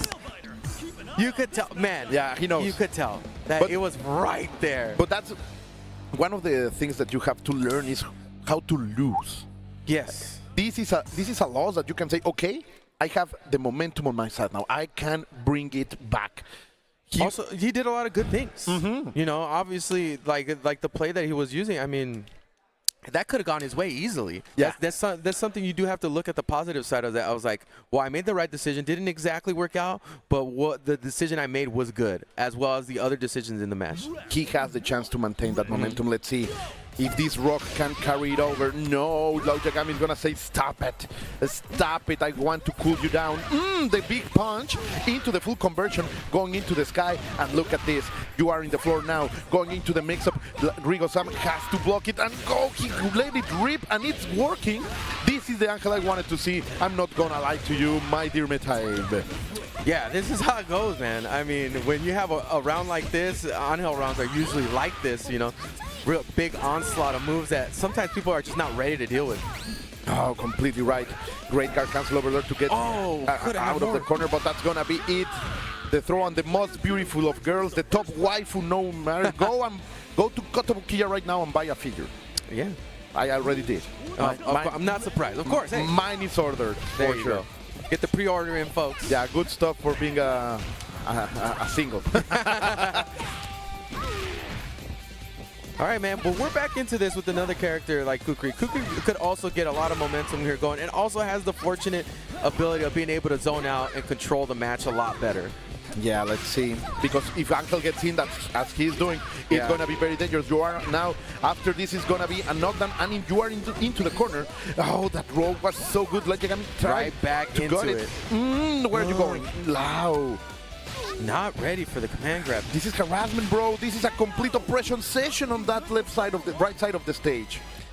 Yeah, when you have things going away from you like that, where you're pressing the buttons at the wrong time, you're getting hit out of situations that you don't normally get hit, it's just a lot of weight on your shoulders to try to get out of here. Yeah, man.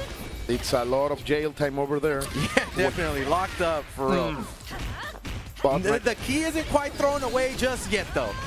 And again, the defense side, you are going to get the grab break? Yes, perfect stop over here by Rigo-san. He already show us this trump card, and it's working against Angel finally. But no, he's going to challenge it. Still sealed, that's it. The most beautiful girl is gone out, and Chizuru has a chance over here for Rigo-san. The wheels on the bus are going round and round for Rigo-san, making the opportunity to get back into this game, man. Here's the most important part right here. Yeah, because he could change the momentum. Sadly, there is not much to work with. Only 1.5 bar. And it's going to be... Oh, he bet on it. No. And this is high stakes right now on the stage. You're going to feel the pain. Oh, that's going to hurt. That's going to leave a mark tomorrow.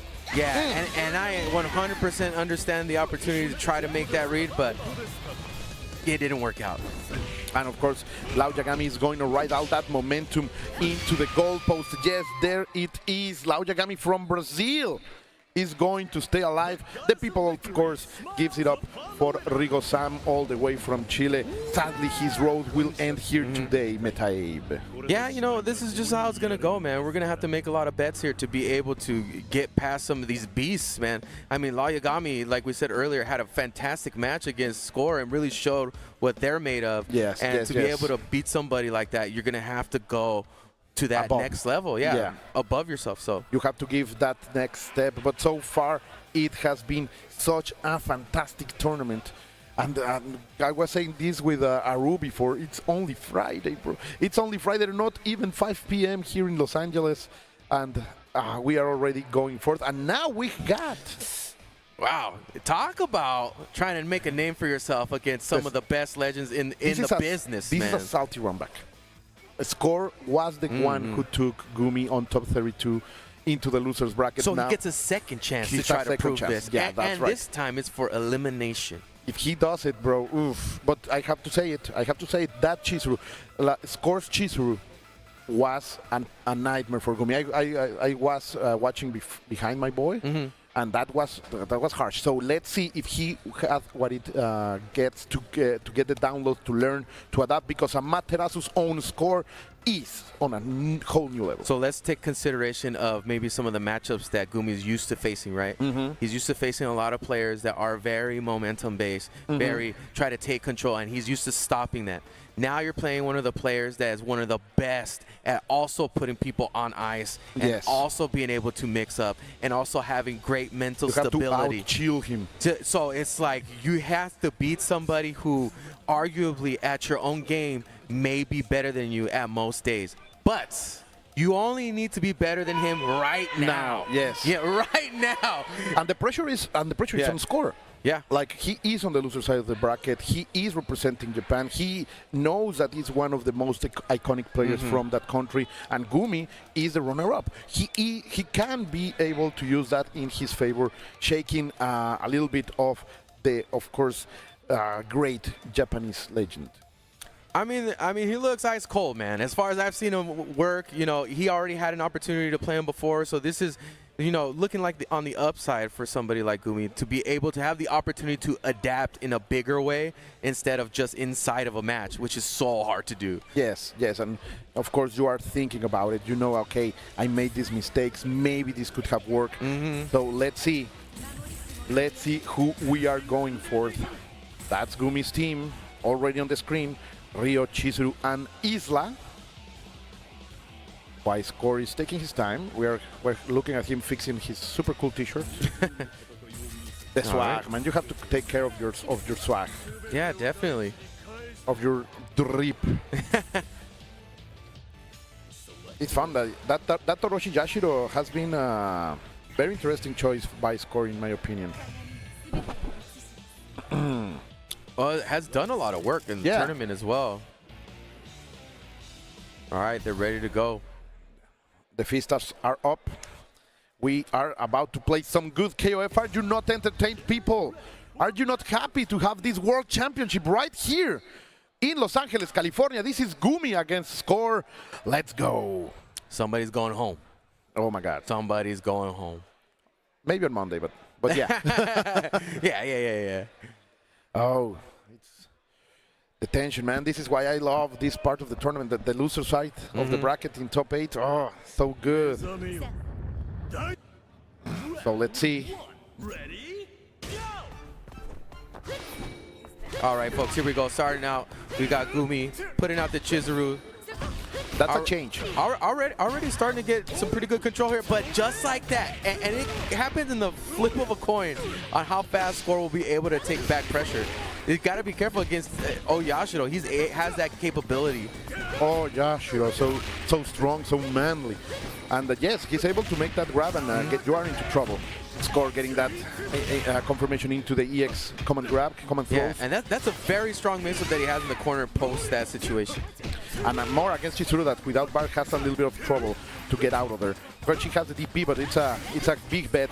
And let's see, ooh, he rolls out of it, but makes a read and tries to keep it very, very close to him. But the haymaker all over half a screen, it's gonna get the hit. This was the strategic change that Gumi tried against Score the first time. He always opened with Ryo. So this is not what he wanted. Let's see if Ryo can deliver the victory that he needs right now to bring it back. You know, it makes sense that he would have made that choice too, because maybe he wanted to fight, you know, button for button to be able to have that exchange in the neutral, right? Because I feel like that's not really the case here, Ryo versus Yashiro, because Ryo has limited options to be able to fight that type of neutral. Oh, he went for the parry and it's not going to work. He's gonna get mixed and Score is going to spend the bar. It doesn't matter if Yashiro has no cash. He's a humble boy. He can live with austerity, and it's proving it so good. Oh, doesn't get the punish on that roll. That was death. I saw his life passing across my eyes. He had the bar to finish here. I would finish. Yeah, get rid of this Yashiro. Yeah, it doesn't matter. Chizuru is next, of course. Yeah, so I was saying earlier about like how he's trying to fight button for button, and really in this matchup, he has to play a very risky game of incorporating the parry, right? And you saw he got taken advantage of in one of those situations because he got punished from the parry not landing. So again, and you're going into another character that has similar traits. Yes. You know, so this is an uphill battle. Yeah, it's going to be so hard for Gumi now with 25% of life left. Great button over there by Score, who is controlling the space. No, the other side. Great stuff by Score. Gets the jump, predicts it, and delivers the right punish over here. Score from Amaterasu's own. It's looking just fantastic. Isla is right here to defend the ground for Gumi, but those anti-airs tell me that Score is more than ready for Isla. Yeah, Score has started to look very comfortable. So far, the game plan from Gumi hasn't worked out quite well, and he's still finding something to be able to adapt to take over Score. But Score is in control so far. Indeed, and the pressure is on. The opening was there. No, Score, the defense, he's so aware of what Gumi wants to do. Look at that, all from corner to corner, the sister is gonna hit, but it's going to be enough. You have to be so careful when playing Chizuru, because one mistake will mean that kind of chip damage is gonna take you out. Yeah, and there has to be at a certain point for Gumi to be able to change his tempo too against Score, because he only feels too rushed, right? Yes, he feels uncomfortable in playing that way, but when you're playing from behind, you have to figure out that way. That's why a lot of the community's players, they have crazy comebacks, because they know how to play from behind. You know, as a matter of fact, they might be some of the best in the world being able to play from behind. But when you have this type of play style, it's even harder, because you don't know how to be so aggressive or make those big reads. To make the change, to make it happen, to change the momentum, to bring the inflection point. But let's see, those big haymakers indeed have been hurting. Gumi feels that this is the right choice in terms of order. No change of characters or in how the characters are going to come out. Don't touch me. Good reaction still over here by Gumi, who is trying to set, as you say, the style. Ooh, what a cross-up over there. And the EX throw to confirm Score is more than ready. See, and if we pay attention to it, the way that Score plays, he will take some pretty big risks, but he has been pretty successful a lot of the times in this match. And look at this, he is not jumping. He has been staying on ground so much, only making those jumps when it's super near and when he feels that Gumi is going to be vulnerable, going for the anti-air over there. Now Gumi finally catching little by little. Seems like the Mexican player is learning from the Japanese legend. Nice. Very nice anti-air, very nice control of that corner. Gumi is starting to make a run for it here. Those big C's are so dangerous for Score. Let's see. Oh, he catches it, but has not the range in order to punch in the right way. What a jump for Score, and the jump in is not going to be confirmed. Well, we're starting to see that tempo that we're talking about starting to work into Gumi's favor. And despite him eating this super, it still looks like Gumi is starting to find his footing in this matchup. Let's see, nice don't touch me. 3 seconds on the clock. Nice. Oh, he woke up with that. Score, he's a man. You know what? That is still a great success for Gumi in the whole context of the entire match, because of how he's been able to change that up. This is looking more promising for him, and more Score getting a little bit on his heels despite him even taking that first round. And hit a good combo with 50% bar. It's going to be more than enough to take out Orochi Yashiro. So that was a good start up, but the jump in is going to show all of the instincts of a hunter that Score has. He knows Gumi wants to go for it, but he brings that mistake and delivers this 50% damage combo. That's Orochi Yashiro for you, my dear Metaib. Yeah, and there's a lot of very unique angles that Yashiro can attack from as well, which is like maybe Rio's not the best at trying to instill a counterattack. He kind of has to eat some of this pressure. So it's just, again, regardless of what happened in the first round, you run into a matchup like this where one bad risk goes the opposite way. He finally finds the hit. He's gonna take Orochi Yashiro with no resources. It's a little bit late, but he will recover a little bit of health. Maybe a Yashiro with a 20%, a little bit less. Let's see if he can deliver some punish into Chizuru. He knows the character, but of course it's going to be so hard. As you said, it's a similar style. One little opening, it's going to be enough, and there it is. But this next coming up matchup, this is the last opportunity, but the best opportunity that Gumi's going to have with this type of character, right? He's been going to be able to go blow for blow here, so it's really on Gumi to be able to take this one here. Let's see, Score goes forth.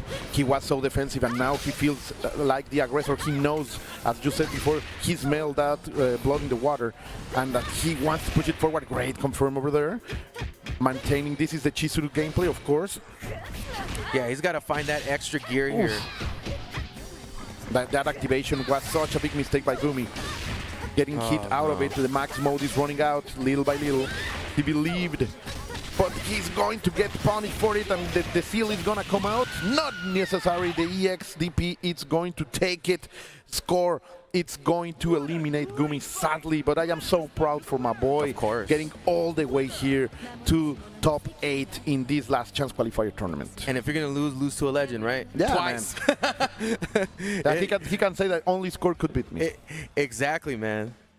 So, yeah, what a special performance, and what a way that Score is looking for this tournament, too. Yes. Again, you got Güero, you got Paco, you got Score. Like, so many of these players that we've heard of for so long, like, they're Kaiser in is it. over there. Rockland Kyo is over there. So they are so many. Gio is over there también. Sorry, also. So many of them are around. And of course, guys, if you are loving this, there is no better place to jump into KOF 15 right now. We have a Steam sale of 75% off.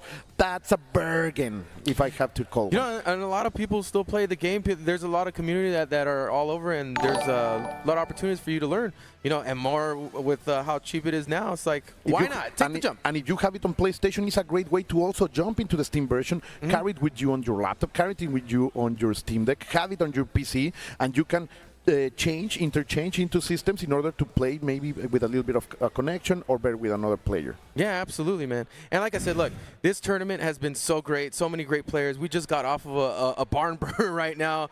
And, you know, now we're going to go into the next section. But before that, we're going to go into a little ad break, man. Yeah, I have to say goodbye for now. I will be here all of the weekend, but it has been a pleasure, and always Same here, dude. sharing microphones with you. Of course. It's a dream come true that we waited for so many times, but Always now my pleasure. it is possible. Thank you for SNK for this. Stay here. Don't go anywhere.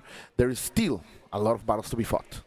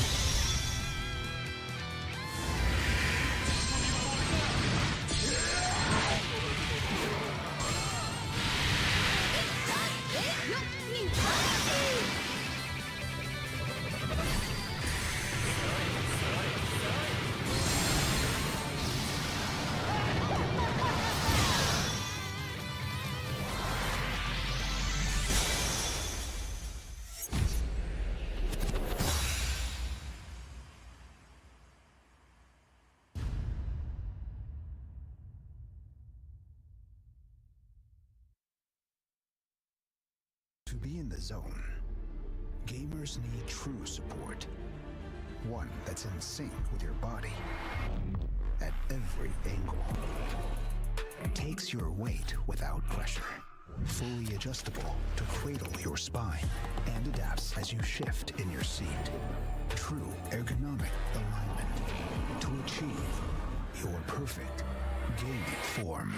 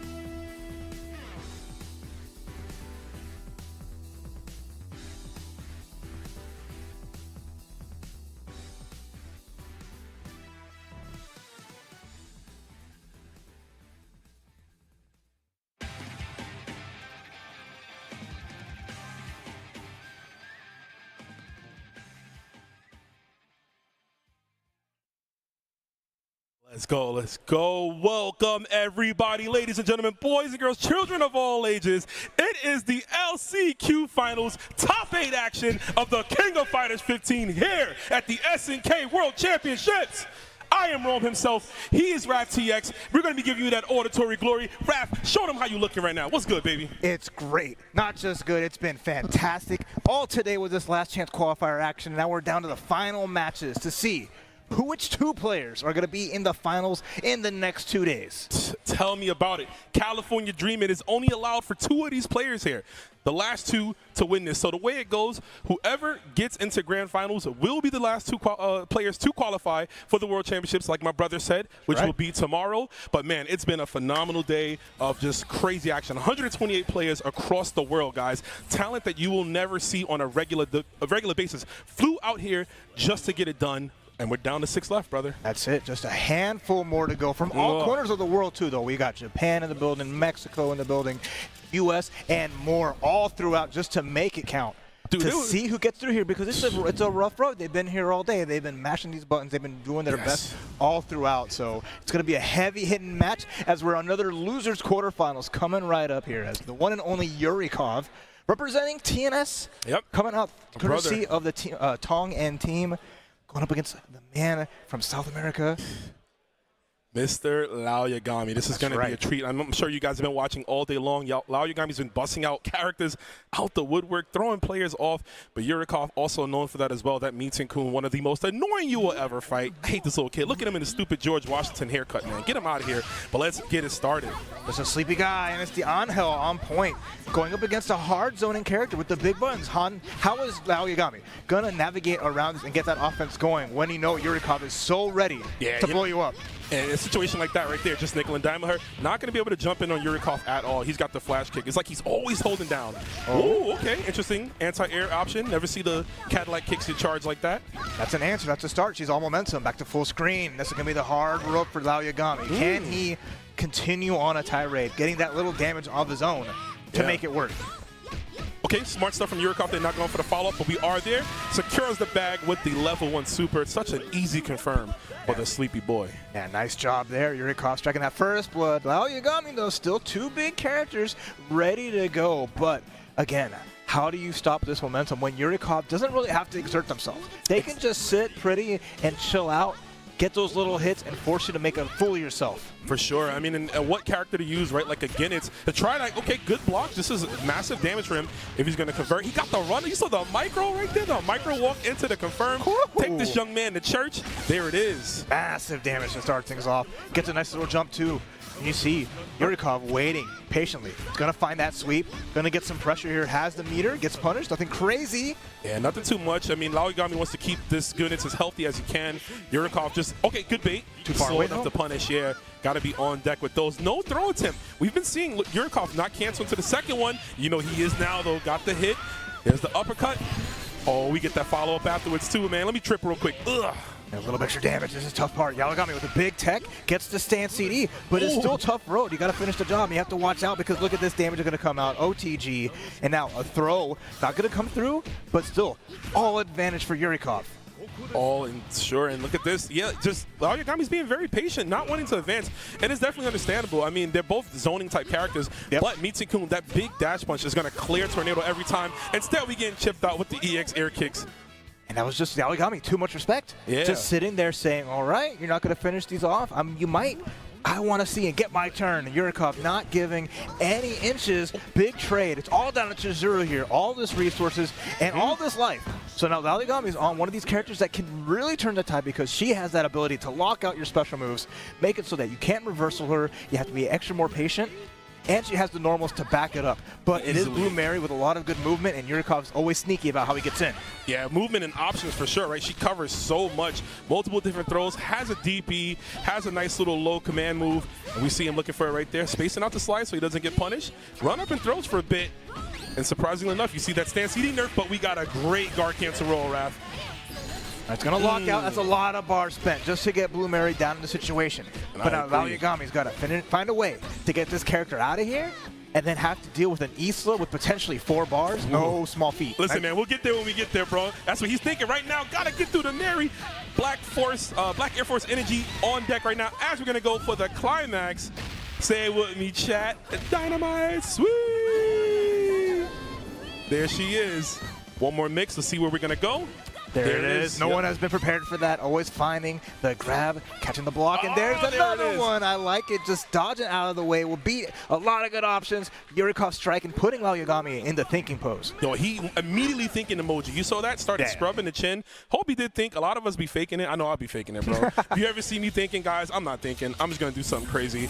But, man, what an impressive win from Yurikov already. Lao Yagami has to get it done. He is the last Brazilian player in this bracket. Flew all the way here from Brazil. That's you right. know he doesn't want his story to end right now. Of course not, but at the same time, everyone came from that long, hard road. Yurikov, who had been competing at so many events around the U.S., always coming up just short, qualifying, but has a big chance here. Just needs to get that top two. Yeah, One more match here will put him in that loser semis, which will be an inch closer. Having to face very close, winner of this faces Score from Japan, so it's already a huge match past that. But we'll worry about that after the winner of this. Yurikov sitting pretty, confidence knowing I beat you once, I can do it again. And you got to take that in, right? Again, he's right back. He's right back to thinking, what do I do? How do I approach this man with the pillow? Yurikov big chilling, looking around at the crowd, got the insurance for himself. And, yeah, he's definitely, like you mentioned, he's someone who has been going to all of these events, getting close, getting seconds, getting thirds. That man's ready for more, man. He doesn't want second. He doesn't want third. Exactly. And the same for Lao Yagami, man. You got to get it done. This is the last chance. We're going to keep hitting y'all with that. Last chance. This is 100%. You got to wait till the next one. There's no looking back. You don't want to be in that crowd just waiting for it. And there you go. Even trying to cross up, one of the hardest things to do against Yurikov, especially when he's waiting in the wings. Okay, went for the low option there. Of course, maybe some that might be initiated with Angel, excuse me. She has a multitude of different options.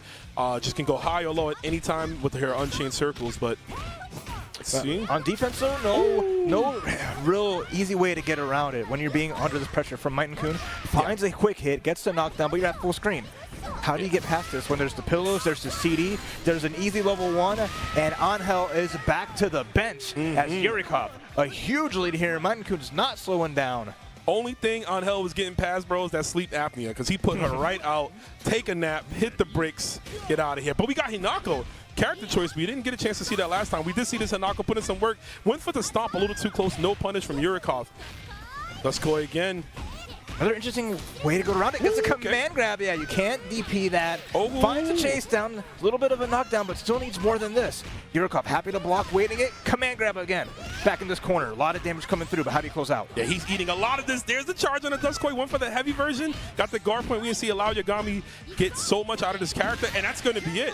Score! There it is. Okay, the switch up being huge for Lao Yagami. This is a character that you don't see too often, so she could really catch you by surprise, especially being a strike-heavy grappler. Yeah, especially someone on the talent level of a Lao Yagami, right? Bringing her to the stage here and showing a lot of players good bait for him. This is going to be massive, massive damage. Yo, you about to get yeeted, baby, right into the corner. Now it's your turn to guess. That was just a level 1, 2. So huge. Another jump CD.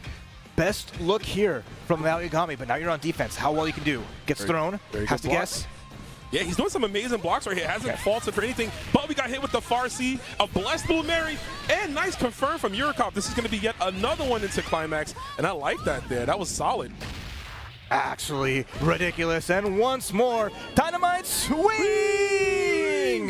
Dude, that was one of those save it for nationals, right? Kind of confirms. Oh, try to get cute with it. That's a lot of resources. That was a bar and a half just to try to avoid a little bit of chip when you could just save all that bar for your Chizuru. But now it's a hard road for Lao Yagami. Down to the last character and their tournament life here in the last qualifier. This could definitely be it. Whoa, hesitation. He didn't even challenge that. Lao Yagami's respect might be the biggest problem here, Raph. Looks like that's costing him and not another combo again. Yurikov smells it, though. He's like a shark. Smelling the blood in the water. Does get opened up by the EX. Solid damage. Small knockdown, though. Not much you get from there, though. Still needs to find another one. There's the overhead. Oh, good block. Yes. Good dodge, I should say. I like that backdash. Yeah, Rome. That was so clean after kind of getting okey-doked by that earlier, but recovered pretty well. All right, very good stuff. There's the Isla come into play. Hope you guys like this character. You're going to see a lot of her this weekend. I mean, she is one of the best to ever do it in this current patch. And we're going to see Yurikov try to close this one out. He's got all the meter. There's the Shadow Strike.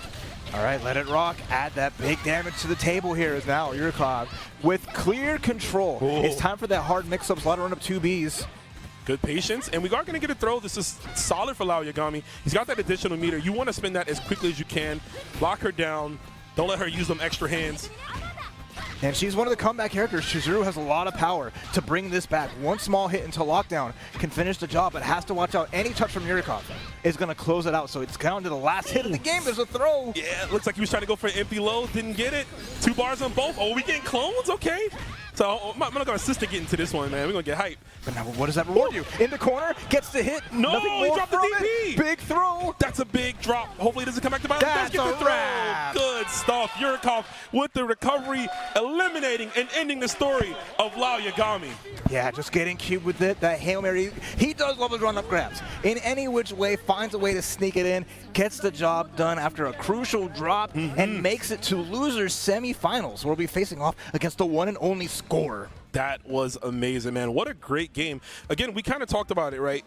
We know Lao Yagami. If you guys watch him, again, he's a player that you might not get to see as much on a stage, right? Because of the fact that, you know, he is from Brazil. He does play a lot online. But the way he plays, he's usually a bit more aggressive. And he seemed very reserved in that set. Like, it looked like he never got out of first gear. Yeah, I mean, it's a tough road, right? Because you never know how you approach different matchups. Players you haven't faced before. Right. And a lot of different matchups that you really feel like you can't afford to make a mistake on offense. And you know, play it out of their mind, especially in that game 2, came down to the wire, but, you know, Yurikov just, you know, really, really good in those situations and really being able to hold on to make it to this top 4, but it's aiming for that top 2, right? The road is still long for those players, but it's a little better for the ones who are going to be coming up next, as we're going to get our winners finals of this top 8 between the one and only Güero Asamiya versus Paco. Mexico versus Mexico. Winner is guaranteed into the finals starting tomorrow. Yes, sir. And listen, I know our peers have been saying it all day, but it has to be said. The story of this LCQ is Güero Asamiya. The dude won every tournament until SNK announced the World Championships, and then just got seconds, thirds, fourths, never got the win. And this is his chance to finally solidify himself. But also, don't doubt Paco. Paco's another player. Came very close a few times to qualifying, which is maybe a match or 2 short. And definitely these 2 players here, as you guys can hear Alberto in the background going nuts. Both these players here, they want it so bad. And I just want to see who's more hungrier. Who's the person who's like, I'm willing to give everything away. I'm willing to give technical skill, you know, my brains, the big reads, all that. I want give it away. Everything on the line. And everything, for sure. dude. Just for like visceral feel, you know? Right now, I feel like that is Paco. Paco's been like the kind of the dark horse of this tournament, right? Sure. Having to go past Reynold, then beating Yurikov, getting to that road to inch their way to this winner final spot by putting everything on the line with no risk, going up against one of the most storied players of KOF 15 in North America with Güero, who's gone to so many events, played so much. Everyone knows what Güero brings to the table, but dealing with that is a whole different beast. This is 3 out of 5. Yeah. So they have a long road either way. And I can see this going down to the wire because both players are just playing so well today. Listen, the more KOF, the better, baby. Give it to me all. I want the last game, last round, last character. I want somebody to slip on a banana pill and the other person combo them, but then they slip, so another person come back. Give me everything, Raph. I want it all, man. You want to go like just a guy comes out with the chair from outside the back of the stage. And then the Sting just comes out from the rafters. From the rafters, you know. I want all the crazy finishes. Yeah. You know. But yeah, this is gonna be our first qualifier, no doubt. You know, the winner here, and of course, whoever gets second place in this tournament will be the next qualifier. Yeah. Thankfully, we had 2 here, which I think is so cool. The fact that 2 players out of the 128, because man, that bracket it had no business being that dangerous, dude. It was insane. But that's what you want to see, though. That's the beauty of it, because so many people have come out for a chance at this, not just to watch all this amazing KOF action, but to participate in, be a part of SNK history here in Los Angeles, and we're going to be writing history as we're getting our stage selected. Paco's telling them, let's go up. I know what I want. Yes, sir. We're taking it to the street. Yeah, we're going outside real quick and going to hit Hollywood, you know what I'm saying?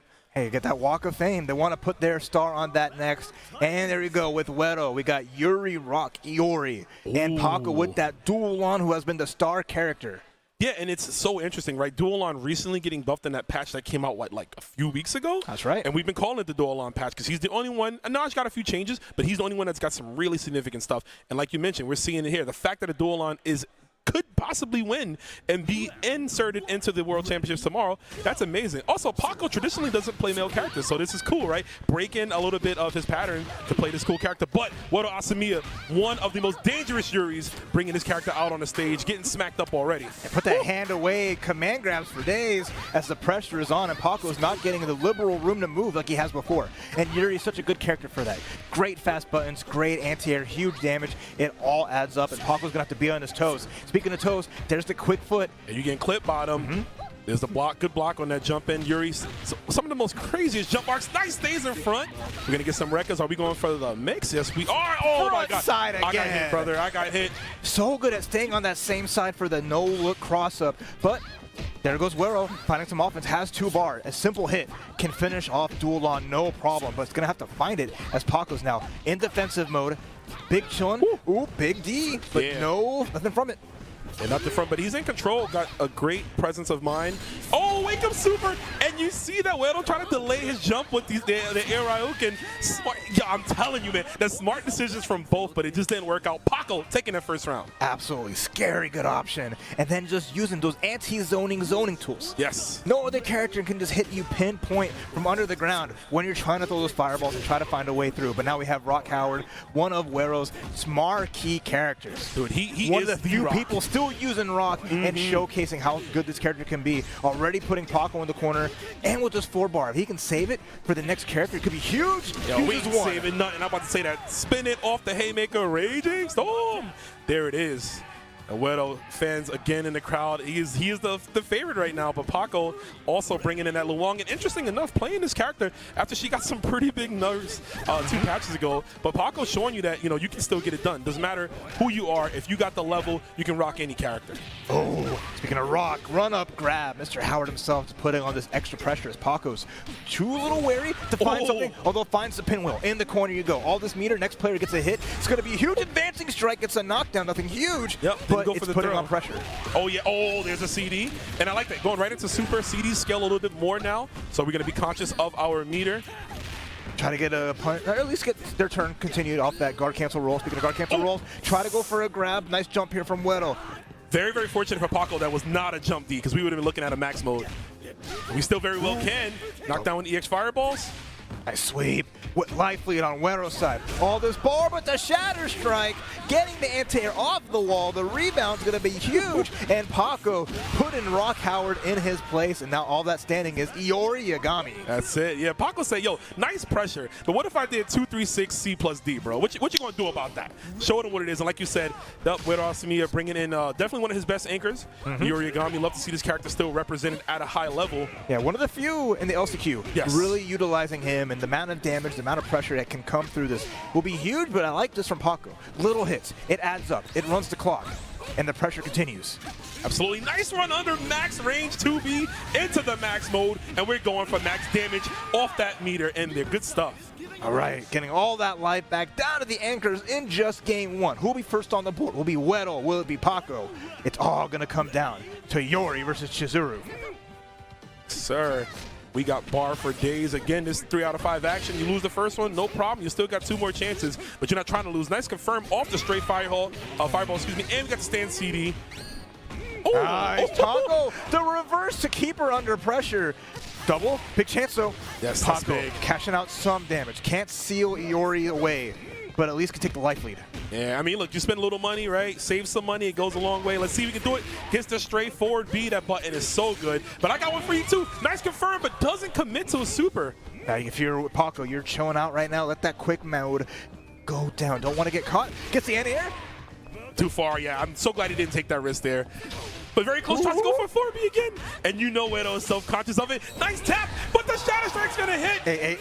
This is going to be it, actually. There EXDP. Not quite enough yet. There's a little bit left. The slow fireball, the sweep, the chase down. No good. As Wero with the back roll gets away from the DP and takes game 1 in winners finals. What a scramble. I told you guys, I want this. I don't want, listen, I don't want these players comfortable. I want everybody stressing. I want you to play like this is your last day to play this game ever, man. Give it all you got. And you see Paco right now, he's going up, taking a little breather, get some H2O. Yeah, get some H2O. I mean, it's brother. true. Hydrate. It's hot out here.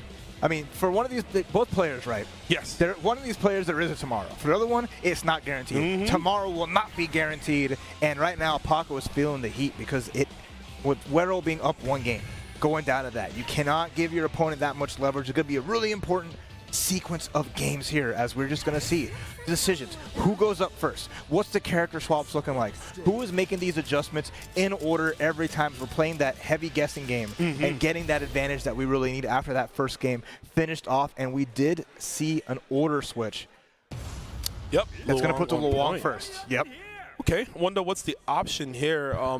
I actually think Yuri does really well. She's got like just bonky hitboxes. Her 2D, her jump art goes very hard, so it's going to make it a little strange for Luong to anti-air that properly. Whereas I think Duolan's 2C goes up right up, so it'd be a little easier. But, you know, we'll feel it out. We'll see. Again, we have that extra game, right? Yep. We have that additional game. So if there's a chance we lose again, we can change it up. But hopefully not. Hopefully one of these players, you know, they'll be able to secure it right now. Let's see. Already strong start from Paco. I mean, she's long. I like this kind of matchup against a Yuri, but you got to be careful. What do you do on defense here? As dives are coming down aplenty. A big whiff and enough time to still get a punish. That's huge. Good damage. Yeah, this is solid, kicking her all the way to the wall. Look at that corner carry. Luong might have, you know, got her legs clipped a little bit, but they still kind of long. Now, she can't play that zoning game as well as she could, but this damage is big. The cross up even bigger, level 1. Brother broke out the B demon flip. Who does that? Absolutely incredible, but nice anti-air. Pinwheel again. Paco with the side swap gets a great confirm, takes out the Yuri. The character swap working out so well, but can Luong find the damage on Rock? Can she get enough of a lead that if Duolan shows up, they can maintain that pressure? Yeah, she's got a solid amount of health, right? Only sub 50% now off that hit. Can definitely run the clock, run around, kind of frustrate Wero a bit. We are going to get the combo, and this is good, taking them to the corner. So nice little punish. It adds up a little bit. And again, those long legs just keeping Rock at bay. Good anti-air. More pressure in the corner here. Paco needs one big hit, and it can take a huge lead, even with the wake-up throw working out. Right over the fireball. Yeah, I like that. Yeah, Paco's recognizing, let me run the clock down. Don't get this win too fast. I don't want you getting any more health back. Wero not going to kill, though. We're going to advance. Okay, trade combo. Doesn't get much off of it. And anything we'll do at this point. Wero's looking for a hit, and that's so good. Throws her out of the activation of Shadow Strike. We're going to take that bar and take the dub. A big sequence there is Wero just paying patient.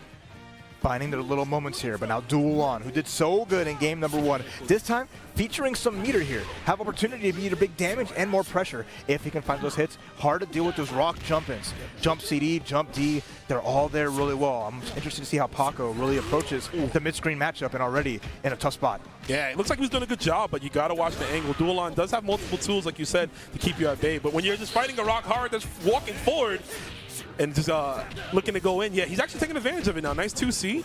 Gets out of the corner, too. It's huge. And I like that, the lockdown. Look at the range on this boy. He be gripping you from far. And hold up, you're going to get a combo right there. This is good for Paco. Look at the meter control. 4 bars, Raph. He is eating. That is so good. He needs to share with everybody else. Can you get some up here? Can I get a little bit of a bar? Well, go. I'll like some money, you don't get any more if you don't spend it. So you can't just hold on to it, all right? But right now, this is huge. Paco needs a couple good hits to find the way through. It's a very good trade. Yep, I like that. Guard cancel roll. Take your turn back. Footsies. Ooh, okay, run Cash out, level 2. Yo, sick confirm. He looks like he's having so much fun. Hey, into the mix. The ghost homie came through. He said, where you going, Yuri? It's time to go to the grave, sir. And this should be it. One more hit's going to do it. But we are going to get jumped in on. Fireworks. It's not even the summertime yet. But I like me some fireworks in Hollywood, baby. Oh, what was looking like Paco's easy streak to 1-1. Wero with a prayer and a dream. Takes out Duolan. Has Iori getting some life back and still has a chance here. Chizuru needs to find a hit. Can she find a hit? Can she find it on the ground here? Finds a jump CD. Iori in the corner, gets the sweep. At least to throw one more of those, it'll do it. We've traded 3 sweeps in a row. How's Wero going to do? Yeah. He's like, all right. Let's just go to game 3. I'll figure it out from there. Right now, you get your dub for now. But we'll move on. Good stuff to Paco, taking that game. Looks like the order switch did work out. I like it. Hey, the water did too. Hydrate a little bit, refresh yourself, and good to go. But now the Alberto assist. coming out from the crowd as Wero is locked in as he always is. Dude's just out here screaming. I don't know how he does it, bro. I scream for 10 minutes, I'm done for the day. Wero is screaming, Alberto screams his whole life, and he's just like, he's ready to go always. He was born screaming, all right? He was ready. He has not stopped. He has not stopped, and he's not going to stop anytime soon. Here we go. Game number 3, keeping the same order from both players, and Paco already feasting right now. Yeah, we're definitely not stopping at all with the high-level play, right? Round start, got the jump, blowing up the jump, excuse me. Now we just got the clean jump in there, building some more resources. Yo, already 10 seconds down, and look at the health on Yuri. Yeah, she is hurting. It's hard out here. As Paco now full control. There's the sweep though. Big chance for Wero. Gets a jump D into the dive. Yeah, but good dive kick. Not going to get it there. Sweep touches, and there's the close C. Close C is a standing low from Luong, so it's actually a great little frame trap there. If you catch somebody mashing on throw and wake up, you can just clip their leg, and you get your full combo. All right, big round. Paco only lost a sliver of life on the Luong. Is looking good on Easy Street. She has been such a problematic point character so far. Wero finds a rising tackle, gets a grab, into the corner you go, but what do you do here? If you're Wero, you need to find a hit, maybe you set up something to a climax to get that powered up rock to do a little bit more, but getting in on the Luong is tough. Yes, sir. Yeah, you need that, but not like that. Okay, good check. That move doesn't get checked often. You can see Wero on top of his game here, and he has to be. This is the LCQ, baby. We need to study up on every character, every matchup. Ooh, but not the advanced strike. You got to study the mechanics too, brother. Gotta watch out. Everybody wants to wake up throw. That's a no. And look at this from Paco. Nice jump A, little extension here. Getting a tag, cash out. Oh, but this is the side swap. Definitely a weird combo for Luong here. Very space independent. We do get the throw. And you know what? Cross cut, DP, excuse me. Rising tackle, if you will. My man's got so many names that start with R. So say Rage Run, Rising Tackle, Rage Storm. My bad, God. I'm getting all flustered. You got to roll them, all right? You got to hit that. And just like Wero, hit up Luong, got that character out of here, but now Duolon, who was a menace in game number 2, is already here with a little bit of bar, nothing crazy. My man's name is Duolon. He's 2, bro. He's two Lons. He's right? 2 Lons, bro. That's insane. I'm not even 1 roam. His dad was Lana, right? Oh, wake up super. A little bit of invincibility, not a lot of damage, but it makes a statement. Yeah, glad we brought back the OG super and the trade. Good stuff to Paco. It's a big lead. Paco is again looking in full control here, trying to go up 2-1, have that prime advantage. 1 inch closer, but has to get past the Origami once more. Oh, right under the forward A. Good stuff. We got all the resources in the world of Wero. Just got to apply them correctly. He's getting the hits. Look at just the 5B mash. I like it. Get off me, bro. Don't touch me. The quick I don't want you near me. But I'm in your grill now. I'm in your space. I'm in your house. That guard gauge is getting down. We got to push back. I like it. You have this room to work with, but what can you do from it? You can hit crouch A. You can get a combo. Extension. Nice. Trying to see guard cancel out, but I like that no commitment from Paco there, so he was able to block that and get the punish, making him waste a meter. Goes on the other side, but we are going to block. And again, just being a nuisance with that 5B. So much that Wero thought he got the confirm right there, but he didn't. That's the second time. Happened in the earlier game. Gets a big hit. Gets the Scum Gale grab. Gonna use the Fireworks level 1 just to make sure Duolon does not see the light of day. And now we're back to that same position. Iori with low life. Going up against the one and only Chizuru. Only needs 1 combo to finish the job, and Wero now is hard pressed. Yeah, he does not want to get sealed up. Any hit will do, like you mentioned. That'll get him in it. That fireball was a slight second late. Overhead. Sneaks in the EX overhead. Yeah, got a guard cancel out. There's no safe space. You try to run away, and she's just running you down with her friends. Yeah, all the homies coming through. Paco's trying to close this one out for once and forever. Oh, bad roll! That was Wero playing in the future. He was literally looking for a guard cancel attempt. He thought he was going to hit a 5D, maybe a jump in. He was trying to get out the corner. You know, pretty much did it way too fast, and because of that got a neutral roll, and of course died for his troubles. Yeah, just great there from Paco. Not committing to a clone, not committing to a jump, nothing to put themselves at a deficit, at a range where they can get punished. Caught that roll through Wero, and is ready to throw him into the loser side as Wero. Now a character select, bringing in the Shunei, putting away Yuri. She couldn't cut the mustard, right? She's back on the bench. Shunei, one of the point characters that Wero used earlier in pools. So now we're going to play a little bit more of an air dash game. We're going to really control a lot of this space by just being incessant in the air. Throwing claws out, you know, you got the mix. The fact that he can now combo into forward B over lights was an insane design choice, but you know what? He's on the front cover of the game. He should be good. He's the man with the plan. This game is all about him. He's the main character. And let's see if Wedo can use that. I felt the wrath of that Shune earlier. Yeah. It was kind of scary. So let's see if he can bring that to Paco. But Paco, 2 games right now. He is 1 more away from being our very first LCQ qualifier. So let's see if Paco can close it out or Wedo continue his story. Yeah, both their faces show no sign of elation yet. Job is not done. Not done, yep. And already Wedo off to a great start, finding a little bit of hits, inching in. But once Paco gets into that comfort zone and starts being able to put up those normals to really challenge, try to go to cue with the roll, but gets punished for it. Yeah, had the read on that one. And this is actually going to be a very good match. Nice counter hit confirmed. Paco on deck. Too far out. The 4B actually pushed him out. Very, very fortunate. Wedo did not get comboed by all of that. Oh, but then we get a jump CD. Yep. Wedo back on that full offense, gets the EX air dash, and this is huge. Get the knockdown. More pressure here as Paco on the defense. Has to be scared because this character is about to go down. One more hit will do. Yeah, one more. Anything will do. A risky guard cancel roll back. Surprised he went for it, depending on his life lead. We are going to get the throw off the feint cancel. And a wake-up throw, blowing up the startup of Advanced Strike. Yeah, because it went for that jump, took too long to come out. Had to just run up and throw it out just to make sure you can get that hit and tell Wedo, stop waking up throw. Because he's committed to it. The timing would have worked out for Paco, but now that's the fastest that Luong on point has gone out. And Duolon getting sliced up and his ankle snapped. Yo, you're getting cut up here, bro. You got extra hands. Nice guard cancel again. Let me get the punish. I like this. Okay, it was a good read. Add the read on the roll. You know what? We do secure the bag regardless. And we're taking Wedo down to his second character. Right, Griffin Paco. Okay. Putting Yuri on mid now. I was wondering. I wasn't sure. Just had to make sure. We do have a Yuri in the middle. Looks like he want to save Rock for that big comeback if possible. Yeah, I mean, I like that, though. Again, Rock has been that comfort pick all throughout Wedo's tournament life here of KOF 15. Oh, what a punish. Dude, he can and confirm from that was so good. It's those lights. He has, like, the best range of lights in the game. And it's absolutely insane. It's Put it in nuts. the hands of a player like Paco. For sure. Talking to hands. You're giving him hands right there, right? Caught the back roll. Got the DP. Ooh. Oh, why are you pressing? Getting caught out. Wedo's chance here. Light pressure, but that 5B, so good. We just whiffing buttons, and I like it. You just stop an advancement. You don't want Wedo to get in. You know he's looking for a jump in. Not going to get it there. And again, Paco, one more round, Raph. Could he do it? Will he be the first to qualify? It's all down to Rock Howard, the prodigal son, going up against this dual-on monster. They buffed him, and Paco said, thank you for securing all of my like future wins right now. Literally. And is looking so sharp. There was a guard cancel just not to hold the plus frames. Can't get a punish from it. Now getting a hit, though. 3-bar, how much we're spending? Just going to get the rising tackle.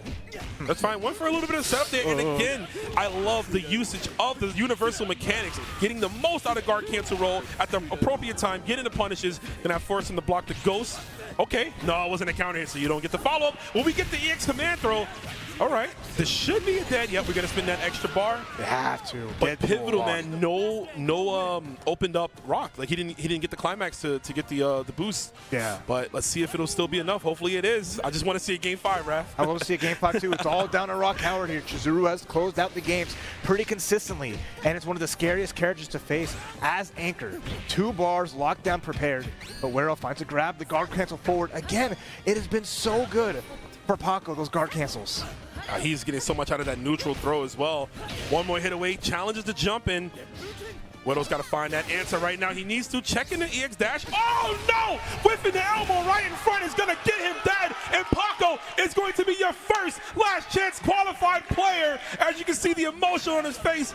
That's what I'm talking about, man. This is what we're here for. KOF, we want to see the best of the best out of these players. Congratulations to the one and only Paco. The road will continue on tomorrow in the finals, but today you are now in Grants. Guaranteed top 2, but chance to get that first place at the LCQ. Wedo sent to the loser's side. No guarantees yet. Still has a ways to go, and it's going to be hard. It's going to be tough, but he has gotten past this before, right? He's gotten the big wins. No one knows more than second place and the heartbreak of it than Wedo. But this is the time for him to shine. This is it, Raph. There's no tournament. Tomorrow's the World Championships. Yep. There's no last chance qualifier 2. You don't do it today, That's it. And I can't, like, listen, I can't predict anything. I can't put anything into the future, but Guero not qualifying, it would just be so insane. It'd be 100%. It'd be so insane. I mean, that's just the hard road. The level of play has been nothing short of amazing all throughout the years. Everyone's really stepped up their stuff. Yes. And it's just been a crazy, crazy bloodbath all the way through these 30 qualifiers to get to this point, to see these final 2, and now Paco gets to take a sigh of relief. Like, all that stress can melt away. You still want to get that big win, but at the very least, one job is done. On to the next one. But now we have 3 players left with the potential to qualify here, Rome, as we're going to go down to our loser semifinals. Yep, loser semifinals is coming up, and we're going to have Score going up against EC Yurikov. So this is going to be a very interesting one. Score coming from Japan. Score, he's back, man. He's been grinding. He's been getting better. Suffered a pretty bad loss at Frosty, but he was hungry. He said, you know what, I'm going to double down on this training. And same with Yurikov. Yurikov got top 8 at Frosty. Didn't do as well as he wanted, but you know what? We're here, baby. We're in this top 8. And I'm ready to see, how Score is going to be able to handle. Yurikov, does play Mitankun, which is not as traditional as others. And I remember Score kind of studying for certain characters, right? He's looking out for the Islas, which Yurikov does have. Yeah. So certain characters may throw him off. But this is going to be definitely a tale of just 2 greats, throwing it down, 2 different play styles. Absolutely. And you guys are going to be in for an excited treat. It's going to be great. I mean, this is the last game that is going to be 2 out of 3. Yep. So this is only one more shot here. You only got 2 games to give, so it is stressful. I mean, both of these players, like you mentioned, they have always been on the cusp of a big victory, and it's always eluded their grasp. So now it's like the chance to get past that wall that you have been trying to climb time and time again. And I know, both players put a lot of time in fighting games in general. Great, solid foundations, and it's going to make for just one incredible match of players from across 2 different hemispheres. Yeah, 2 hemispheres, and like you said, they are just great players. They're great fighting game players, right? KOF is their main game, but they're great at a lot of other games. We've seen them in other games as well. And right here, we're going to see who's going to be the one to continue, who's going to go up against Guero. And we got Oyashiro on point. Yeah, I like Score's team a whole lot, man. Oyashiro, Shizuru, he is rocking some crazy stuff right there. But Yurikov, nothing Yurikov isn't too unfamiliar with, right? He plays a lot of strong. He plays with guys like Shadow X. He plays with guys like Reno, guys from Mexico that are just so strong and use a lot of those characters. So he's going to be ready. Of course. At this point, you have to be ready. Anything gets thrown your way, you have to be able to get past it, as now we're about to start the losers semifinals. This is to get into top 3 of the last chance qualifiers and an inch closer to top 2. Yep, there aren't 3 spots, folks, only 2. So you need to make sure you be in there, but we're going to get there when we get there. Yurikov contra Score. All right, already Score just being patient here. Has to recognize this is a character, Mitankun, really punishes you for being overly aggressive, but Oyashiro likes to be up close and personal. He thrives on getting up there, getting those command grabs just like so. Big chance for a knockdown. No level 1 yet, but it's a start. Yeah, I mean, massive damage already. Corner right there. Get the tick throw. Gonna go for the damage off the overhead. We got a bar. This is where it gets ugly, Raph. That damage from Score. And I should say, Oyashiro, nice challenge, though, EXDP. Solid option, good roll away, and another big jump. The pillow comes out, and you have to put your hand on the pillow as Mitankun been put back to sleep, planted on the ground, and Score with a couple great reads. Punishing Yurikov from just trying to zone. I was literally just saying in my head, I'm like, you know how hard it is to jump in on Mitankun? And he got like 2 clean jump-ins that round. Absolutely. Definitely something Yurikov is going to have to take note of if he wants to stay as alive. But we got Blue Mary in. There's the challenge right there. Yep, DP. This will be the harder road, right? Blueberry wants to be up close and personal, and Oyashiro thrives on that. Right, One frame command grabs, you have so many good tools, and you have this. We're finally getting level 1 super. It's time to blend. Now you gotta guess. Left, right. Can you surmount this? Just same side. More pressure here, keeping it safe in the corner. We do take the block, goes for the run-up throw. Crisis averted. Another one. Score has got that on deck. I want to see advanced strike come out. No, that was a whiff command grab right there. Not good at all. Nice. Score able to block there. Life lead's pretty even, but that's not good for Yurikov. Blue Mary's already hurting, and there's this meter here. Gets the jump in. That was so good. Delayed the jump B, stays in front. Tricked him a bit. Not going to be enough to close it out, but a hard knockdown. Going to force him to guess one more final time, potentially. And I like that he backed off. Oh, command grab! Gonna go for level 2. Level 2 will definitely secure it if he spins it. Yep. Okay, level 1. Okay. Hold on, 1 might actually kill 2. This captain's damage is crazy. Actually, Raph, she's dead, brother. What are we talking about? Just enough, even with whatever little bit of scaling. it just didn't matter as Blue Mary has been put to rest, and now it's all down on Isla, the island by herself. All by herself. Not by herself, technically. She got Amanda with her, you know. She got some extra pair of hands to help her out, and let's see if that can work. She's going to need all the help she can get, all the helping hands, just to get this Yashiro out here. As he can start with the throw.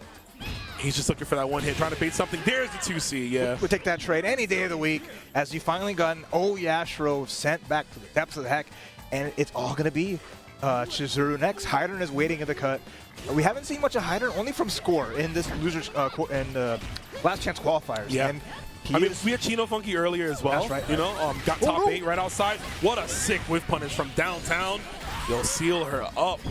No meter for you, no specials for you. I hope you like normals. You better get used to them because you're going to be rocking them for the next few seconds. Yeah, okay. Finally gets out of there, but look how much damage already came through. Finds a jump, not enough, and now one hit away. Amaterasu score. Trying to close out game 1. Oh, that could have been a big whiff punish because the counter hit does Yurikov. Next check. Again. But wasn't counter hit, doesn't get the follow-up. Again, are we going to sell it? I like that. I actually really like that score is just using clones, just throwing them out there. We're seeing more of that super get used as the time goes by, which is amazing, right? This game is 2 years old, and we're still finding tech, right? We're still finally using every little thing we can, and look how aware. In that last sequence, you saw Yurikov roll 4. I don't want any of you and your sister, but still, score, hop back, got the throw, got the finish. The cleanest I've seen score play so far, and now Yurikov has to figure out the solution. This is potential final chance. Could be. Here at the SNK World Championships for Yurikov. Yeah, this could be it. We're going to find out if it's going to be, you know, it's going to be a feast or famine for Yurikov. All right, we'll see what happens. Deep breaths from both players as we're locked in. Same orders as the first, same matches we're going to see to kick things off. And again, Yashiro, who did such a good job with score, did such a good job against Maiden-kun. Where you'd think, like, this is a character that will stop me from jumping, will stop me, keep me at bay. But it was just a couple of mistakes, a couple of just like, hey, I'm going to throw out a projectile. There's no big deal. And it became a big deal. Score is just great presence of mind, right? Like, he had some solid reads. Like I said, jumping in on Mitsukun, let alone Yurikov's Mitsukun, is not the easiest thing. You see him doing it again round start. He's definitely got a good read, a good pattern on when Yurikov likes to go for certain things. And we're going to see if it works out. Empty jump throw, establishing right now that I'm going to do what I want to do. We do have a wake-up DP instead just to combat that. Yeah, you see more up fireballs now, right? Just trying to check the air movement. It's also hard. I mean, Maiden-kun can't go for just the rush punches because that one-frame command grab is going to grab those up pretty consistently. And then at a point, you can't throw fireballs. The CD into the overhead getting blessed up. The score's going to spend that level 1 and put the little boy in the blender. Yeah, putting him closer and closer to death. Don't do this at home. Yeah, please don't do that at home. Oh, you do it with a bag of ice, actually. When it's, you know, barbecue and you got to break up that ice. Yeah. Get it in there, yeah. We're getting that weather. Oh, there's the punish. You just mentioned it, and it's not going to be enough. Oh, it is. We're going to spend the OTG. What a sick change. When they transferred this character over, you know, from older games, I was like wondering, what are they going to do? I'm like, how are they going to change up Orochi Yashiro? Giving him that EX OTG move, chef's kiss. EX OTG, you got a projectile invincible running grab. And you have the anti-air command grab, which has always been a threat for a lot of people trying to get over an anti. Although, okay, breaks the man's leg. No stand CD. Oh, but finally an answer. We got an answer. My man's had the M Spider checked for days. And what a punish. Missed space to slide. Yurikov not looking so good right now. And the jump in got, oh, dude, this is all Millhouse for score. We're going to go into super yet again. Get tossed around like a bad habit. And now it's time to guess one final time, perhaps. And she does it! Blowing up the throw attempt. Yurikov is down to his anchor. This could be it if score runs away with possibly an OCV. Yeah, Yashiro's just been the menace. He has all that life still there. And Issa with 4 bars can make something big happen, but you're still in such a scary zone. This character punishes you from bad jumps, from getting up too close and personal, but has those big Yashiro buttons that we're so used to seeing. His 2C is so dangerous because it actually moves him forward a little bit. So you can use it as a footsie tool as you're seeing score just show on a masterclass. Yo, this could be it. No, too far. And wake up. Close C. Empty up command grab again. Level 1. Slammer down like a bad habit. And this is the potential final guess. Can Yurikov manage to avoid death command grab once more. There's the hit, there's the slam. EX and Score makes it to losers finals 2-0 with the OCV. Talk about conditioning. My man busted out the bottle, rubbed up his hands. He said, hold up, let me put this conditioning all in there, because that's all you see. Yurikov literally had no option. He was there like he was like a scared child almost, just sitting there, just like, oh my God, this dude's coming at me, no. And just took every single command throw, got opened up on everything, scored, showing you that it does not matter where you're from. I'm here to win this. That's right. I mean, getting top 3, no small feat. Absolutely stellar performance, but big ups to Yurikov. A hard-fought last chance qualifier, yes. Getting up to top 4, really playing their mind off and getting so far ahead. It's just Score, settled the score, did such a good job of really just playing against a player and just shutting him down. And that was just a masterclass of not just Oyashiro, but just a controlling playstyle. Not overextending yourself and just really saying, hey, I'm picking my spots. I know how you play, and it made it work, and that was really well. Yeah. But now it's going to set up for the run back. It is. A run back of a run back, bro. It's happened at Frosty. It happened earlier. It looks like they're going to be tying a knot. But I just wanted to say really quickly, my boy Yurikov, man, I'm very, very proud of him. He's repping TNS, which, you know, obviously my sponsor. Shout out to TNS. He's repping us for the weekend. He's a player. You look at all these players in this top on this 128, this entire bracket, and as good as he is, there were still some kind of doubts that he might not get top 8. And look at that. He got 4th place. So I definitely just wanted to shout him out. But like you said, Raph, the run back of a run back, baby. Weddle versus Score. These guys, you got to play the Limp Bizkit, bro. Just one last. Yo, get it in there for these two players. Only one of these guys is going to qualify. That's right. And you know they both want it. They both 100%. They don't want to sit in the crowd for day number 2. All right? Paco already made it. One of them wants to wait. And Weddle, being both from Mexico, wants to sit there with Paco and say, I did it after this hard-fought road. Think of that. But they both have gotten so close and just have not been able to make it through. But now we're going to have a 3 out of 5 match between these two Titans to see who qualifies, and it's so much. And I want to hear y'all. We haven't talked to y'all in the crowd. We've heard y'all, and we appreciate y'all. But first, if y'all want Score to take the win and make it, let me hear you. If you want Weddle to win and qualify for tomorrow, let me hear you. I was like, yo, nobody to win. I know y'all haters. But there it is. Looks like the crowd is behind Weddle. And, of course, again, the guy we followed his whole journey up until this event. And it's one of those things where you talk to people and they expected he qualified, and he just didn't. And now it's a chance. But Score, coming all the way from Japan, getting himself acclimated to the time zone, he's not trying to lose. Absolutely. He's not trying to lose. He's trying to go home happy. Here. Exactly. And this is a person who's going to fly back to Japan and then come back again next week. Like this dude is so committed to the games that he loves, that he is making these trips week in and week out. He was even at Frosty's all the way from there, right? Yeah. So it shows a testament of how far you're willing to go for the games that you love. But Weddle is in that same boat, has gone to pretty much every major event in the U.S. Yep. For KOF 15. We're breaking out the Here Andy Bogard. Yes. One of Score's many characters that you don't see often. Andy can get it done. I mean, I play the character. I think he is solid. He's got buttons for days. A little stubby on some of them, but the ones that work, they work very well. As we take it to the subway, I want the grime, the dirt. Give it to me, folks. It is the last chance qualifier finals. One of these players will make it. The other will only find disaster. Let's see who's going to get the California Dream and the ticket to the finals. That golden ticket in reach. It's right there. I wish we could dangle it in front of them. 3 wins away. Just run up high there and say, you want it? You got to fight for it. And here we go. Locked in. Just put it right in the middle of them, right? Just boom. Here it is. This is a trophy. Fight over it. Here we go. Beginning in. Iori on point versus Andy Bogard. With the neon blue looking extra sharp here. He's got that's the TNS colorway, baby. Let's go. Well, let's see. We got Weddle rocking Iori on point, something he doesn't do often. But he's getting mixed by those fireballs. Andy, all 3 of his fireballs has incredibly different speeds to them, so they're so easy to trick your opponent. We'll see. Take it to the traditional sense, right? Fireball and uppercut. We're taking it to the basics and see how you go and Score with all this room to work with. And building up the bar, too. Has level 1. Can get out of corner with no problem. He just runs under. Yeah, right under. Just escaping. Gonna block the La Chueca. Nobody home. And no need to advance, really, if you score, right? You got a sizable health lead, and running away has been working. See that 2C check and the 5C. Meets him in the air. Wow. Z. Yeah, we're just smashing buttons. No, he's ready for that. Oh, and ready for that, too. Brother, just a neutral short hop over the Scumgale grab that we had. You used it early. That was you committed. the one Scumgale like in a long time, right? Yep. And he little hop. He was just like, I got this. Score. After we saw loser semifinals, there is like something activated in that brain. That loser's mode has come through here, knowing what's at stake. And here's that pressure. Yuri in the corner. Nice block on there. That was insane block. I was like, huh? He's in the corner.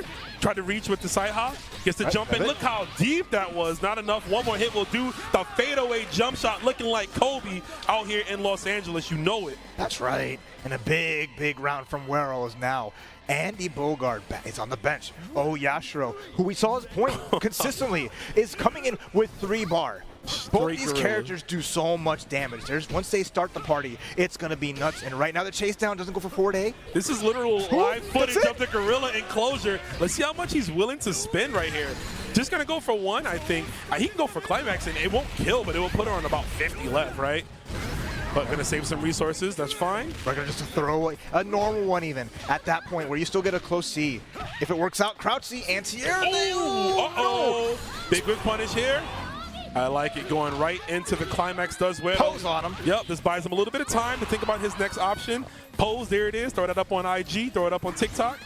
And more pressure's imminent. That's a lot of bar spent. All Score needs is to get past 1 fireball. Any little whip punish can be huge. There's a couple kicks to the face. And the crouch C anti-air. Score now 1 character away from taking that first game here in losers finals. Score he's picked up. He noticed that every time he lands a few of those 5Bs, you see Wero immediately just looking for a jump, and he has that 2C on deck every time. And like you mentioned, look at the meter. Ooh, oh, the counter hit confirmed. Bro, that's illegal. Yo, that's a foul. It's gotta be illegal to be this strong, man. Give this man a red card right now. And now, same side, just more pressure here is Wero has to be scared because all it takes is 1 more hit. And then, oh, Yashiro can finish the job. There's a big jump in, more pressure. Big hits from both. Looks like he tried to run up again with another potential 2C and immediately backs off. Create that space. Not the counter hit again. Wero's got that a few times. This is going to hurt. I'd spend it all. Get that quick mode out of there. Yep. There's the climax. There it is. Pound the ground. Picking you up in the air. Batista bomb. Bro, you are not supposed to bounce off the ground like that. That's not real. Physics is not supposed to work like that, Raph. Okay, well that far D worked like that, and it's keeping Wero in there just barely. But now we're at a point, a throw, and there it is, the 1-frame command grab, throw him like a rag doll, and that's game 1 for Score, taking the lead in losers finals. Yo, he just gripped him up like that. How you gonna do homie like that? Just grab him by his collar? That's a nice jacket.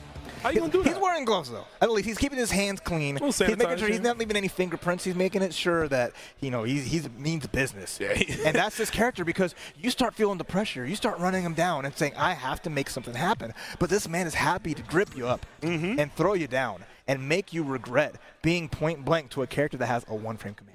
It's like a KOF special. That's a KOF thing across the board. Yep. Characters you don't expect to have that fast a command grab will have it there, because that's like their reversal. That's their reminding you, I'm a grappler. You know what? I love that too. I love how SNK, their characters, we just switch up archetypes. Just because you're a zoner, just because you're a Shoto, does not mean you can't have a command grab, right? That's right. I can give you that. Just because you're a grappler, don't mean you can't have a fireball. I mean, all of Wero's team, they all have command grabs. Yep.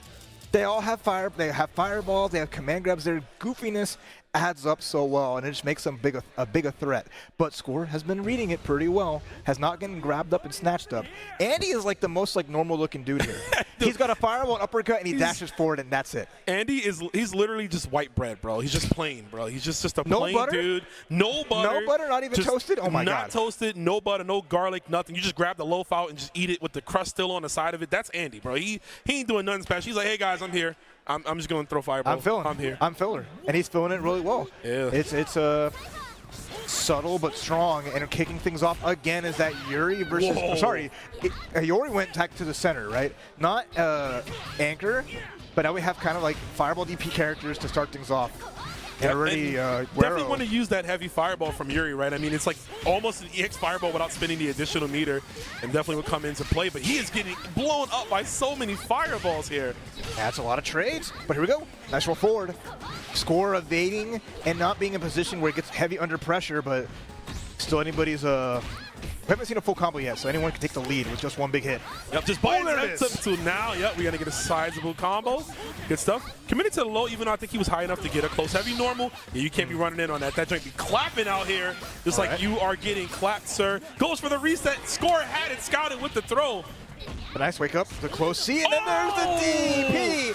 Why you did that, I don't know, but that wasn't the right deal as well. Take that to the bank. He tried to cut the tension. They were staring at each other's eyes. They was looking at each other. It's like, oh, you're so cute. And then instantly DP. It happens, bro. Listen, Guero playing like, a Score playing like that, it shows me again that his emotions are on his sleeve. Doesn't get anything off the far C. Oh, Speaking far of C which, for days. We just punching each other. That's crouch C, and then there's the running command grab. Yep, you can't sit still or else re-grab there, and all these little hits adding up. Oh, no 2C from you, big damage. Far? Jump D to God, and that's a wrap. Oh, Yashiro getting sent, planted in the ground, and now Guero full steam ahead. Dude, Guero momentum back on his side. We're now seeing Hydern. This is the first time we're seeing Hydern in a minute, right? Because last game with Score over Yurikov just kind of scored, right? Just kind of screwed him. Okay. But we're going to see this now. Nice. There it is. Raygun. El Capitan. Give me, I don't have any life to get from you, but I'm still going to get fresh squeeze. I'm stealing some meter from you, too. Oh, no, it's the EX version. EX version, we steal a meter. Yeah, like you said, you might as well steal some health that I already have. Yeah. My man's like Robin Hood out here, bro, but give it to himself instead. Seen Hydern do a lot of great work here. He's got crazy damage off of light EXs. Has some great level ones if you can get it going in that jump in, the cross chop. Nice Super strong. Ooh. This is huge. Keep you in the corner. This is massive here. Gonna steal some back in another one. Guero has to guess one more time. Is that big lanky body gonna go? Is this cross up? And he gets the jump B, mixing them up. And that's gonna be, just barely. And then the trade, that's all for Score. It's going to get all, still has all that life, has full control here. And this is a Hydern we didn't get to see from him. Not against Yurikov, obviously. But last time they fought Guero, Hydern never really got any of that momentum. Both players fully loaded, nice EX Moon Slash, one of the best anti-airs in the game. Even though it stays grounded, it is so fast. It is so fast, bro, and it goes further out too, so you can use it as a footsie tool. Again, Guero's been doing a lot of max modes on block. He's been fishing for big hits. Nice confirmed Moon Slasher into EX Super. Oh, we getting all that back, yo. And in the corner you go, free save jump city, a grab here, and keep you in the corner. Score, big jump, nice, Andy cross up with the guard cancel. But now, Guero, good big chance, here we go. This is what he needs, gonna find the hit, gonna build the bar in time too, saving it for one final confirm, and he gets it with the hesitation, the back into the low, blowing up the wake-up throw, and Guero keeps himself in this. All right. Just the right decision, that little bit of offense. One bad Moon Slash meant the world, and that keeps Guero in such a good spot. Tied up 1-1 here, as now we are getting even harder as the situation for both players starts to get more stressful. Yes, sir. Pressure is on, man. But you know what they say, right? Yep. Pressure forms a diamond, and one of these players are looking to become the richest of that diamond, but only one can, man. There's that one final spot we're dangling over their faces. Paco already qualified for those that may be just coming through, and we are looking for our final player. Right now, it is a traditional 2 out of 3 set. One of these players, Rav, only one can do it. That's right, and right now, Guero swapping the team again. Put Iori back on the back. Rock is in the middle here, so a critical change. Yeah. To try to keep his opponent on his toes. Whatever you can do to make it so that they don't get comfortable. That's going to be really big here. As the same order coming out from Score, which has worked pretty well. For sure. Dealing with the Yuri. If he can get past the Yuri, it might look good. But that's going to be the hard fought. Game number 3 begins now. And yes, it does. Let's see how we're going to get started. Wow, far range. Yeah, he's got a great jump D. Definitely one of the more deceptive ones in the game. Oh, that one cross-up was deceptive. I got opened up, man. Back of my head hurt now. Look at this, already 50% down. Yuri's damage, we cannot express just how crazy damage, much damage this character does. It is insane. Yeah, I mean, her jump D is amazing. The damage from it, too, was 1 EX and full control, but there's a jump CD. There's a chance here. Wake up, crouch C. I like it. Fast and good pressure. Nice jump back. This is close. Anyone's game. Very, very close. Nice anti-air trip. Max range on that, too. Guero, solid spacing. There it is. Got the command throw and the check. Yeah, puts himself closer to get that stand C. And Guero coming in hot and ready. Little Caesars out here. Nice No. job so far as Wero now. Again, there could be we saw how much damage she did against Oyashiro. Score with all this bar, but has to find a hit and make it count because once he gets close, gets into that KOF zone and starts scrambling.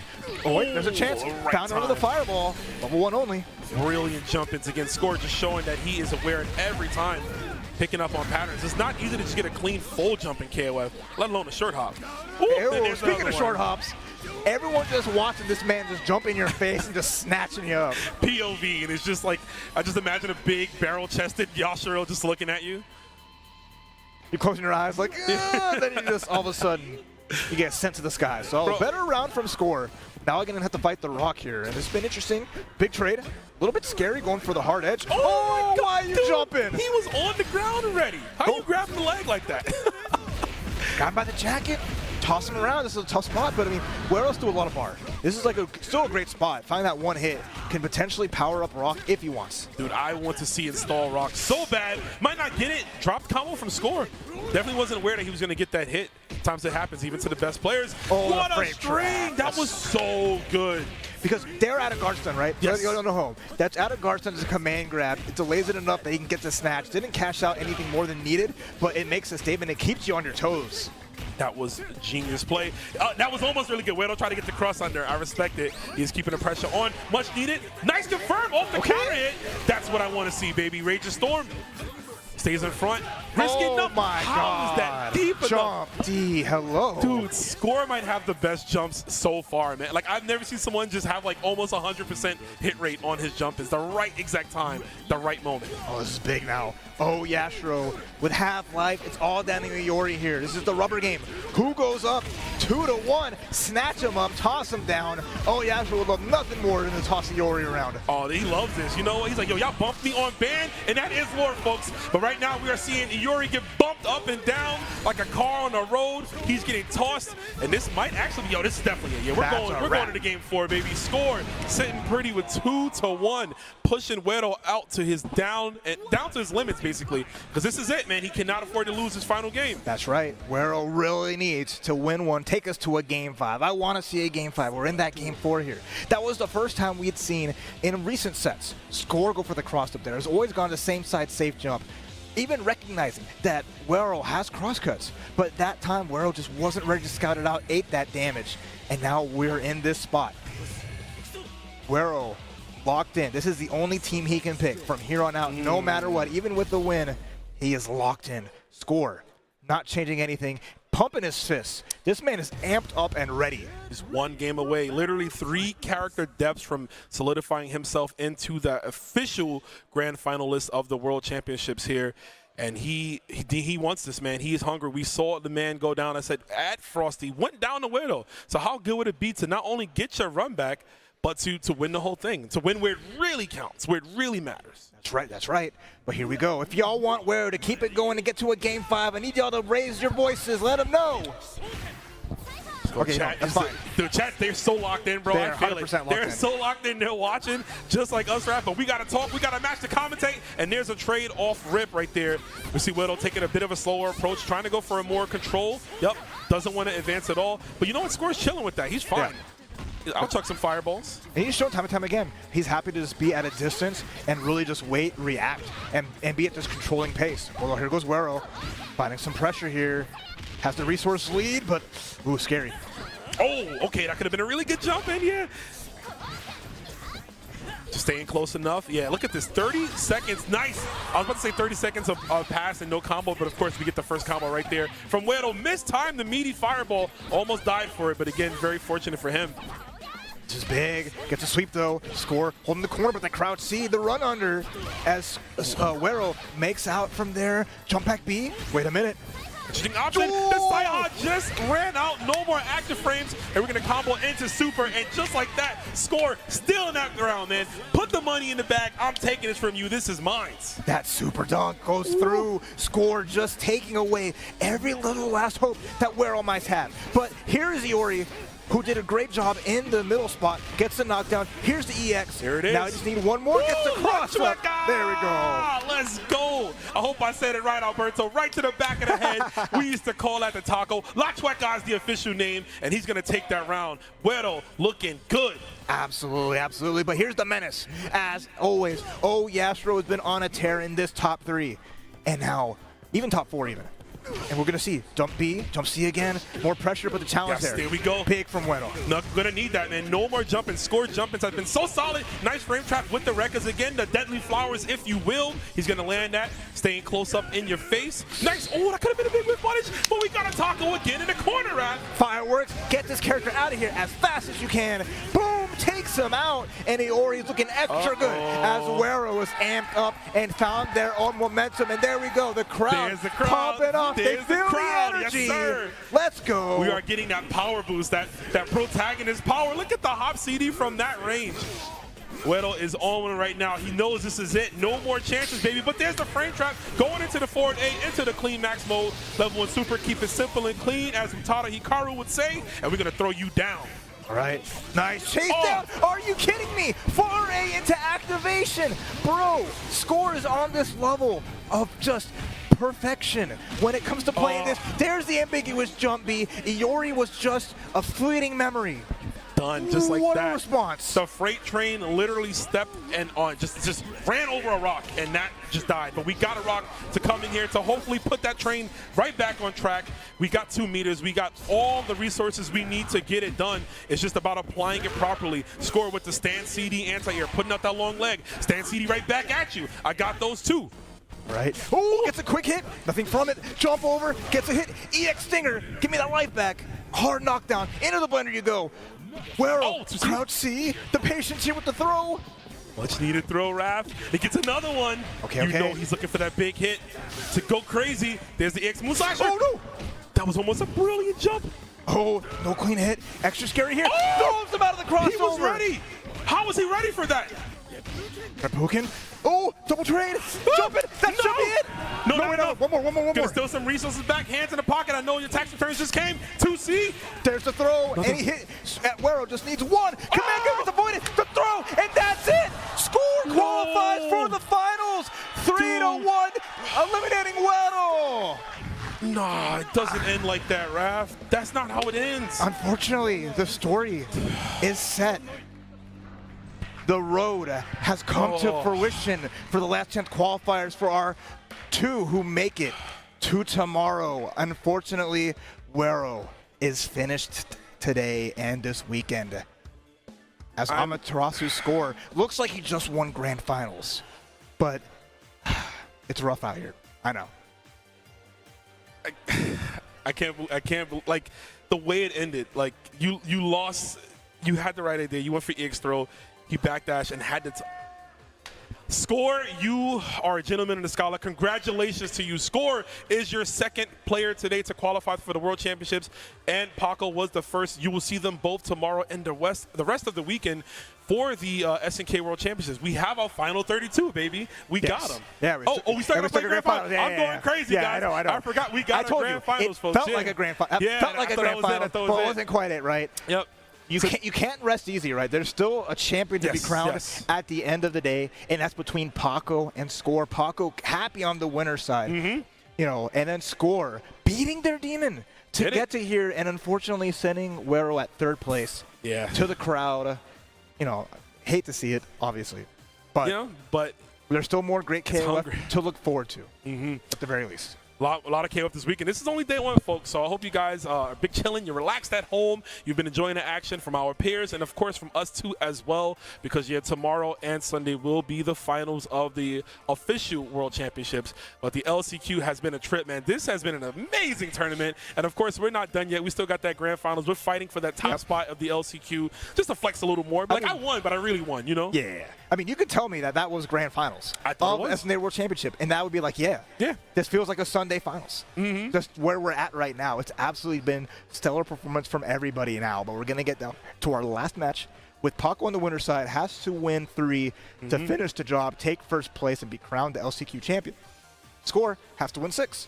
So it's a harder road for Score, and I don't know how these 2 match up. So it should be very interesting because they both have unique teams. They both have the characters that they enjoy playing, that they excel with, and they have very defined play styles. That's going to be just a treat to really enjoy.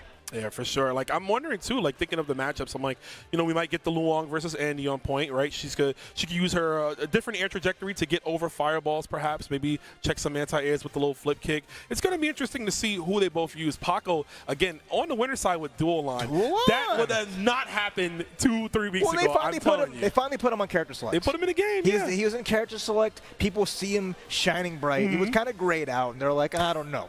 But then all the good stuff came through and is elevated, and we're seeing the potential. Yeah, not just of dual on, but of Paco really elevating themselves. And you know, much deserved for Paco, man. He's another guy who grinds hard a lot. He had a few second places too in some qualifying tournaments that he just didn't get. So it looks like dual on. It looks like locking in on dual on, and that's also a risk, right? Because you lock in on a fairly new character, you lock on them close to an event.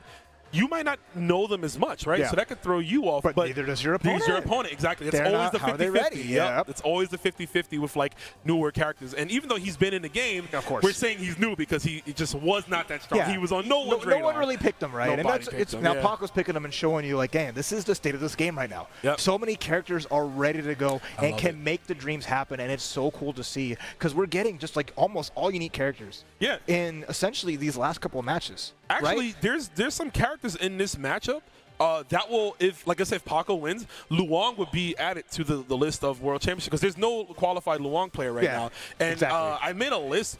Out of the 59 characters, there's 39 that are used. That's amazing. 39 characters out of 50. That's literally 3/5 of your cast. And a game is stacked like this. That's not easy to do. It's hard to balance. That's crazy. So many characters. That is crazy, 100%. But I mean, it shows testament to people picking what they like, and they can make it work. And just the scale of the amount of different events that happen over the 2023 and the tail end of 2024, where we got all of our qualifiers to get to there. But now, our last chance qualifiers. Both these players have made it to the next level, but only one of them can be today's champion. Yes, sir. In the winner's side, representando Mexico, coming through with a big win over Werrell in the winners finals to get to here, it is none other than Paco. And on the opposite end, he even got his finals jacket on, so I see him looking. He's locked in. He's ready to go. He's thinking. You can't think about tomorrow though, because there's still today. And on the opposite end, all the way from Japan, Amaterasu score.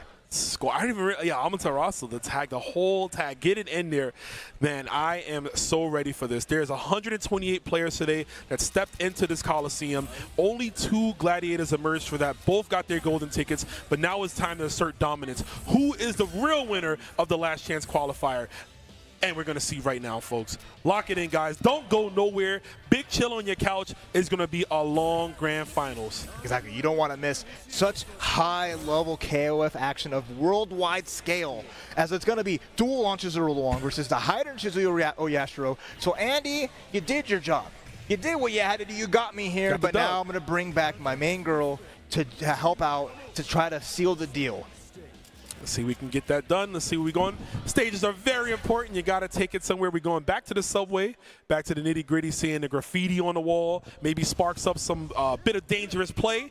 But we're going to find out right now. Chat, let me hear y'all. It is the grand finals of the last chance qualifier. Make some noise. See, sometimes you got to get violent with them, Raph. You just got to yell at them. I'm going to threaten y'all if y'all don't make noise. Nah, here we go. Buddy. Here we go, guys. It is the grand finals time.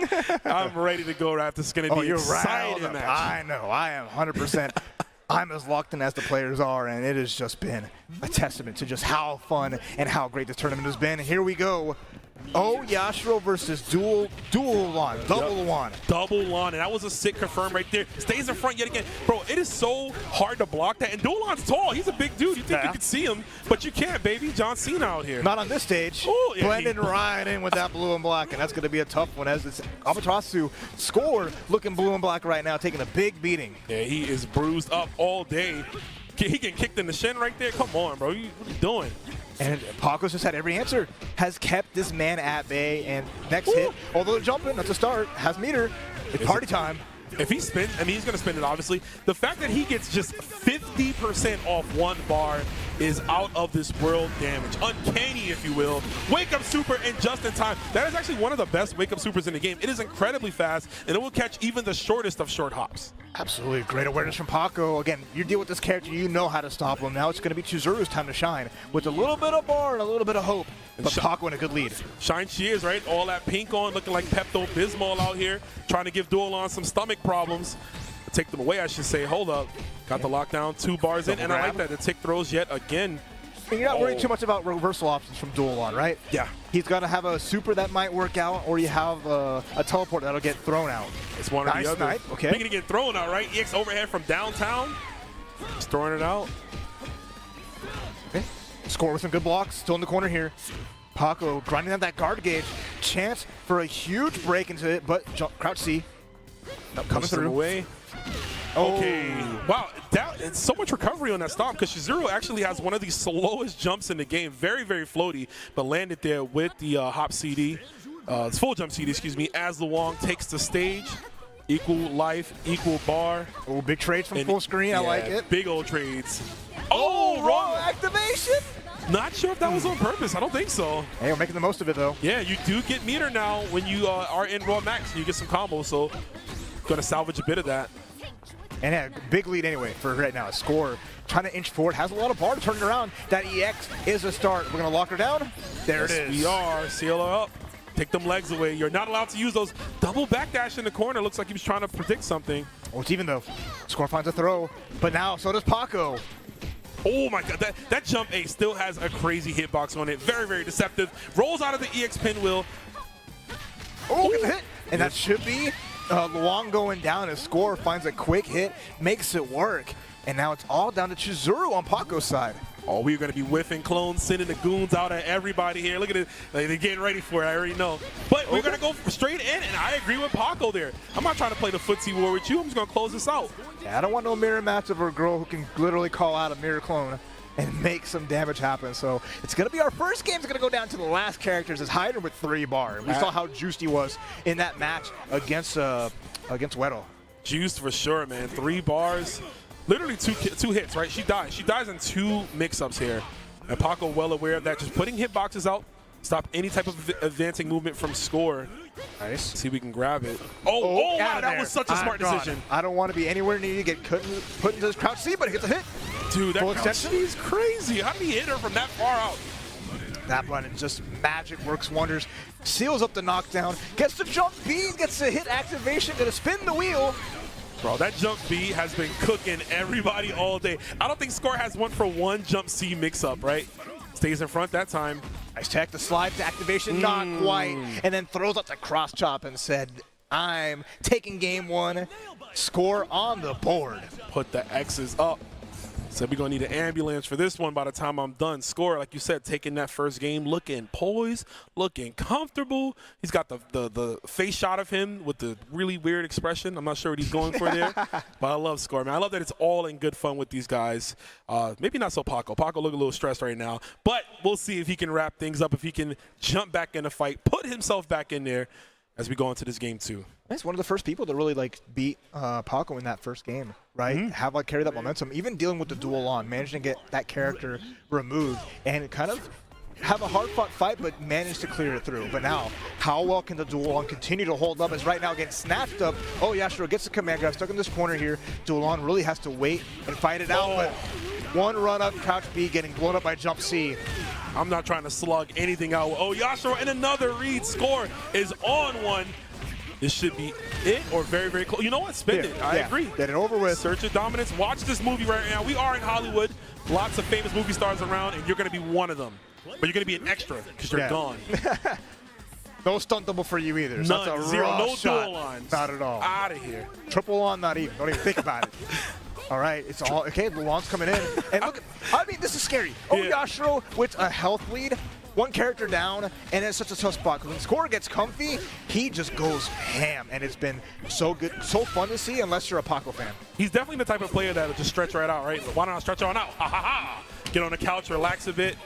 But let's see if we can do that here. Nice confirm from downtown yet again with that 2C. He is tipping with that 2C and clipping every single time. goodness. No, Paco just wants to play the game. No chance to even have some fun as the EX is going to come through and send Luong to the bench. And Chizuru is the last hope in game 2. Yo, Score treating him like my older brother used to do, bro. Just unplug my controller, make me think I'm playing the game, but I'm not really playing. Hopefully, Paco can figure this out. He is down potential OCV from Score. That's what the O in Oyashiro stands for, right? That's what it looks like, yeah. But now, gets over the 2D. Nice, get some damage here. And here we go. Should be finishing off this character. How much are they going to spend? Just the one, okay. Yeah, just the one. You got to conserve meter. We still have 2 more characters to deal with. Just a big lockdown here is all we need. Looks like this. Oh, didn't punish the roll. Oh, and try to get cute overhead, but yeah. Paco quick with it. And okay, Oyashiro, the big problem is gone, but there's 2 more problems. And in the mirror match, we'll see how this fares off. I know a lot of players don't like to fight their own character. No, yeah, it gets very ugly when you see that, right? A lot of players not fans of mirror matches. Chizuru literally running the mirror with the clone as well. We see the lockdown already. Nice, right over the lows. That's one of the options you can use. Forward B gets that hop kick in. And we are right quickly down to Score, almost dying. This will be a fast one for Paco and a great one, a much needed one to get that confidence back into him as he takes it. Absolutely clean. Chizuru wiping the floor with Oyashiro. And Chizuru said, I'm the real one, not the reflection, but Hyder. El Capitan is the anchor here. CD is going to get off the wall. Nothing huge, but it gets something going. That's a funny animation. Yo, throws him out the Moon Slasher. You're not airborne. You got to hold that, right? Yo, hold that indeed, just like you're holding that confirm off the 4B anti-air. Wake up Moon Slasher yet again into EX Super, getting all those spirit guns in there. And we're going to grip her up, take some of them resources, give me some of that money. Try to bait out, gets a hit. With the resources here, should be close to enough. Finger? Yes. Level 1, I love that confirm. Go to heaven. What a nice guy, just sending you to heaven. Yes. What a good dude. I want to go to heaven, Hyder. One-way trip, though. That's cool. You may come back. And neither is Chizuru there. Is 2 up as Score. Yeah, it got a little dicey. He lost the second character kind of quickly, but closed it out and is 1 game away from resetting the bracket as Paco is deep in thought and figuring out, like, dang, what do I do against this guy? Why can't you just chill out? Why are you mood slashing into Super like that? Why are you I threw you out at the first time. Why would you do it again? And he's like, yo, hey, if we got to get in the mud, if we got to get wild, I'm going to get wild. I'm getting down and dirty. And that's the tech, right? You wear a face mask, obviously to protect yourself, but you can hide your emotions. You don't know if I'm smiling. You don't know if I'm sad. You don't know what's going on. And you can't see me, but you can see that 2C right to your dome yet again. Score finding the right time to just run in or jump in. This guy is looking like a true master with this Oyashiro. Yo, knock, I'm in. That's a big start. Command grab again. How do you get a far A target combo confirmed? Like, right. What a blessed character. If you didn't believe in Oyashiro, you better believe in him now. Well, I believe in dual on right here. Paco, huge damage. Gets the EX to hard knockdown. It's a nice little setup, but Score happily blocking away. Dude, that was reminiscent of KOF 13 right there with that setup. That was sick. Look at the pressure is on. Okay, Paco fighting back. Getting every confirm into the super. All right, triple 2. Runs away with it. And that far B. Yeah, hard to stop that. Paco on the board. Taking on the first character this time without Oyashiro getting some big damage going off. Yeah, much needed clap back here. Starting things off right. Remember, he is on the winner's side, is Paco, so just needs to win 3 games. Has to win them all in a row at this point. Score needs to win 1 just to reset the bracket and would have to win another 3 to close it. And again, both these players are qualified for those coming in. They both got their tickets. It's all about figuring out who they play tomorrow. Absolutely, and look at this. Score just trying to run him down and hold on to the bar. Spends a little bit of it just to hold it down there, and Paco just fighting back. Oi! There it is. You right about that, Max Powers. Shout out to the official 3rd commentator, Mr. Max Powers, holding it down for us when we got to take a swig of water or catch our breath. But no breath is getting caught right now. Only a body will be, as one of these characters will go down. CD again. Here comes Score in control. Spend that cash. Level 1, lock her down, and now the seal. No specials here. Not that Luong, like, gonna need too many of them. The pinwheel's nice, and so is like that quick light kick, but dang. We are getting mixed for days, though. Watch your dome. Look around you. There's somebody here.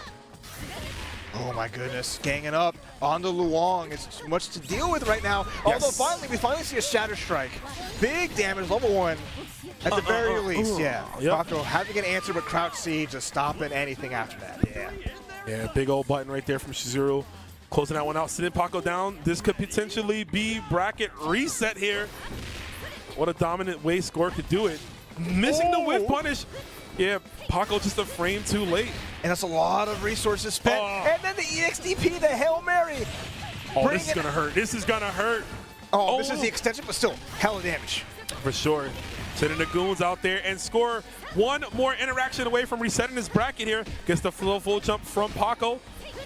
Paco running it in. Then it checks with the 5D. Okay, checking with the 2C. Full confirm and going to save some resources. But look at the health, Raph. How is Paco going to do this? I mean, he's done it before. This man has come back with less life. Against a Hydern like Scores, it's never impossible, but Hydern is scoping, waiting for stuff out. Okay. Definitely looking. Let's see with that one eye of his. Gets the block. Like that Score is just committing to like neutral jump, right, in a lot of situations. Oh! That was crazy! He missed it though. Not over yet. Got cute with the setup here, and then the moon slash reset! There it is. Paco going down 3 games. That's a rough situation there. Score just showing full control of that set. Just full dominance, knowing everything to do at the right time, showing just a masterclass of the multitude of players that they play as we are going back to the character select. Now we're able to change it for Paco. We can switch things in, switch up in order perhaps. But looks like they're going to lock down their team. Yeah, I'm curious if they'll even, right? Oh, Paco's going to pick Hydern? Oh, okay. Anything you can do, I can do better. Yes, sir. So we got 2 characters just the same, as everyone could have picked fresh teams, but Score sticking with the guns here. And we'll see how this plays out, as, you know, every time a loser gets a loss, they can switch around. We've only seen order get swapped. No one's really hard switching characters very often. But not just yet, but we might see that. We got the final set of today, guys. This is the grand finals of the grand finals, if you will. Grand finals, there right? it is. Once again, Paco and Score duking it out. Both are qualified, but, you know, I want to know who's better, man. Just because we're both qualified, that don't mean nothing. I need to know if I'm better. There can only be number one. Yes, that's right. And they're fighting for it. We can't share first place. It ain't like that, all right? Just share half a medal or something. You know? We'll take if there's a trophy, split it in half. Split it in half. Nah, It'd be like making a necklace. Nah, we need the whole thing, and here we go. Greedy, bro. Give me the whole thing. We got a color switch here. Red dual on. Looking hot. Try to get Q with it. Nice jump back from Paco, who said, I'm tired of these empty jump throws. I'm tired of getting snatched up, but doesn't matter if you're tired of it. Oyashiro's ready to play. This is such inspiring play from this dual line. Like, I'm really appreciating it. He's getting tossed around, though, but still not bad. Very good KOF-ism right there with the anti-air low, spacing himself properly. That is not easy to do, Raph. You got to be very wary of your opponent's timing and patterns, just like the empty jump low. Okay. 3, one more hit. Setting it up here, and gets another quick low as Paco smooths right through the Oyashiro. Paco flipped 3 coins and guessed right. He said heads every time. Heads always shreds. Every time, and it paid off. Score just got mixed up for days. Right, though. This is the kind of lead that Paco wants. He didn't really see any of that throughout the first set of grand finals. So making a Score have to work a little extra hard and make it fun. I like it. Make them sweat just a tad bit longer as the match is going. You know the fatigue is setting in for both players, right? It's been a long day of competing, a long day of just playing at the highest of levels as we get the toe touches there with the 5B. Seal him up. Dual on being a nuisance. Nice quick tech. And attack again as Score's trying to get Q with it. Hey, put that foot away. Shatters all the strikes. All of them getting striked to shatter to something. I don't know what I'm saying, but I do know this. Paco is cooking with this duel on. EX records are in. Time to guess. The ghost homie is out. Oh, he's going to roll. We ain't guessing. I'm not guessing anything, bro. What if I did wake up, light punch, light kick? Oh, you are sick with it. Far C confirmed into super. Paco, you're a genius. Absolutely insane as Paco. A 2-character lead going up against a Hydern with just a 1 bar.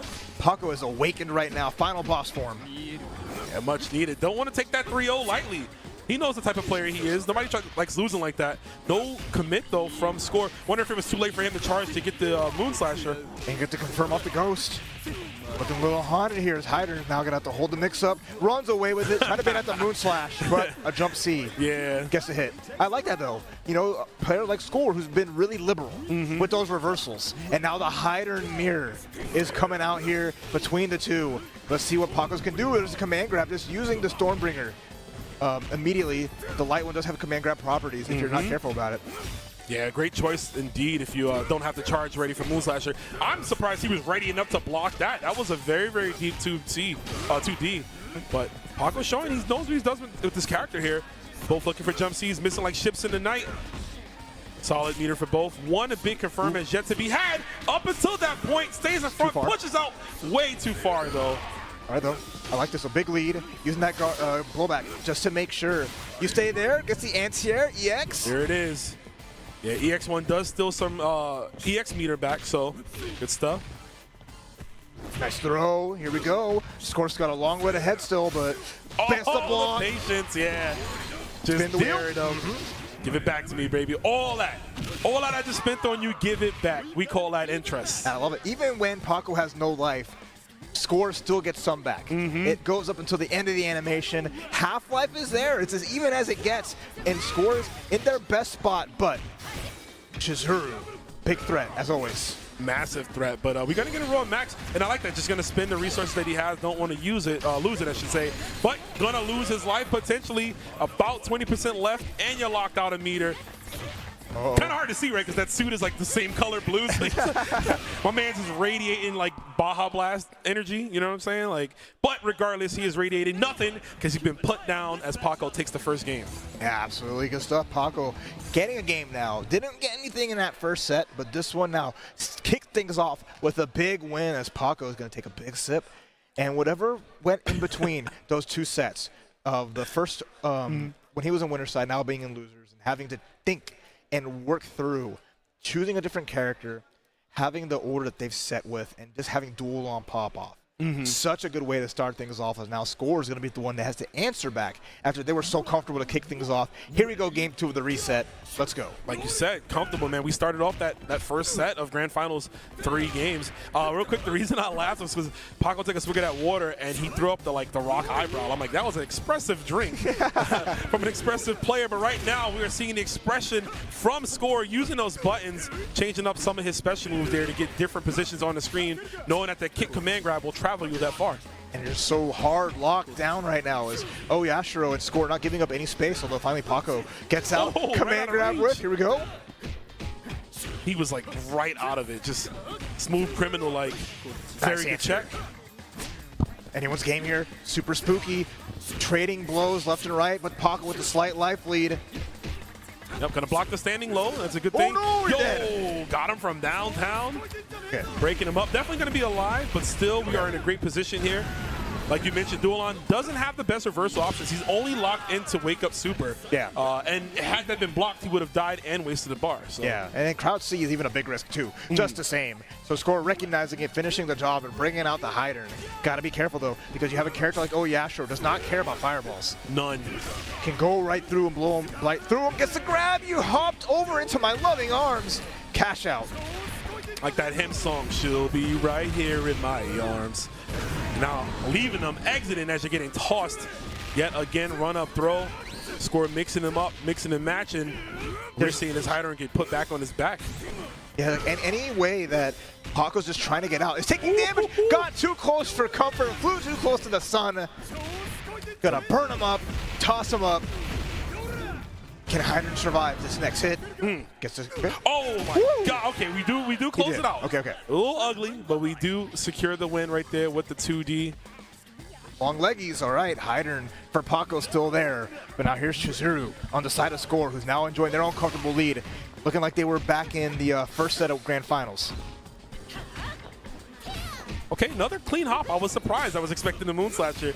But you know Score is definitely timing his jumps in a way that he's spread out, so it's going to take a little long for that Moonslasher to hit. Look at the pressure, shatter strike. And this is so smart. Puts her back into the corner, still some life back, so he keeps Hydron alive a little bit longer. Still Shadow Strike available. I mean, that worked out pretty well, especially in that closer range. Nice! EX! Getting the anti-air, such an active hitbox.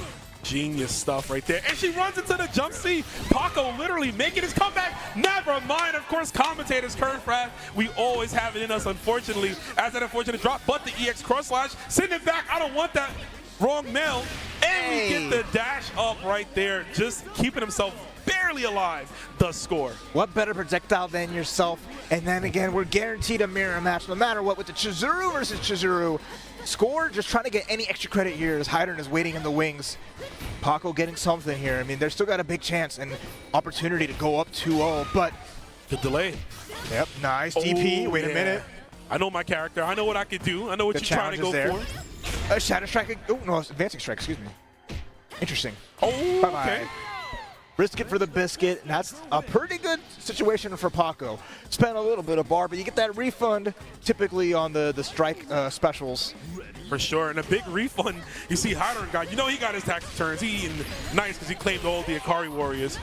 He can probably do that, right? He can claim all of them, put them on his taxes, you know what I'm saying? Speaking of that, it's getting claimed, trying to go for those 2Ds, and that was a big just forward B every time. Paco's kind of ready and waiting for these lows to come out. He claiming taxes. Shizuru out here look like the IRS trying to take it away. Give me this dub. And over the low. That was such a smart decision. Paco quickly making his comeback. Could rapidly take this to play to game 2. I mean, Score not dead yet. Has to spend a little bit of bar here, but now, yeah. Oh! Just a run up in your grill. I'm not going to care about any buttons. Don't matter my health deficit. And here's the command throw. Time to think about it. Where am I coming from? Just going to roll. Try to read. OS running away to try to catch the roll forward. No dice. Next hit wins. Score finds the hit. He can make it finish, make it count. Oh, okay. Good option. Stops right in front. Score, Paco eating some chip damage, taking him down. 2 bars and the frame trap with the overhead, delaying it at the very last second to catch Score trying to move away. Yeah, and that's a 2-0 lead now for Paco, who is now sitting so much better than he had been in this grand final set. Just needing one more game to finish the job here and be crowned first place of the LCQ. And at least the best player on a Friday. Yeah, I mean, and that's the best player out of 128 just non-stop killers, monsters, just traveled veterans, people who you don't see, right? You have the amount of people that have been going all over the world, but you got the people that this is the only time they've shown up. Just that one shot to get into the LCQ, and you two are standing amongst the top of them. So that is a great honor in its own way, but to be capped off as the champion, the one who stood above the 128, that's what we're fighting for, folks. Right. That's what we're trying to go to. And Paco is one game away from doing that. All right, we'll see what Score has in store for him, though, as we're getting down to the nitty-gritty. It's just been a long and hard-fought road here, and this is just the beginning of the weekend. But now, game number 3 of the reset, Duel On versus Oyashiro one more time. See what we can do. Score's locked into this team. We won't be seeing Andy in this set. But it looks like he might be seeing stars soon enough. Duel On, eager to put him to bed. But we are going to command throw out. I ain't scared of your pressure. One of the most disrespectful moves in the game. Just grabbing you like that. But Matt getting out of it. That's big for Paco. Makes the escape, goes to a little obstacle course, but now you're up close in Oyashiro's throw range. He's getting a head start on running a marathon. You know what's happening this weekend. And the chase down, talking about running. Yashiro caught up to him, caught his ops lacking.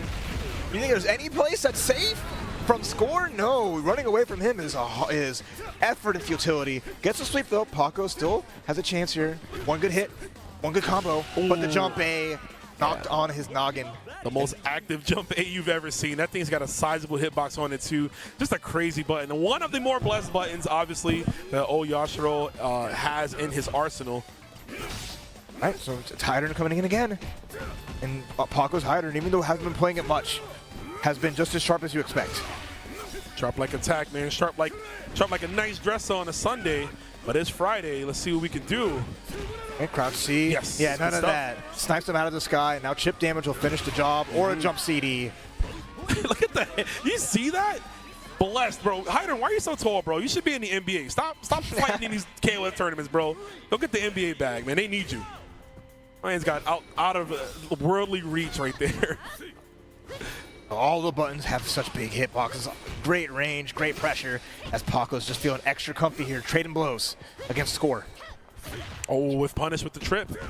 Risky button to use too. It's got a lot of startup on it, but you know what? He is committing to it. You see him going for it in a lot of options. Put stuff out there, Score well aware, stayed out of range, got the footsies, the hit with the far D. Nice stuff here, good pressure from Score. Gets a full jump in, yeah, that firewall, a lot of recovery when you think it might not. And gonna seal Hydern down, cover up the other eye. You can't see where it's coming from. Oh, insane. My man's got one eye. He's already handicapped, and she's just taking the other one away from him. And then trade on the wake up here. Best position score's been in the reset. Yes. Healthy Chizuru, a little bit of bar, but in the mirror match, can he stand up to Paco? He is going to need to if he wants to stay alive. Again, he did get the qualifier spot. We're just playing for spacings now.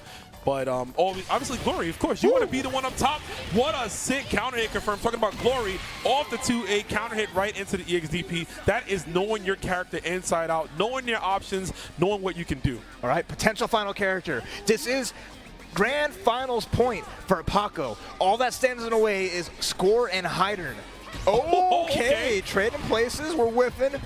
But that's a little lead for Paco. Has 2 meters, can seal the deal at any time if he finds the right hit.